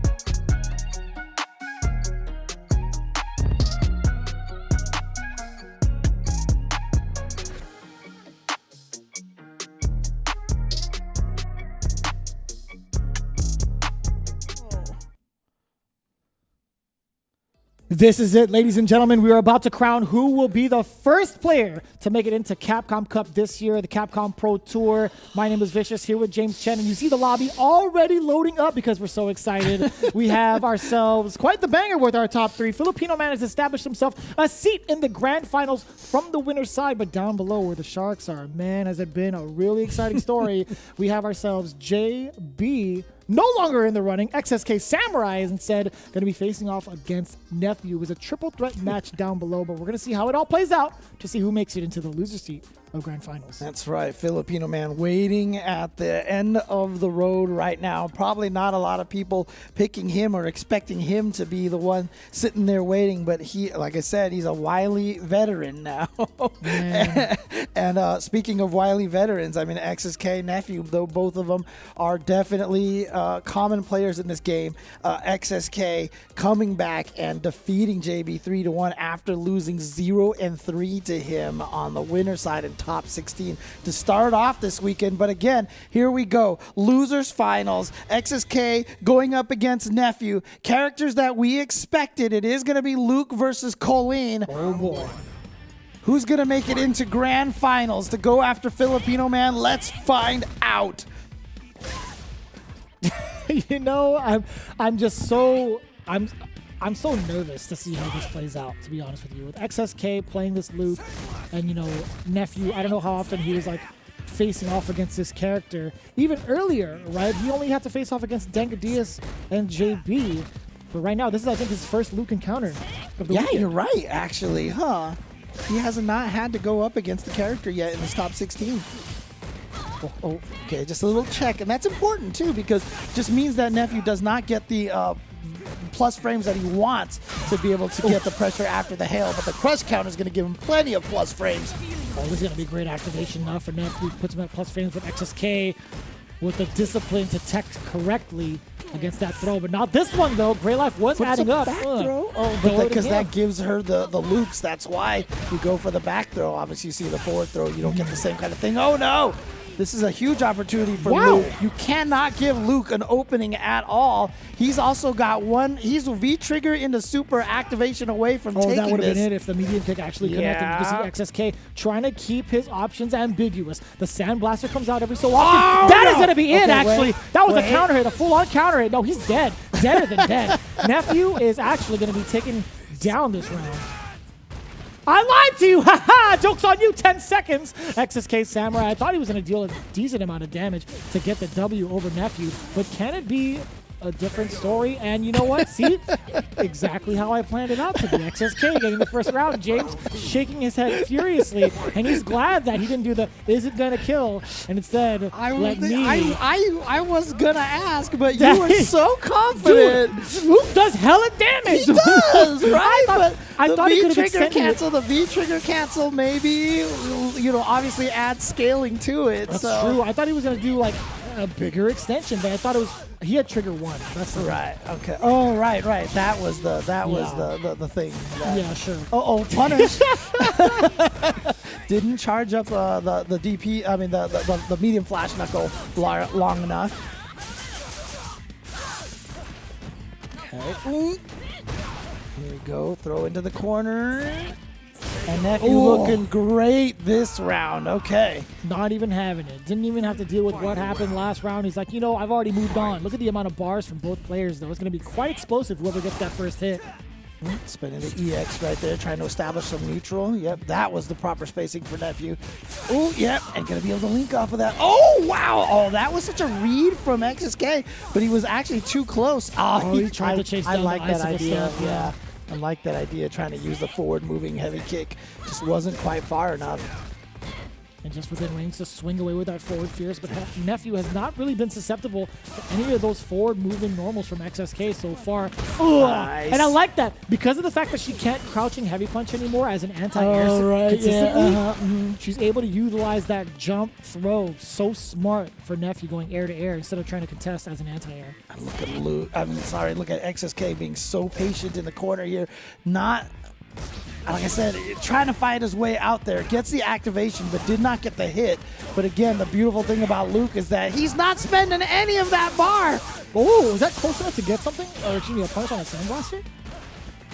Okay, throw here. You can see every time Luke gets hit, that actually makes him lose meter. Here we go. Gonna spend some of that meter here. Gets the charge up on the V skill. Oh, Again, what have I said about Samurai a billion times? Neutral, empty jump into crouch median kick. How many times do I have to talk about this? He Enough did it until again. people start to block it, James, because clearly it's been working. Working Man. overtime, really. Yeah, there was again, and like I said, it's because you expect people to be scared when they neutral jump like that, and so that's people taking advantage of that. Again, that was a trick often used by XSK, also a trick often used by Mike Ross back in the Street Fighter 4 days. All right, oof. Now, all of a sudden, XSK feeling it. You can see him coming into this round looking very confident, but what a whiff punish into activation for Nephew. I think that's exactly what Nephew was looking for either way. Like, he sees the way that XSK has been playing. He's going to use it against him, right? He's ready. He's in whiff punish. Yeah, either whiff punish or counter poke mentality for Oh, Nephew. no, you tried to do something. Okay, not going to be a huge amount of damage, but you're still one combo away. Wow, that was a weird... What is going on, That was dude? slick. Oh, that's good. Yeah. That's Yeah. going to take it right there. Hella dead off of that. That target combo going into the trigger. XSK, another round on the board, but Nephew, again, he had the right idea. He was slowly starting to pick apart XSK's offensive options, or at least normal options, getting some of these crush counters. And it's been so effective, the way that Nephew counter pokes in certain ranges to catch you off guard. I thought that would be enough to deter XSK from throwing anything wildly, But, you know, I mean, we talked about this in some of the Alex Myers matches. You know, Chun-Li obviously has the range to be able to kind of fight with Luke's range. But that's the thing, is Luke has that range, and so he can fight Colleen as well, who has, you know, always historically had some of the best buttons with... Oh, no! He thought he was trying to whiff OS that, but it accidentally came out maybe through a negative edge. And that's huge, because not only was XSK about to be stunned, but now he gets out of the corner. Yeah. He ties the life up. That's a And tough one. he recreates all of this space to kind of chip away at Nephew as well. With a Right. kind of trigger. Now he has that V skill 1. This is going to be an XSK match, at least from this point on, right? He's going to be able to dictate the pace so much more against Nephew. Look at that. Just going in and out of some of these spaces, right? He's got Sandblaster on deck. He has trigger on And deck then as just well. got a free jump in as well. You could really see it piling on. And look at against that. He's Nephew. building a bunch of that meter back, too. Oh, here we go. Nephew gets the hit activation. Mix up nice, not lack of quick rise, and actually techs the throw. Spends all of that meter to build the space. That's huge. Wow. EX Sandblaster going through the hail. The second one didn't no even come out. resources at all, but 10 seconds left. 9-8. You gotta be kidding interruption. me! XSK baited him so far away, just throwing these crouching jabs and some of these other normals, even faking the throw. That crouching jab was perfectly timed against the dash, the skate through from Colleen's V-Trigger Right. 2. That was so well planted from XSK. Dude, and you know, again, you know, when he plays that timer, you feel like, oh, he's gonna start backdashing and running away. So he's keeping that in mind and going, you know what? You think I'm gonna run away here? Here's my check, and you're coming forward and dashing right into my jab, and I'm all ready to link that into the target combo. XSK Samurai up 2-0 over Nephew, and this is huge because Nephew is another player that I feel like that has been getting the better of XSK. Obviously, XSK was always like his number one rival in all like the past 4 NA Wests, and XSK obviously true. fell short because Nephew won all 4 of them. Right, You know? right. And this is where it kind of gets really interesting with XSK. You know, despite the fact that he has like a 2-0 lead, Nephew has gone through this before. We've talked about this like time and time again. He did it earlier in the top 16 against Dank. Fell a little short against Filipino Man, trying to make his way through. But against someone like XSK, that's going to be a random hill to climb. Like, you could... Oh, Wait. What did we see here? it's 2 Lukes. Are you serious? Dead Did Nephew, serious. Nephew brought out He the, brought out his Luke He brought for out the last Luke. game. For the last game, ladies and gentlemen. Yo. This could be pretty huge.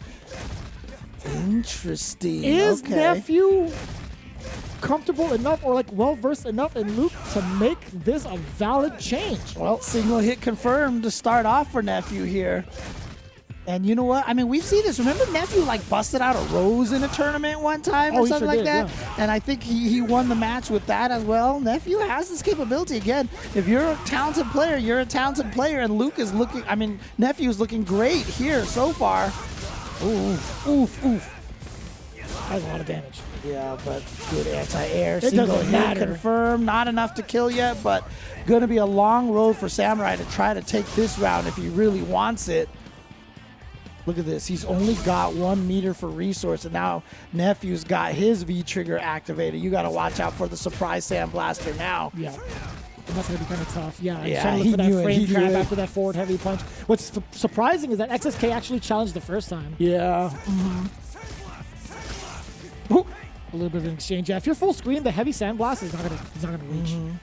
Yeah, this is so hard to get in on Luke at this point because of this. Oh, yeah, he's been jumping forward from across the screen. So what XSK was trying to do is he was trying to jump at a range where he couldn't be DP'd. And so he was jumping from super far away, and Nephew saw that a couple of times. And so this time, in the anticipation, he dashed forward. And look at this. His single hit confirms are ridiculous right now. Oh, this is gonna be huge. Yeah, counter hit conversion into the flash knuckle as well.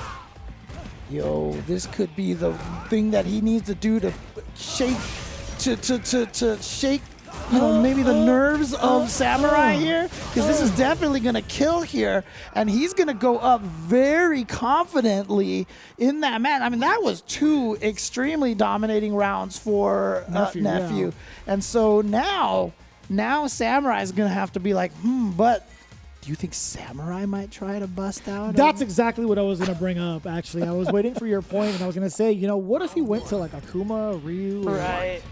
Well, he's going to have to see how this one goes. He's sticking with Luke for now, trying to see if he... Oh, man, but Nephew has been dominating the neutral versus XSK so far.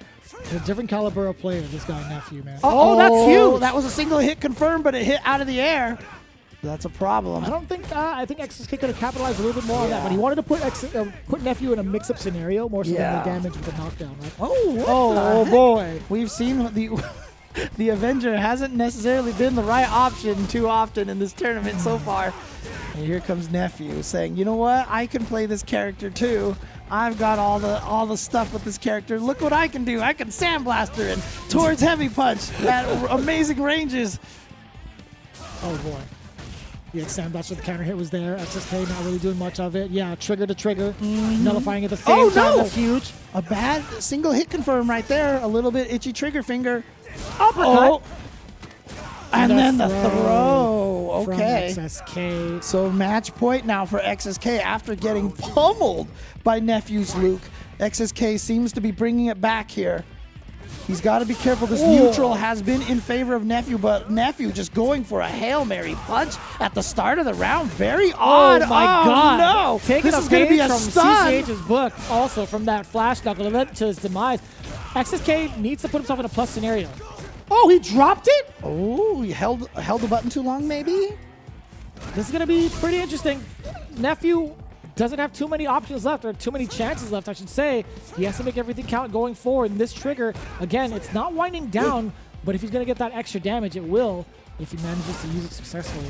It's Right such here. a benefit that he has that meter does not drain, and he could just kind of turtle on that. Oh, he got the confirm, didn't quite get it.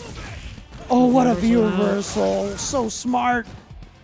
And it's just a couple touches away, maybe like a medium Oh, EX he did uppercut. it. You knew he was going to try. Oh. Here we go. Mix up time throw. After Close that to back medium stun. punch, you're so plus. That What a tech was important from... Oh, wow. And he threw the V reversal back to the corner. He's got the situation here. He's going to be... He's He right didn't check there. the dash.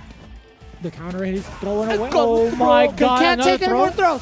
Hey, hit the button, Nephew with the comeback, and this is what he does. You can never count this guy out. You can never count this guy out. Ow, my arm. Okay. I'm sorry. I tasty Steve, dude. I'm so sorry.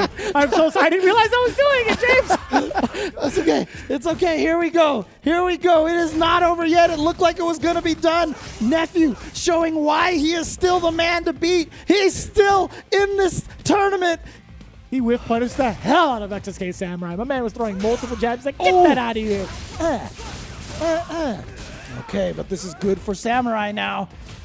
Okay, checked, but didn't get the full combo off of that. It's going to have to activate to keep this safe. Catches no single hit confirm. Nothing on the low medium kick. XSK gets away scot-free. Not too much damage on the plate there. And it's going to be just fine right now.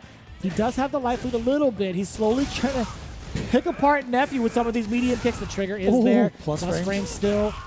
Okay, V reversal. That means no more trigger. Oh, he did it. He did it. The empty jump and Nephew did block it this time. That's gonna jump in. That's gonna do it. XSK has defeated Nephew, and he has done what he has failed to do in a lot of the other NA West events For an entire year. and he's still not done. But he has defeated Nephew. This is the first NA West that has not been won by Nephew, I think, in 2 years running now. I still am in disbelief, James. The fact that he picked Luke for 1 and the way it went down against Samurai #2 in that last game. That was actually a dominant performance from XSK from the get-go, and we'll see exactly how it went down with this replay. Again, Nephew just on the back foot majority of the time. We were talking about how the neutral was being played. We saw a little bit of risk-esque kind of play from day one from XSK. It was not the case here specifically against Nephew. He knew he had to go above and beyond with the neutral, but there's something about Nephew as well. You just cannot be too sure when he's going to come out and swing. But there was something about the counter from XSK also that just made him go pretty much above whatever Nephew had to do or wanted to do. And again, you know, shout outs to XSK, because after this character switch, like I said, Nephew just absolutely pulverized him in that first match and then made the most ridiculous comeback in another round. To be able to have that kind of just the ability to keep yourself focused and make sure that that didn't get to you, because after getting pummeled and after that comeback, it's almost like, man, I'm just not meant to win against this guy, right? Some people might start letting those kind of thoughts seep into your head, and people don't realize how much these mental factors come into play when you're playing these fighting games, man. It happens so much. You ask yourself the question, you're like, no, don't think that, but it's too late. You've already thought it. And so XSK just being able to, you know, stay focused, stay calm, win in the situation after a ridiculous comeback from Nephew. I mean, that says so much about XSK as a player, about his mental strength. And this is where it's going to be kind of risky, and depending on like how this is going to play out. Because if Luke wins a CPT right out the gate, you know people are going to go nuts, right? But if Rose wins a CPT, people are going to be like, she's too strong. It's going to be the same thing. Remember when Luffy won Evo with Rose? Rose is too strong. Clearly. Clearly broken character here. But, I mean, look, Filipino Man believes that Rose beats Luke, and he beat Chris CCH's Luke. So does XSK come in here thinking, you know what, I can do better than Chris CCH with my Luke? Or does he come in here and go, you know what, I'm going to try a different character? This is going to be an interesting decision for him to play, because remember, he's coming from loser's bracket. He needs to win 3 out of 5 2 times in order to win this. Correct. Filipino Man only needs to win 1 set. So Filipino Man is going to be kind of like... And you could put it in perspective this way. Filipino Man has practiced against some of the best Lukes. Yeah. Right? Whereas XSK, how often has he fought off against a Rose? Maybe through Nephew, because Nephew also was dabbling with Rose for a good amount of time on stream. I don't know how many of these ranked Roses have really given XSK a hard time. I don't even know if he's asked Filipino Man for sets like on a daily basis or like exactly really. So who knows how much experience he has against Rose. So this is going to be tough, but man, can you imagine? I mean, this is kind of brutal for XSK, right? You finally took out your demon Nephew and you haven't even won yet, and if he finishes in second place again, I mean, how many of these he's been top 3, I think, of like every one of these NA West, right? And so if he we get the stage, hell yeah. Sorry. Yes, there we go. I'm sorry. No, it's all good. We got Servbot cleaning up the mess. I love this We stage. got a turkey on the ground. We've got the Cyberbot, Blodia in the background over there, dude. And we got the beat up car. That's right, yes. And I think, does it have the actual license plate too? It Is does. Someone It Oh, does. and it's the final fight, guys, crying about his car. This is great. We got to talk about this grand finals. All right, let's talk about it real quick. Oh my car. Actually, in the Oh, my arcade, it was God. oh my god. But you It know, was, that's yeah. Anyways. The match, here we go. It is XSK is going to go with the Luke. He's going to test out Filipino Man's theory. Oh, that's a punish. We'll see how it happens. Yeah, so far Filipino Man has been playing the spacing game pretty well, right? The Soul Satellites kind of back him up. The Soul Punish, actually, pretty much far out there to stop XSK from throwing out any Sandblasters potentially. Oh, Forgotten World guys are flying in the background too. Oh my Stop. God. I'm sorry. All right. Yeah, look at that. It has the Soul Punish there all ready to go.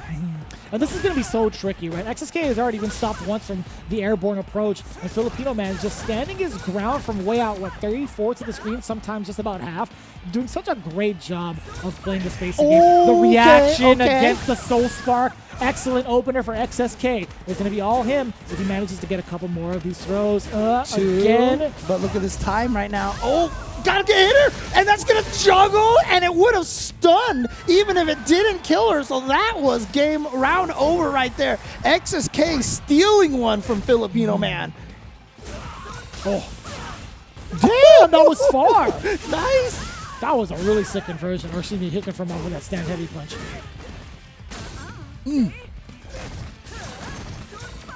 Oh, is that Ingrid or is that Karen?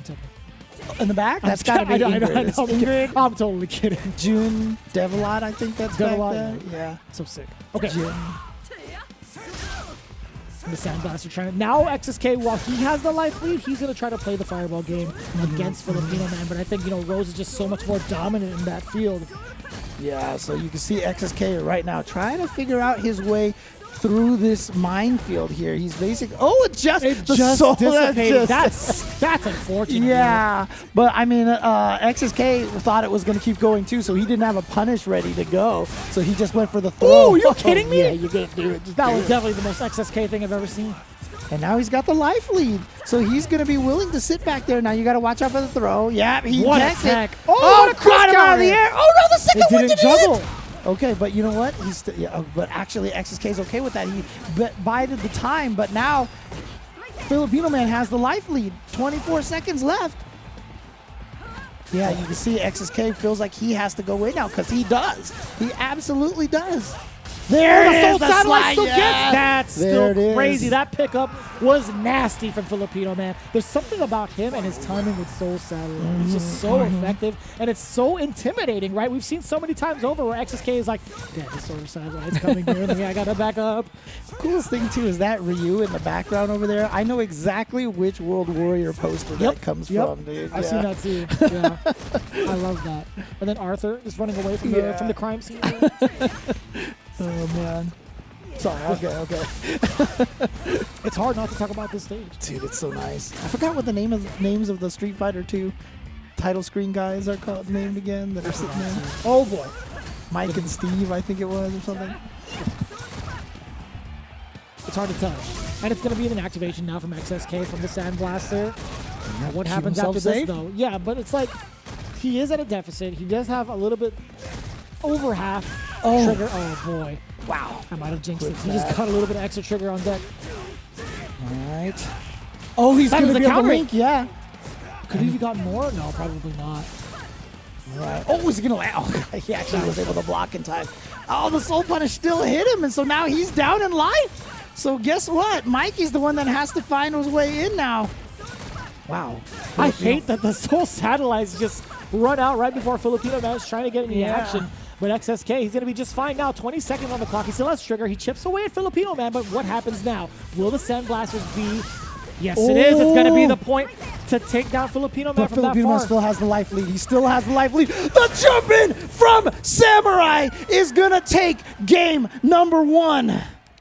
And that was really well played on the patience from Samurai. You could see how much of how much discipline he has in this matchup. He's being spaced out to oblivion until the match comes down to the final couple of seconds. But then there's that one moment where he has the proper read and has the reactions to follow it up to get the round over Filipino, the game over Filipino Man. This is exactly how you fight. You're seeing a masterclass in how to fight zoning right now. You know, the way zoning works is the more frustrated you get, the more predictable you become, and the harder it is to beat zoning. I get it. A lot of people hate zoning. It feels like, why aren't you trying to fight From for the real, very man? beginning, he's like, oh, you're just going to uh-huh. throw fireballs at me. That's all you know how to do. That's a classic. But that's the thing is you Scrub have to quotes. know where all the angles of the zoner are and know how to avoid them and find your one moment to get in there. Understand that if you get hit by a stray fireball or whatever like that, will be less damage than when you predict one fireball and jump in and get the big hit. Yeah. And as long as you keep that mentality, you have the ability to take it, but you have to remain calm. Oh, God, see, he had the read there. He just didn't have the range. He didn't have the distance read properly. And that's going to be fine, though, because it pushes Filipino Man more towards the corner, right? The estate is pretty important. Linking after that. Oh, no free soul satellites for you. And yeah, that he's been using the soul punish as a shield to activate those soul satellites, but you know, he can jump over that obviously. Oh, So now what happens when XSK brings the battle to Filipino Man's doorstep? Like, we've seen how Filipino Man plays from the spacing game and the projectile, the fireball game. But what happens when he has to go close quarters, right? right, exactly.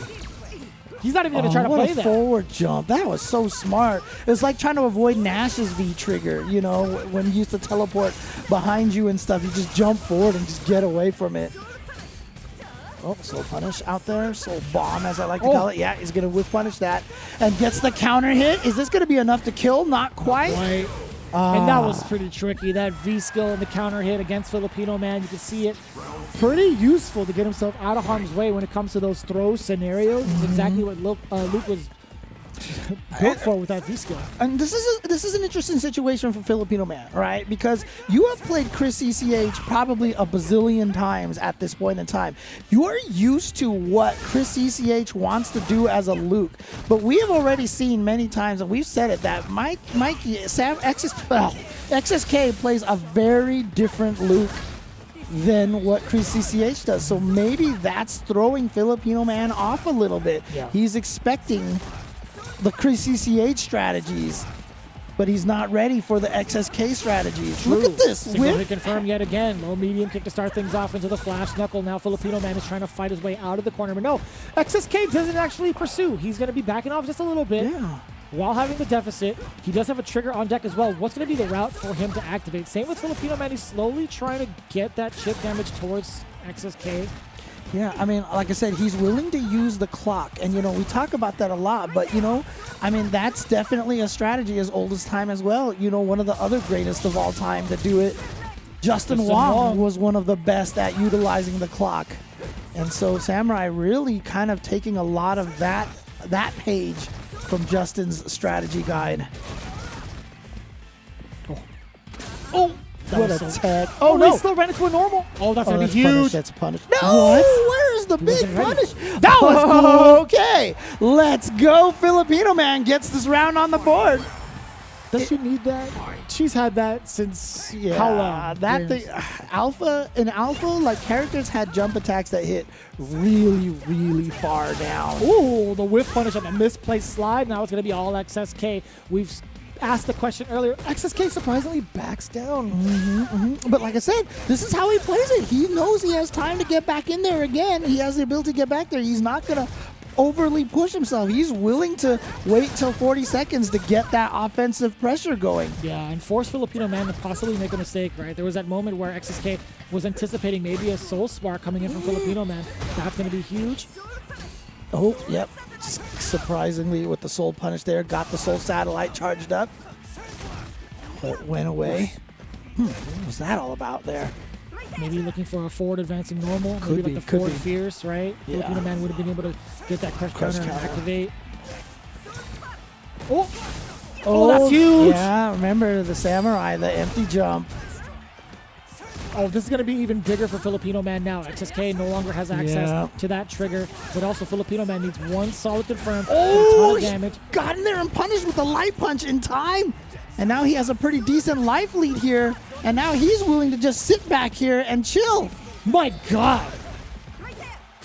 Gotta watch out for the teleport. Yeah. Oh, what happened? Huh? What? I don't even understand. I need to see that in a replay.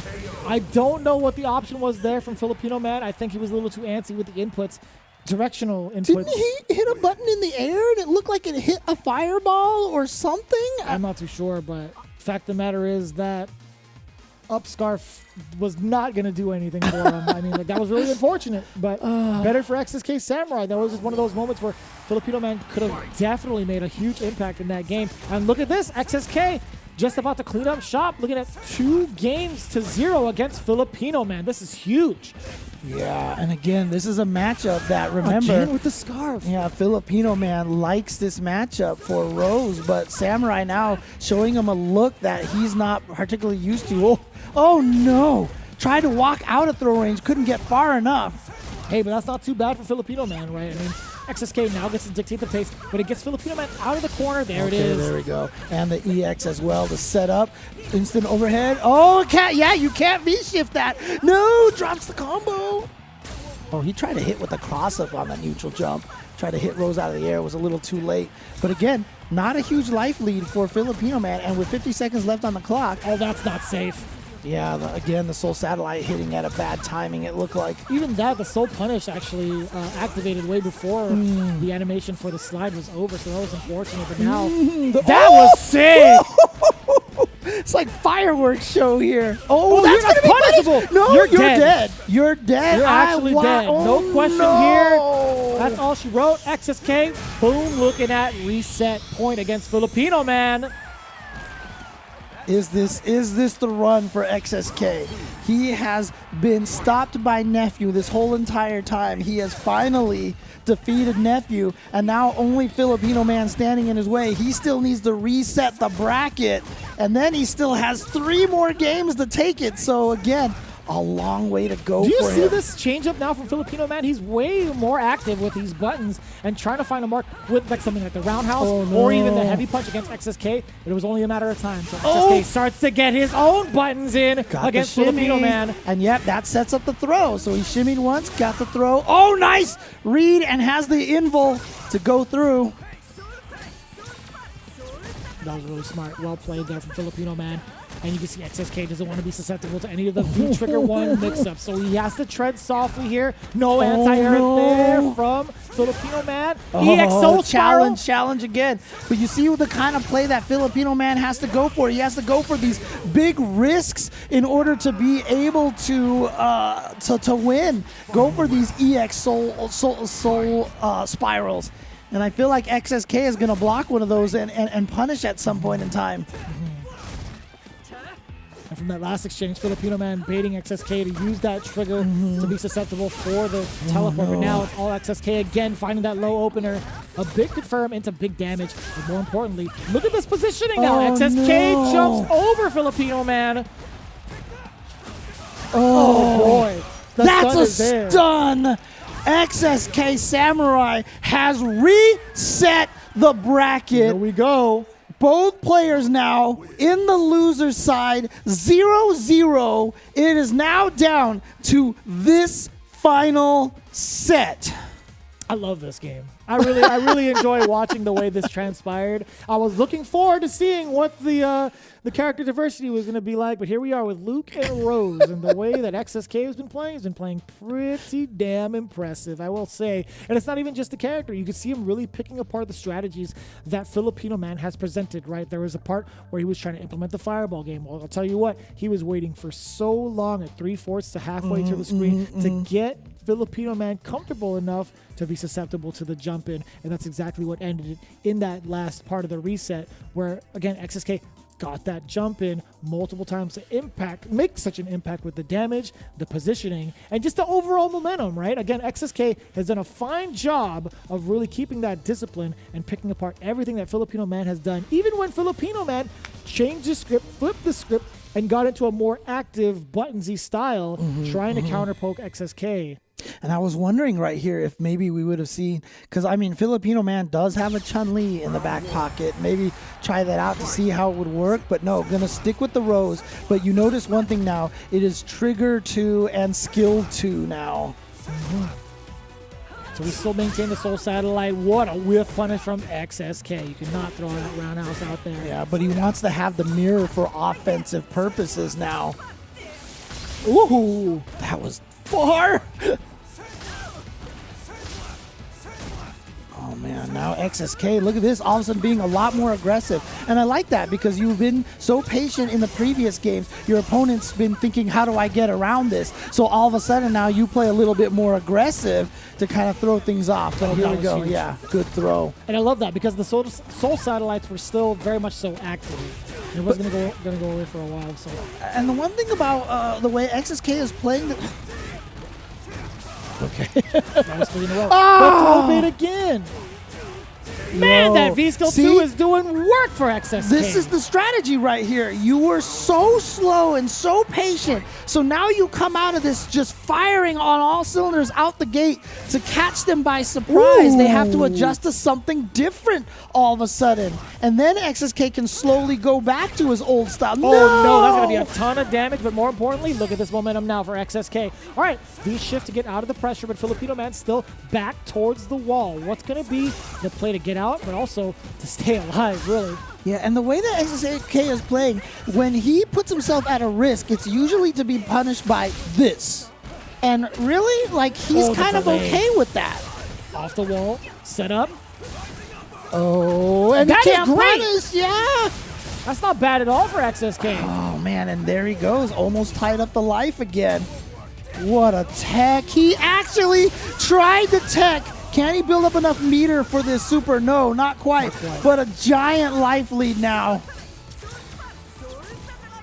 Oh, that would have been... I mean, again, not a giant life lead, but in terms of how these matches are going, it's a giant life lead. What a tech It's a by very significant one, that's Filipino for sure. Man. Oh, but he had nothing on it. He was trying to go for the Hail Mary perfect distance slide link. And I mean, it wasn't even a counter hit. No, but that was definitely the range where he thought it was going to be linkable into crouching medium punch. That was actually pretty scary for XSK. That could have gone towards Filipino Man's favor had he been at the right space. Oh, man, that's heartbreaking. A little heartbreaking, but at the same time, great for XSK. Oh, man, XSK with the official game lead now for the first time in this grand finals. Again, was it 3-0 that he took the first set, right? It was 3-0. I believe so, yeah. And he knew that wasn't going to be in time. Great, And these soul punish setups have not paid off for Filipino Man. XSK has found a jump in so often, more often than not, really. Oh, he's trying to get XSK to go for the to get hit. Yeah, he's So trying the to force frame him to get trap, like the a throw. shimmies, yeah, Yes, exactly. And XSK never took it. He was like, you have to show me that you're willing to throw me first. And again, XSK has always had at least a slight lead against Filipino Man throughout, like almost the entirety of the single hit confirmed.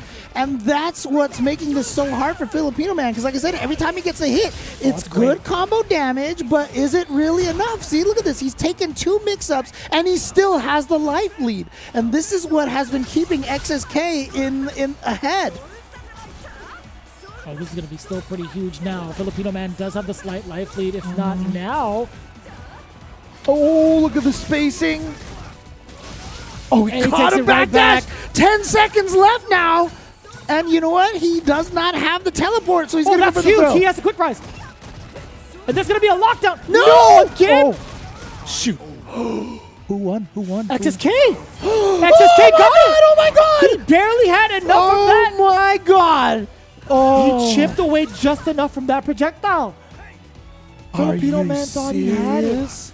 I mean, what was that? He went for the soul charge because I think he thought time was going to run out before that. And so he was hoping just to do that to wear out the timer, but it wasn't enough. Plus on block, that's one of the changes. You got to know about that. You even saw XSK not even ready for a punish against the Soul Spiral. That was actually pretty interesting. But now Filipino Man still on the back foot. XSK does get a giant jump in with the damage and the side switch at that. A little bit of a funky exchange. Yeah. Tried to go for that throw. He still has a life deficit. Very rare situation now that Samurai has a life deficit. Oof. But he's going to get in this way. And all he needs to do is navigate something. Oh, he did it, but he didn't believe it. He didn't believe it. He didn't get the confirm on the single hit. How many times has he gotten that into jump low, medium kick? Oh, a jump in, but Filipino Man too far out. What? That's huge. Okay, that should be it. That should be it. Yes, okay. All right, Filipino Man on the board here. If he can take this and stop this and get to 1-1, that's huge. Because then after all of that, you're tied and you have the ability to take the lead in the next game. I gotta say, if XSK had he landed that EX uppercut, that would have done so much mental damage against Filipino Man. I would have thought, like, XSK would definitely take the tournament had that EX uppercut landed. Ooh, nice sweep. Oh, what an interrupt there from XSK. Yeah. Took away the satellite. Oh, and he's going to be able to link off of that. Yep. Knockdown from that range off of a link. It's so good. Trying to get a bait off. Look at the amount of white life or the gray life accumulating against Filipino Man. Oh, you got him. Big hit here. How much resources is Filipino Man going to expend? What? Trying to go for a Defense. reset, but that defense is impeccable right now from XSK. But his offense more impressive than his defense. I feel like that jump in could have dealt tons of damage, but Filipino Man recovers just in time. Oh boy. Oh, The spacing. Nice kick to the head. Like I said, Filipino Man very rarely has a life lead, but he has it right now. So he's dictating the match. What? Let's go, Filipino Man with the single soul spiral confirm. What? That was actually disgusting. That was actually pretty disgusting. Him throwing it out like that was pretty damn cool, but man, this guy's got the confirms for days. That was so sick. I'm actually very surprised that hit. That's so Right, yeah. Very, very surprising. Yeah. But the fact that Filipino Man was ready for that, like, you could be buffering it, sure, but it's like, man, that's a lot of pressure. And again, huge win for Filipino Man, stopping this 4-game run. And this is the advantage of coming from the winner's side, because now you're tied 1-1 even after going down that many games. You don't have to make this big comeback against him, right? So you're tied. You finally stop the momentum. It feels like you're figuring things out a little bit more. Stopping the bleeding is what it is. Yes, exactly. So this is huge. Now, obviously, it feels like we're going to the lobby here. I'm not sure. Maybe he's going to switch to V-Skill 1 for Luke or something like that, because V-Skill 2 really hasn't worked out for him, but I'm not sure. I don't see a character change from XSK. I would say the V-trigger change-up would be smart. No, V-Skill 2 still. V-Skill 2 and V-Trigger 1.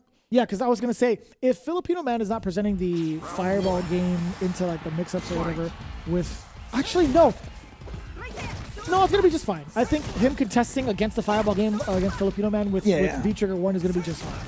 Yeah, but I mean, Filipino Man definitely did not get jumped in on as much with the projectiles, so he's doing a little bit better with his game.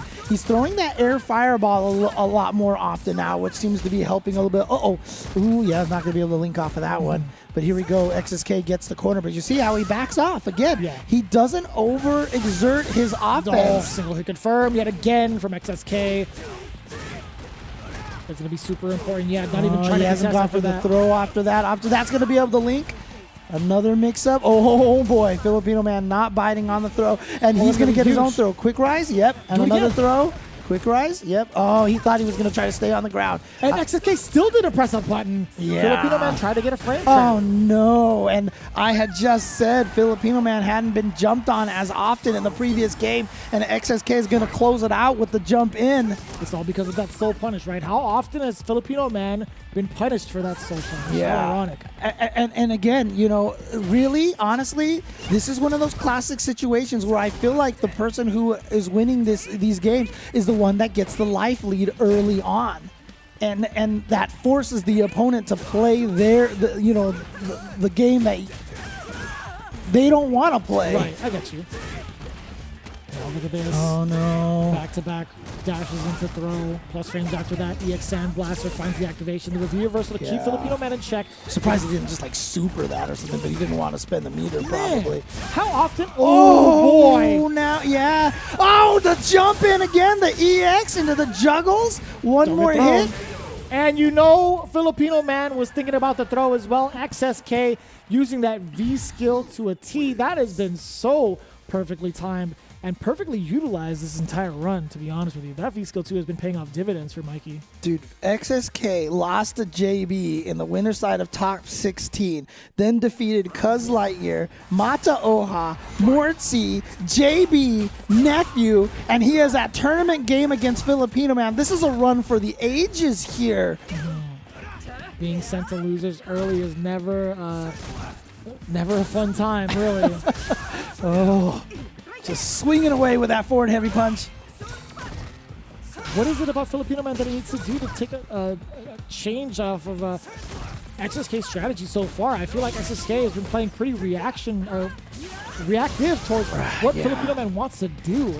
It's like I said, I think Filipino Man's used to fighting against Kree CCH, knows what Kree CCH's mix-ups are, and he needs to shore up the projectile game and maybe not rely on it as much. Try to be a little more aggressive like this, you Look know? at that. How many throws was that in the entire sequence? Was that three? Three throws, 4 throws. This is what I mean, yeah. So he needs to be more aggressive. He can't play this passive projectile game because it hasn't been working out for him. He's been getting jumped in on way too many times.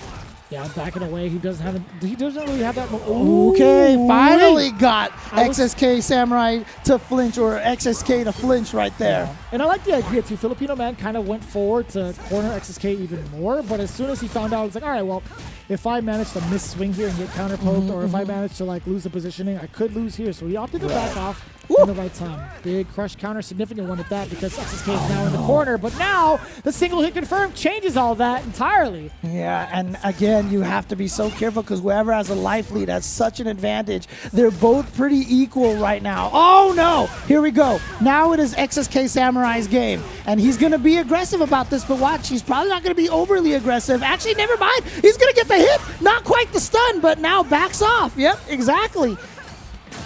Oh. That was a huge sequence from XSK. Now he gets to be big chilling, right? He's just about to build some of that V trigger in just a little bit, right? And he's Maybe blocking the fireballs on purpose because there it is. He got the V trigger. He was like, please keep throwing the fireballs at me. I want this trigger. The biggest thing is if he activates trigger, he's no longer susceptible to the mix-ups. Oh boy, wait a minute, hold the phone. Okay. I lied. The mix-ups are still here. Oh, and Uses this the time V Intel. reversal. Yeah, okay, that's really smart. Don't deal with that mix-up. Again, knocks down. Oh, goodness. Try to go for the double shimmy. The whip punish. XSK Samurai is at tournament point, qualification point. Can he do this? Coming all, dude, I don't know if anybody started on the loser side of top 8. Oh, top boy. 16. It's top 16 they haven't done it from, I believe. Top 8, I think they have done it. The forward fierce, uncontested afterwards. And it's so intense. You could really feel this tension. Oh, the dash up. Okay, gets the anti-air to backdash from XSK. Filipino Man has thrown that. Okay, here we go. Filipino Man doing a better job, but look at this. XSK using the V reversal because he has the life lead. He knows how important this life lead is. Oh, nice. Fierce finding Heavy him out, but punch. it's not enough, right? XSK still playing back to that. Catch him. Yep, there we go. And he's got all this meter. Oh, it was too late on that OTG. Got the hit, but it ran out. But he has the life lead now. That's so important. And all he has to do is win this round, and he'll be tied 2-2. If he can, right? Oh! XSK, he's getting closer and closer to that win condition. And also, that trigger is really building up. That throw barely getting What teched a by Filipino tech! Man. Super important. Okay, this critical art could be a big factor for Filipino Man. Is Into the this it? super! It's not going to kill, Is though. this going to kill? No, probably not. It's definitely not. And I called it before incorrectly, but this one is just too much life remaining. But it is a touch away, and it is going to be the touch dash up counter hit. That's going to be crouching medium punch to stuff whatever it was that XSK had in store. I cannot imagine what it could have been. EX uppercut? Sure. Right. But anything else? I'm very surprised that XSK would have thrown anything else other than an EX uppercut out there. Got to stop pounding this table. It's a brand new table here. Brand new fiberglass. I'm not going to... Sorry, production. But man, Filipino Man taking it 2-2. This set has felt like it's been all XSK, and yet here we are. Final game of the tournament. It is a best of one to determine who makes it to Capcom Cup this year. Ooh, it's been pretty back and forth, and my heart is pretty heavy for both of these two gentlemen, because I'm very much so invested in seeing who will be our representative for North America West, as you should as well if you're part of North America. Again, this is some of the best talent we could ever ask for, and already starting things off. It's a lot of pressure for a lot of these players, man, and the stuff that they go through, the ups and downs of every single patch, every single season, and every single tournament that they participate in. Again, this is no easy feat. It's going to be a great match regardless of who the winner will be. So we're seeing it right before our very eyes. Filipino Man a little bit more active, but running into Sandblast. That's now. going to be a punish. XSK now going for the throw. Forward dash into a throw. Yep, and now an escape from Filipino Man. Ooh. Every button that whiffs, I swear. Oh There my it is, God! yeah. Gives me gray hairs, and for a good reason I too. wish it gave me Gets gray the hairs, shimmy. James, but I'll tell you what, XSK does a fantastic job right now. Again, the forward throw, we're going to see a V-skill possibly. Oh no, instead he just backs up and catches Filipino Double. Man. I don't even know what that was. There wasn't even a counter hit in sight. Double tournament point now for XSK. Right, the second time around, XSK having a fantastic start to that round, or to this game, I should say. Getting a lot of these single hit confirms against Filipino Man. Crush counter, you know it. And Dash now the up in high life lead pursuit. for Filipino Man is huge. And yeah, they didn't nerf her crouching heavy punch. Definitely not. That hit way beyond her head. And so yeah, like I said, the life lead has been so important in this matchup. If Filipino Man can maintain this life lead, he'll be just fine. Oh boy. Okay, here we go. Not going to spend a lot of resources here, obviously, to try to save it for a big hit later to get the life lead. Oh, jumps right This is over. so scary. This is actually so scary. Watch out for the slide. Because Yep. the moment he starts, the moment Filipino Man starts to set up anything for Soul Punish, XSK is looking for a way to jump Oh in. boy, here we go. And this might give him almost the life lead. Yeah, Filipino Man cannot play the defensive game anymore. Not at all, but again, that fireball game could be something else. He spends the EX meter, and he wants to establish the pace now with this trigger activation, right? Plus frames, XSK finds a way out, EX uppercut. I'm not playing your guessing game. Oh, he threw the EX Soul Spiral. Okay, checks on the forward dash, but he still has the life deficit. Can he make this comeback? This is going to be tough. 14 seconds Oh my left on the gosh. clock. Filipino The Man time is spending so everything. Oh, we caught him from trying to charge him. That's not going to be enough to kill, but Filipino Man calls uncle. He is done. No way. XSK Samurai is going to take it by time, and he is your North America West Capcom Cup qualifier. XSK Samurai basically mentally defeating Filipino Man. He knew he did not have enough time left on the clock to be able to take it. And after defeating his demon nephew, comes back, wins the first set 3-0. Then it comes down to the last game with Filipino Man battling back. But in the end, XSK is your champion.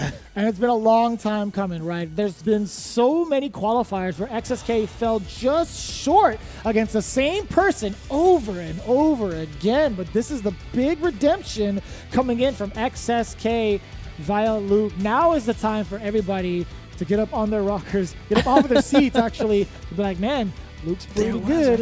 That was really, man, that was quite the exchange again. That was huge from Filipino Man. But again, XSK doing a fantastic job of adjusting to this matchup. Dude, look, he is the epitome of stoicism, right? He has all the meditation, all the stuff. You ever see him, you very rarely see expression on his face. I would not be surprised if there were tears on his face. I can't believe he won that one, dude. Same. But I would not be surprised if he has a tearful victory for this one here, because this means so much to him. He's been putting in this work. He's been so close so many times. And like I said, after he beat Nephew, there was probably a feeling of some form of manifest destiny here for him, that this was his time. And look at this, the last game here. Couldn't quite get it to the last round because that was it right there. Yeah, that final moment, you knew Filipino Man was not going to be able to make a comeback, because even if he decided to pursue and chase down Samurai, there was just a little bit of space left for Samurai to even move back into the corner and just force that time over victory regardless, because what's going to happen? Filipino Man is just going to throw him over and over again? That wouldn't have been enough. So you knew Filipino Man, once it hit 7 seconds with the amount of life and the amount of space that XSK had behind him, it was a done deal. So XSK, again, rightfully earned getting that spot into Capcom Cup as our first candidate. I cannot wait to talk to this man and see exactly how he did it and what he was thinking about. And I know it's going to be a very, very humble answer no matter what. It's going to be a very calm one at that. There's not an ounce of emotion or excitement that comes from this man, but for a very good reason. He likes to keep his emotions in lock. But outside of the game, guy's hilarious. Ladies and gentlemen, that is XSK, formerly known as Samurai, making it as The our name first change made the qualifier. difference. The name change did everything. Oh, hell no. He's still as strong as ever. Are you kidding me? But look, I mean, obviously that match is done. You guys don't want to go anywhere because, look, you want to hear what Samurai has to say about this, about his victory over here. Again, I can't even imagine right now how he is feeling right now. We've seen videos of his family also celebrating and cheering. I can't imagine how they're feeling right now, but this is a big victory here. So good. Again, just... yeah, I want to talk to him. Not even just for him, but for all the folks at home that play Luke, because now you get that special costume color unlocked for the tracksuit. In fact, we've been talking about that for a bit. It's currently purchasable with Fight Money, and I'll tell you what, there's so many colors available for these tracksuits, and it's pretty cool that now everybody gets the Luke one for free, because again, it says right there, new tracksuit colors will release for free after each CPT premiere event, featuring the winning character. And of course, all the tracksuit colors will be released for free at the end of the Capcom Pro Tour this year. For all you Luke players, rejoice! You now have a free color courtesy of Samurai FGC on Twitter, but currently known as XSK in the streets of the CPT. So be sure to @ that man, @ Samurai FGC, and thank him. I want to hear it. I want to see you guys say thank you for the new Luke tracksuit color. And one last time here, just reminding you guys about Street Fighter Duel. You guys have heard us talk about this repeatedly, and we are going to go here one more time here. The Capcom authorized mobile game Street Fighter Duel is now available for download in China. We will be getting the global version soon. The epic legend is reborn on mobile. Download Street Fighter Duel when you have your opportunity, and let's fight for each other and join the journey with millions of players already playing this game to become the best fighter. As we just seen for the CPT, the best fighter from North America West is indeed XSK. And when we return from this break, we'll get a word from that champion, as well as breaking down what transpired here in the top 8. So don't go anywhere. We'll be right back with that. Time to fight, time to fight. Never give up, we won't retreat. The ones who stand have turned defeat. So fight, time to fight. Glory waits for those who fight. We unite, we are street fighters.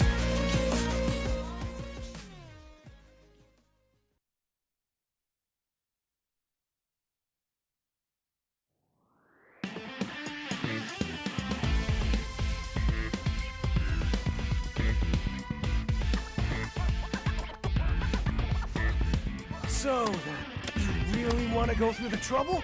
Fine.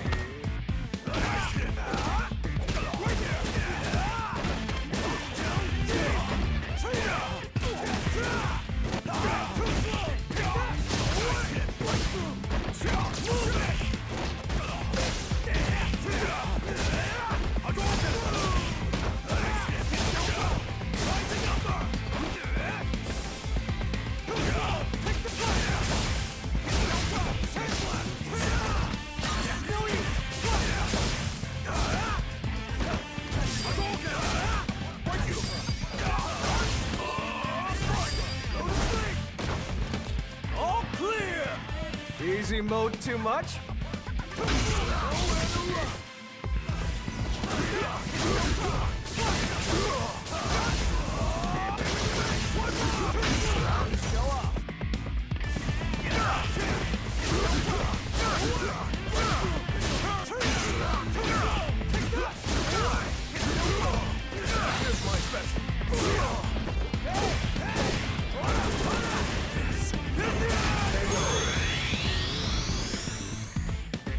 Sucks to be you. I'm always ready for a fight.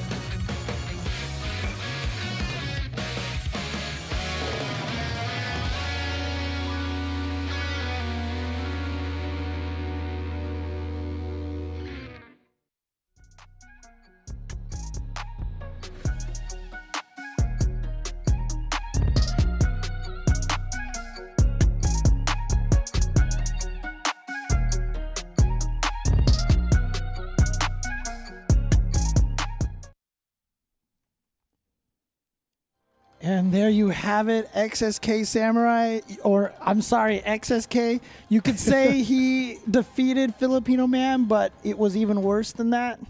He made him say Mate. He made him say Mate. Damn, that's bars, James.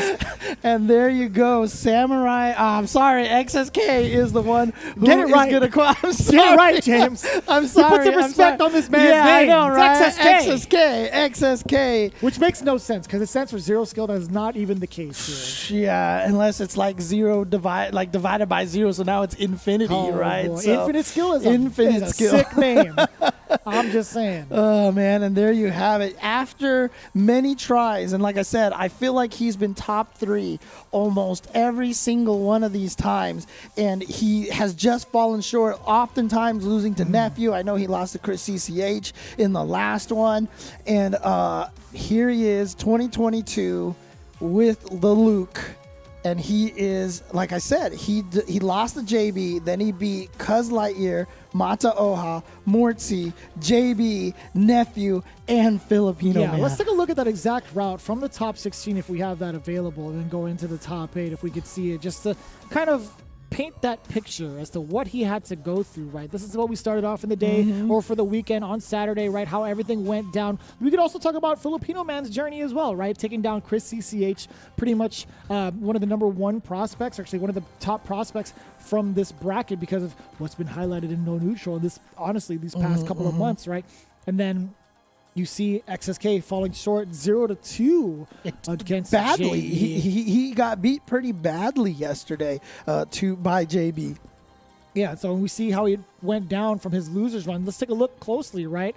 Got the win over Cuz Lightyear 2-0. Took down Mata Oha pretty convincingly in the top 8. in the top 8, right? So you can see that right there, 3-1. and then Mortsy with a big changeup, by the way. With The the Luke Akuma, wasn't that's cutting it right, out, yeah. So he went into the Akuma pick. Then it was just a question of whether or not he was going to stick it out with Luke. Fact of the matter was, he did so again. He got redemption on JB, 3-1. He did the same with Nephew, defeating his demon for an entire year at 3-1, and then getting a full reset against Filipino Man 3-0, and down to the wire to the point where Filipino Man had to retire. I mean, I know Glenn is probably going to be watching this, the archives, or even watching live right now. But I remember last year he said, I believe this is true, that nobody has started losers bracket in top 8 and won the tournament. It's like they've been sent to losers bracket, obviously, but I think no one's done it starting from top 8 and losers. So this might be the first. I can't even say the first time in 2021 because this is just the first tournament here. So Fair. but I mean, it might be the first time in the last year that it's happened at all. So again, we'll try to check that data there. Hopefully, the Game 2K will be able to let me know on social media. I would love that. Yeah, please tag me in Yeah. that statistic as well. I would love to take a look. But again, the numbers don't lie. XSK putting in that work. We got to change it from an X to at least a K. You know what I'm saying? Like 1,000 skill. You got to start somewhere, right? And I'm just glad I didn't wear glasses because people now are in the streets going to be like, hey, man, congrats on your win in CPT. you know, I got to say, Mikey, by the way, thank you for doing this because now people are going to approach me and be like, hey, man, I saw your run over on CPT. Good job, buddy. So, But see, I mean, if you're interviewing him, it's going to prove that you're not the same guy, right? So yes, I'm there going to be you in two go. places at once. Speaking of interview, I do believe we should have XSK coming in. There he is. All right, we didn't even get a word. Yo, Mikey! My man, I'm going to fall off this chair. Congrats, man. I am so excited to not only see all of your hard work pay off until this point, but the story that you've told, the story that was presented for you from 2021 up until this point, I bet you're way more excited than I am. So I gotta shut my face. I gotta ask you. I hate asking this question, but it needs to be asked. How are you feeling right now, competing and being in Capcom Cup now, defeating your demon and making that amazing reset happen? Honestly, I feel really good because my mind's. You guys can hear me, right? Oh yeah. Yes. Yeah, okay. My mindset changed a lot from last year, and I just really wanted to focus on playing in the moment, and I was really happy that I was able to do that today. So, can you emphasize that just a little bit? When you were talking about changing your mindset, what exactly was that transition from last year to this year? So a lot of it was like comparing yourself to others and just not being in the moment, focusing on the future or your past results. When in fact, you know, the best thing you could do is just play what you have right in front of you, do what you can do today, not yesterday, not tomorrow, and just play it out and just do your best. Today might not be your best, but that's all you have. So. Dang. I mean, look, obviously I had mentioned before we went on break, you know, I talked about how you are very known as a kind of stoic, very calm kind of, you know, just always have it together. But I mean, Did you see him outside of the game? This guy's a joker. Did you let out at least like a single tear? Did you just do at least a fist pump when you won? The Tiger Woods? For sure, he's got the Tiger Woods down pat. Right. He's like, yes, I've seen it. I was like, yeah. Yeah. Oh. Oh man, but I mean, again, look. Speaking of, you know, that stoicism and stuff like that, talk to me about that Nephew comeback. So one, he comes in with this Luke all of a sudden, blows you up for one game. I mean, that was not a good game for you right there. But then it looked like you had it in the books. He made the most ridiculous comeback. How did you keep yourself composed in that situation? Well, I knew that my practice with PCCH was gonna pay off, so I just focused like, okay, I'm just getting hit low a lot. If I just take that out of the equation, he doesn't have any other openers, and I just focus on like my practice and what I did with what I practiced with CCH essentially. And I'm glad you brought up that point as well. Let's talk about your change-up in the match from the loser side. I think it was round 2 when you had to face off against Mortsy. What went on through your mind in regards to that matchup in particular, using Akuma, and why you didn't want to face it off as Luke? Well, I haven't practiced against not Mortsy, but Fang much often with Luke. So I just thought, I know Mortsy hates Akuma, I think. I knew it. Like that's the only reason why I'm like, there's no shot. Like Luke shouldn't be doing that poorly in this matchup, but at the same time, it's like I think it's a match of familiarity thing. I think we talked about that on the broadcast. I'm like, there's no other shot, like no other reason why Mikey or XSK would be doing that, right? So I'm glad you said that, because we were thinking the exact same thing. It had to be like a familiarity issue.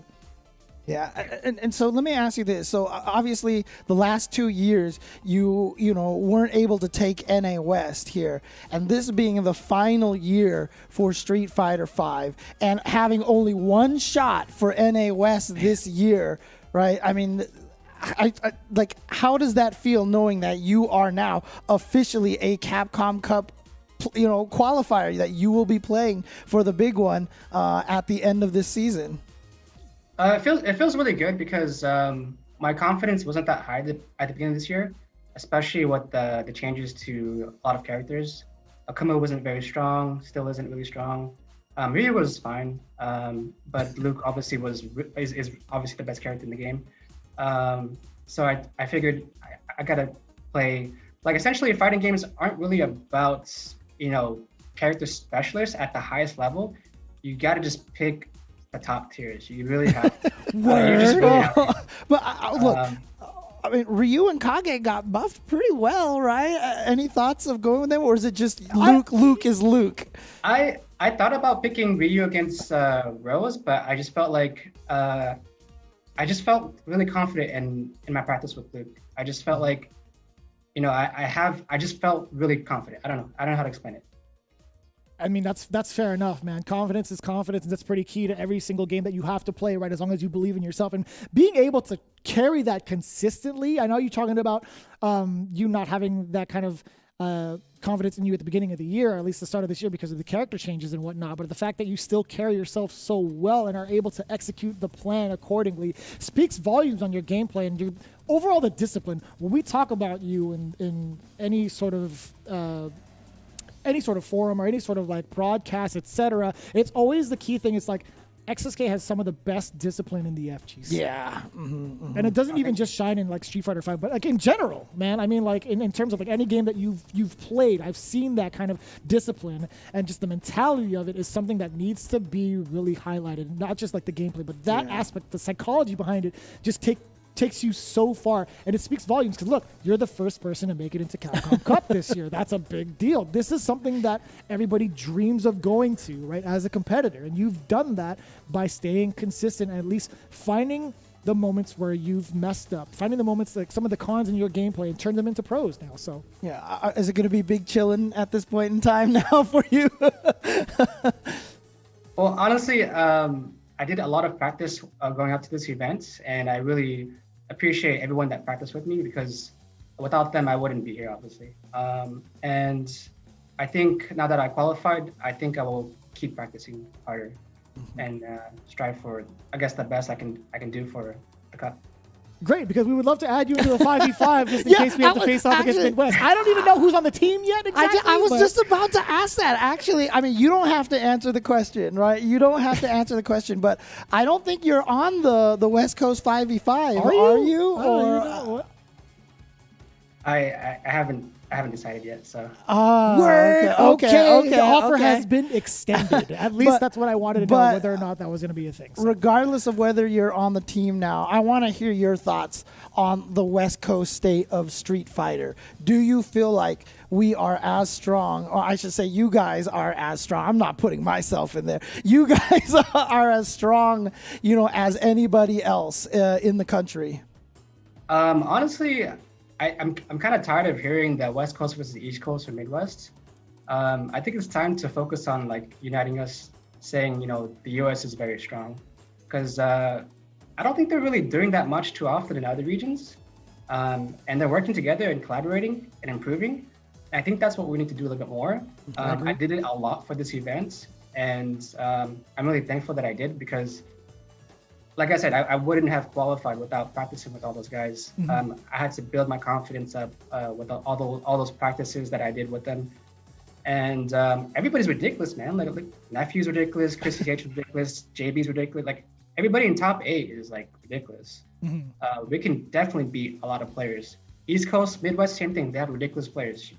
The US is really, really good. Just we're so separated in mindset and working together. I'm not really sure why. Maybe it's a US thing. I'm starting to think that as well. I mean, we've talked about that off camera or outside of events in general, how the EU has pretty much got it together, and Japan has never really had that talk. You've never really heard, oh, Osaka's way better than Tokyo. I've never, ever heard that. It was always just Japan is dominant, and for a very good reason, right? They've had that unification for so long, and I think you're on the right track, to be honest with you. And with that in mind, I got to ask you, before we even get to round everything off, I would love to hear your thoughts going forward, or even like any sort of shout out you would like to give to any competitors in the future, or even to your family that have been pretty much supporting you the entire time. Any final thoughts or any final words for you before we wrap this up? Yeah, so my family called me right before this interview. I said, guys, I love you so much, but I have to do an interview.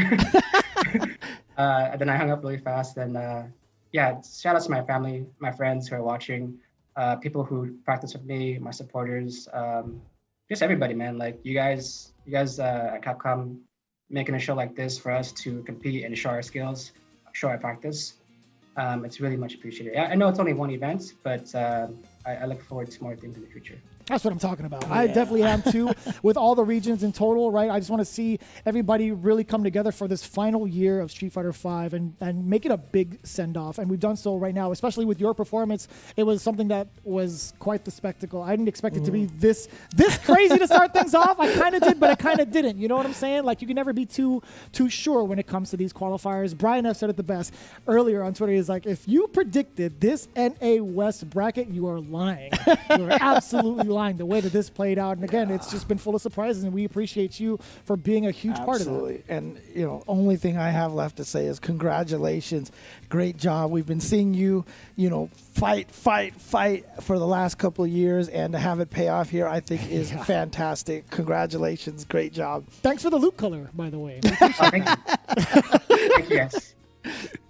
Appreciate it, XSK. Ladies and gentlemen, our first candidate from NA West making it into Capcom Cup. This guy is an absolute beast when it comes to fighting games and as a person as a whole. Again, at Samurai FGC is where you can find him on social media. Be sure to shout him out. Yes, James. Forgot to ask him why he's going with XSK instead of, Samurai now. I feel like it's, it's a little, it's fine. I would say it's a little easier, but they're both 3 syllables. So I don't know. I mean, my handle is longer than my name, so which is at Jay Chenzor at Vicious FGC. You can follow us along as well, throwing in all the updates over with Capcom Fighters as well, at Capcom Fighters on social media, as well as every streaming platform available. You want to check them out in case you had missed all of these events. And again, the signups are happening now for the next one next weekend. UK and Ireland's registrations are currently up right now, and it closes tomorrow. Do not miss that opportunity to represent for your region.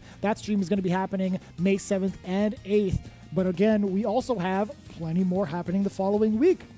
Yeah, you can see here 1 week after that, right away, France, Spain, and Portugal. And then a couple of weeks, for Combo Breaker, some big event happening over there. We will resume with the North America region with the Midwest.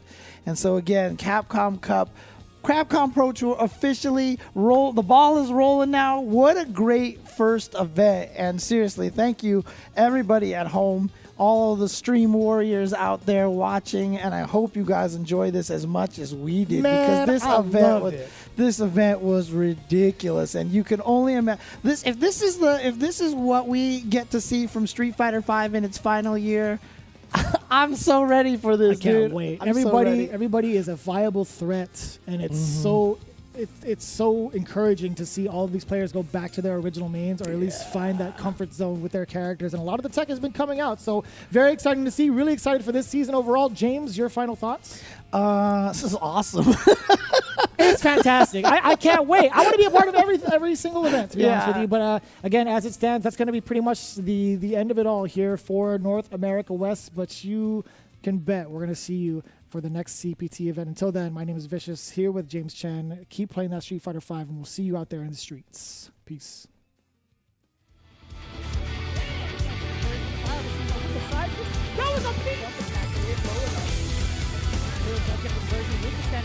Afterwards, a big technical, just about even the activation rough, and he gets the conversion as well on the full spark. I love that. He's nervous there.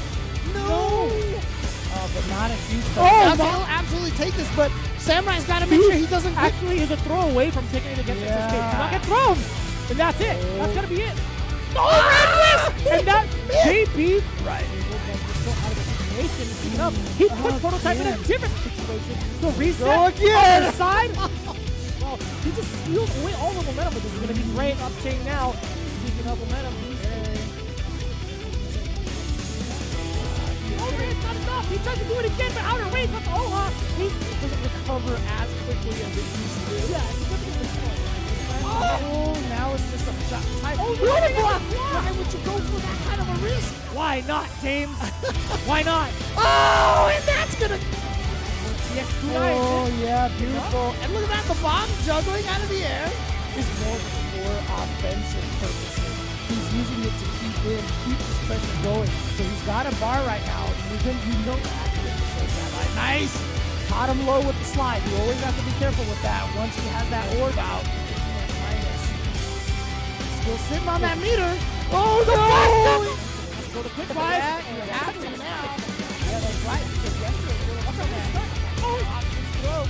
yeah, that was far. Oh, damn it. I can see why XK went for it. Anything that it needs to do is block.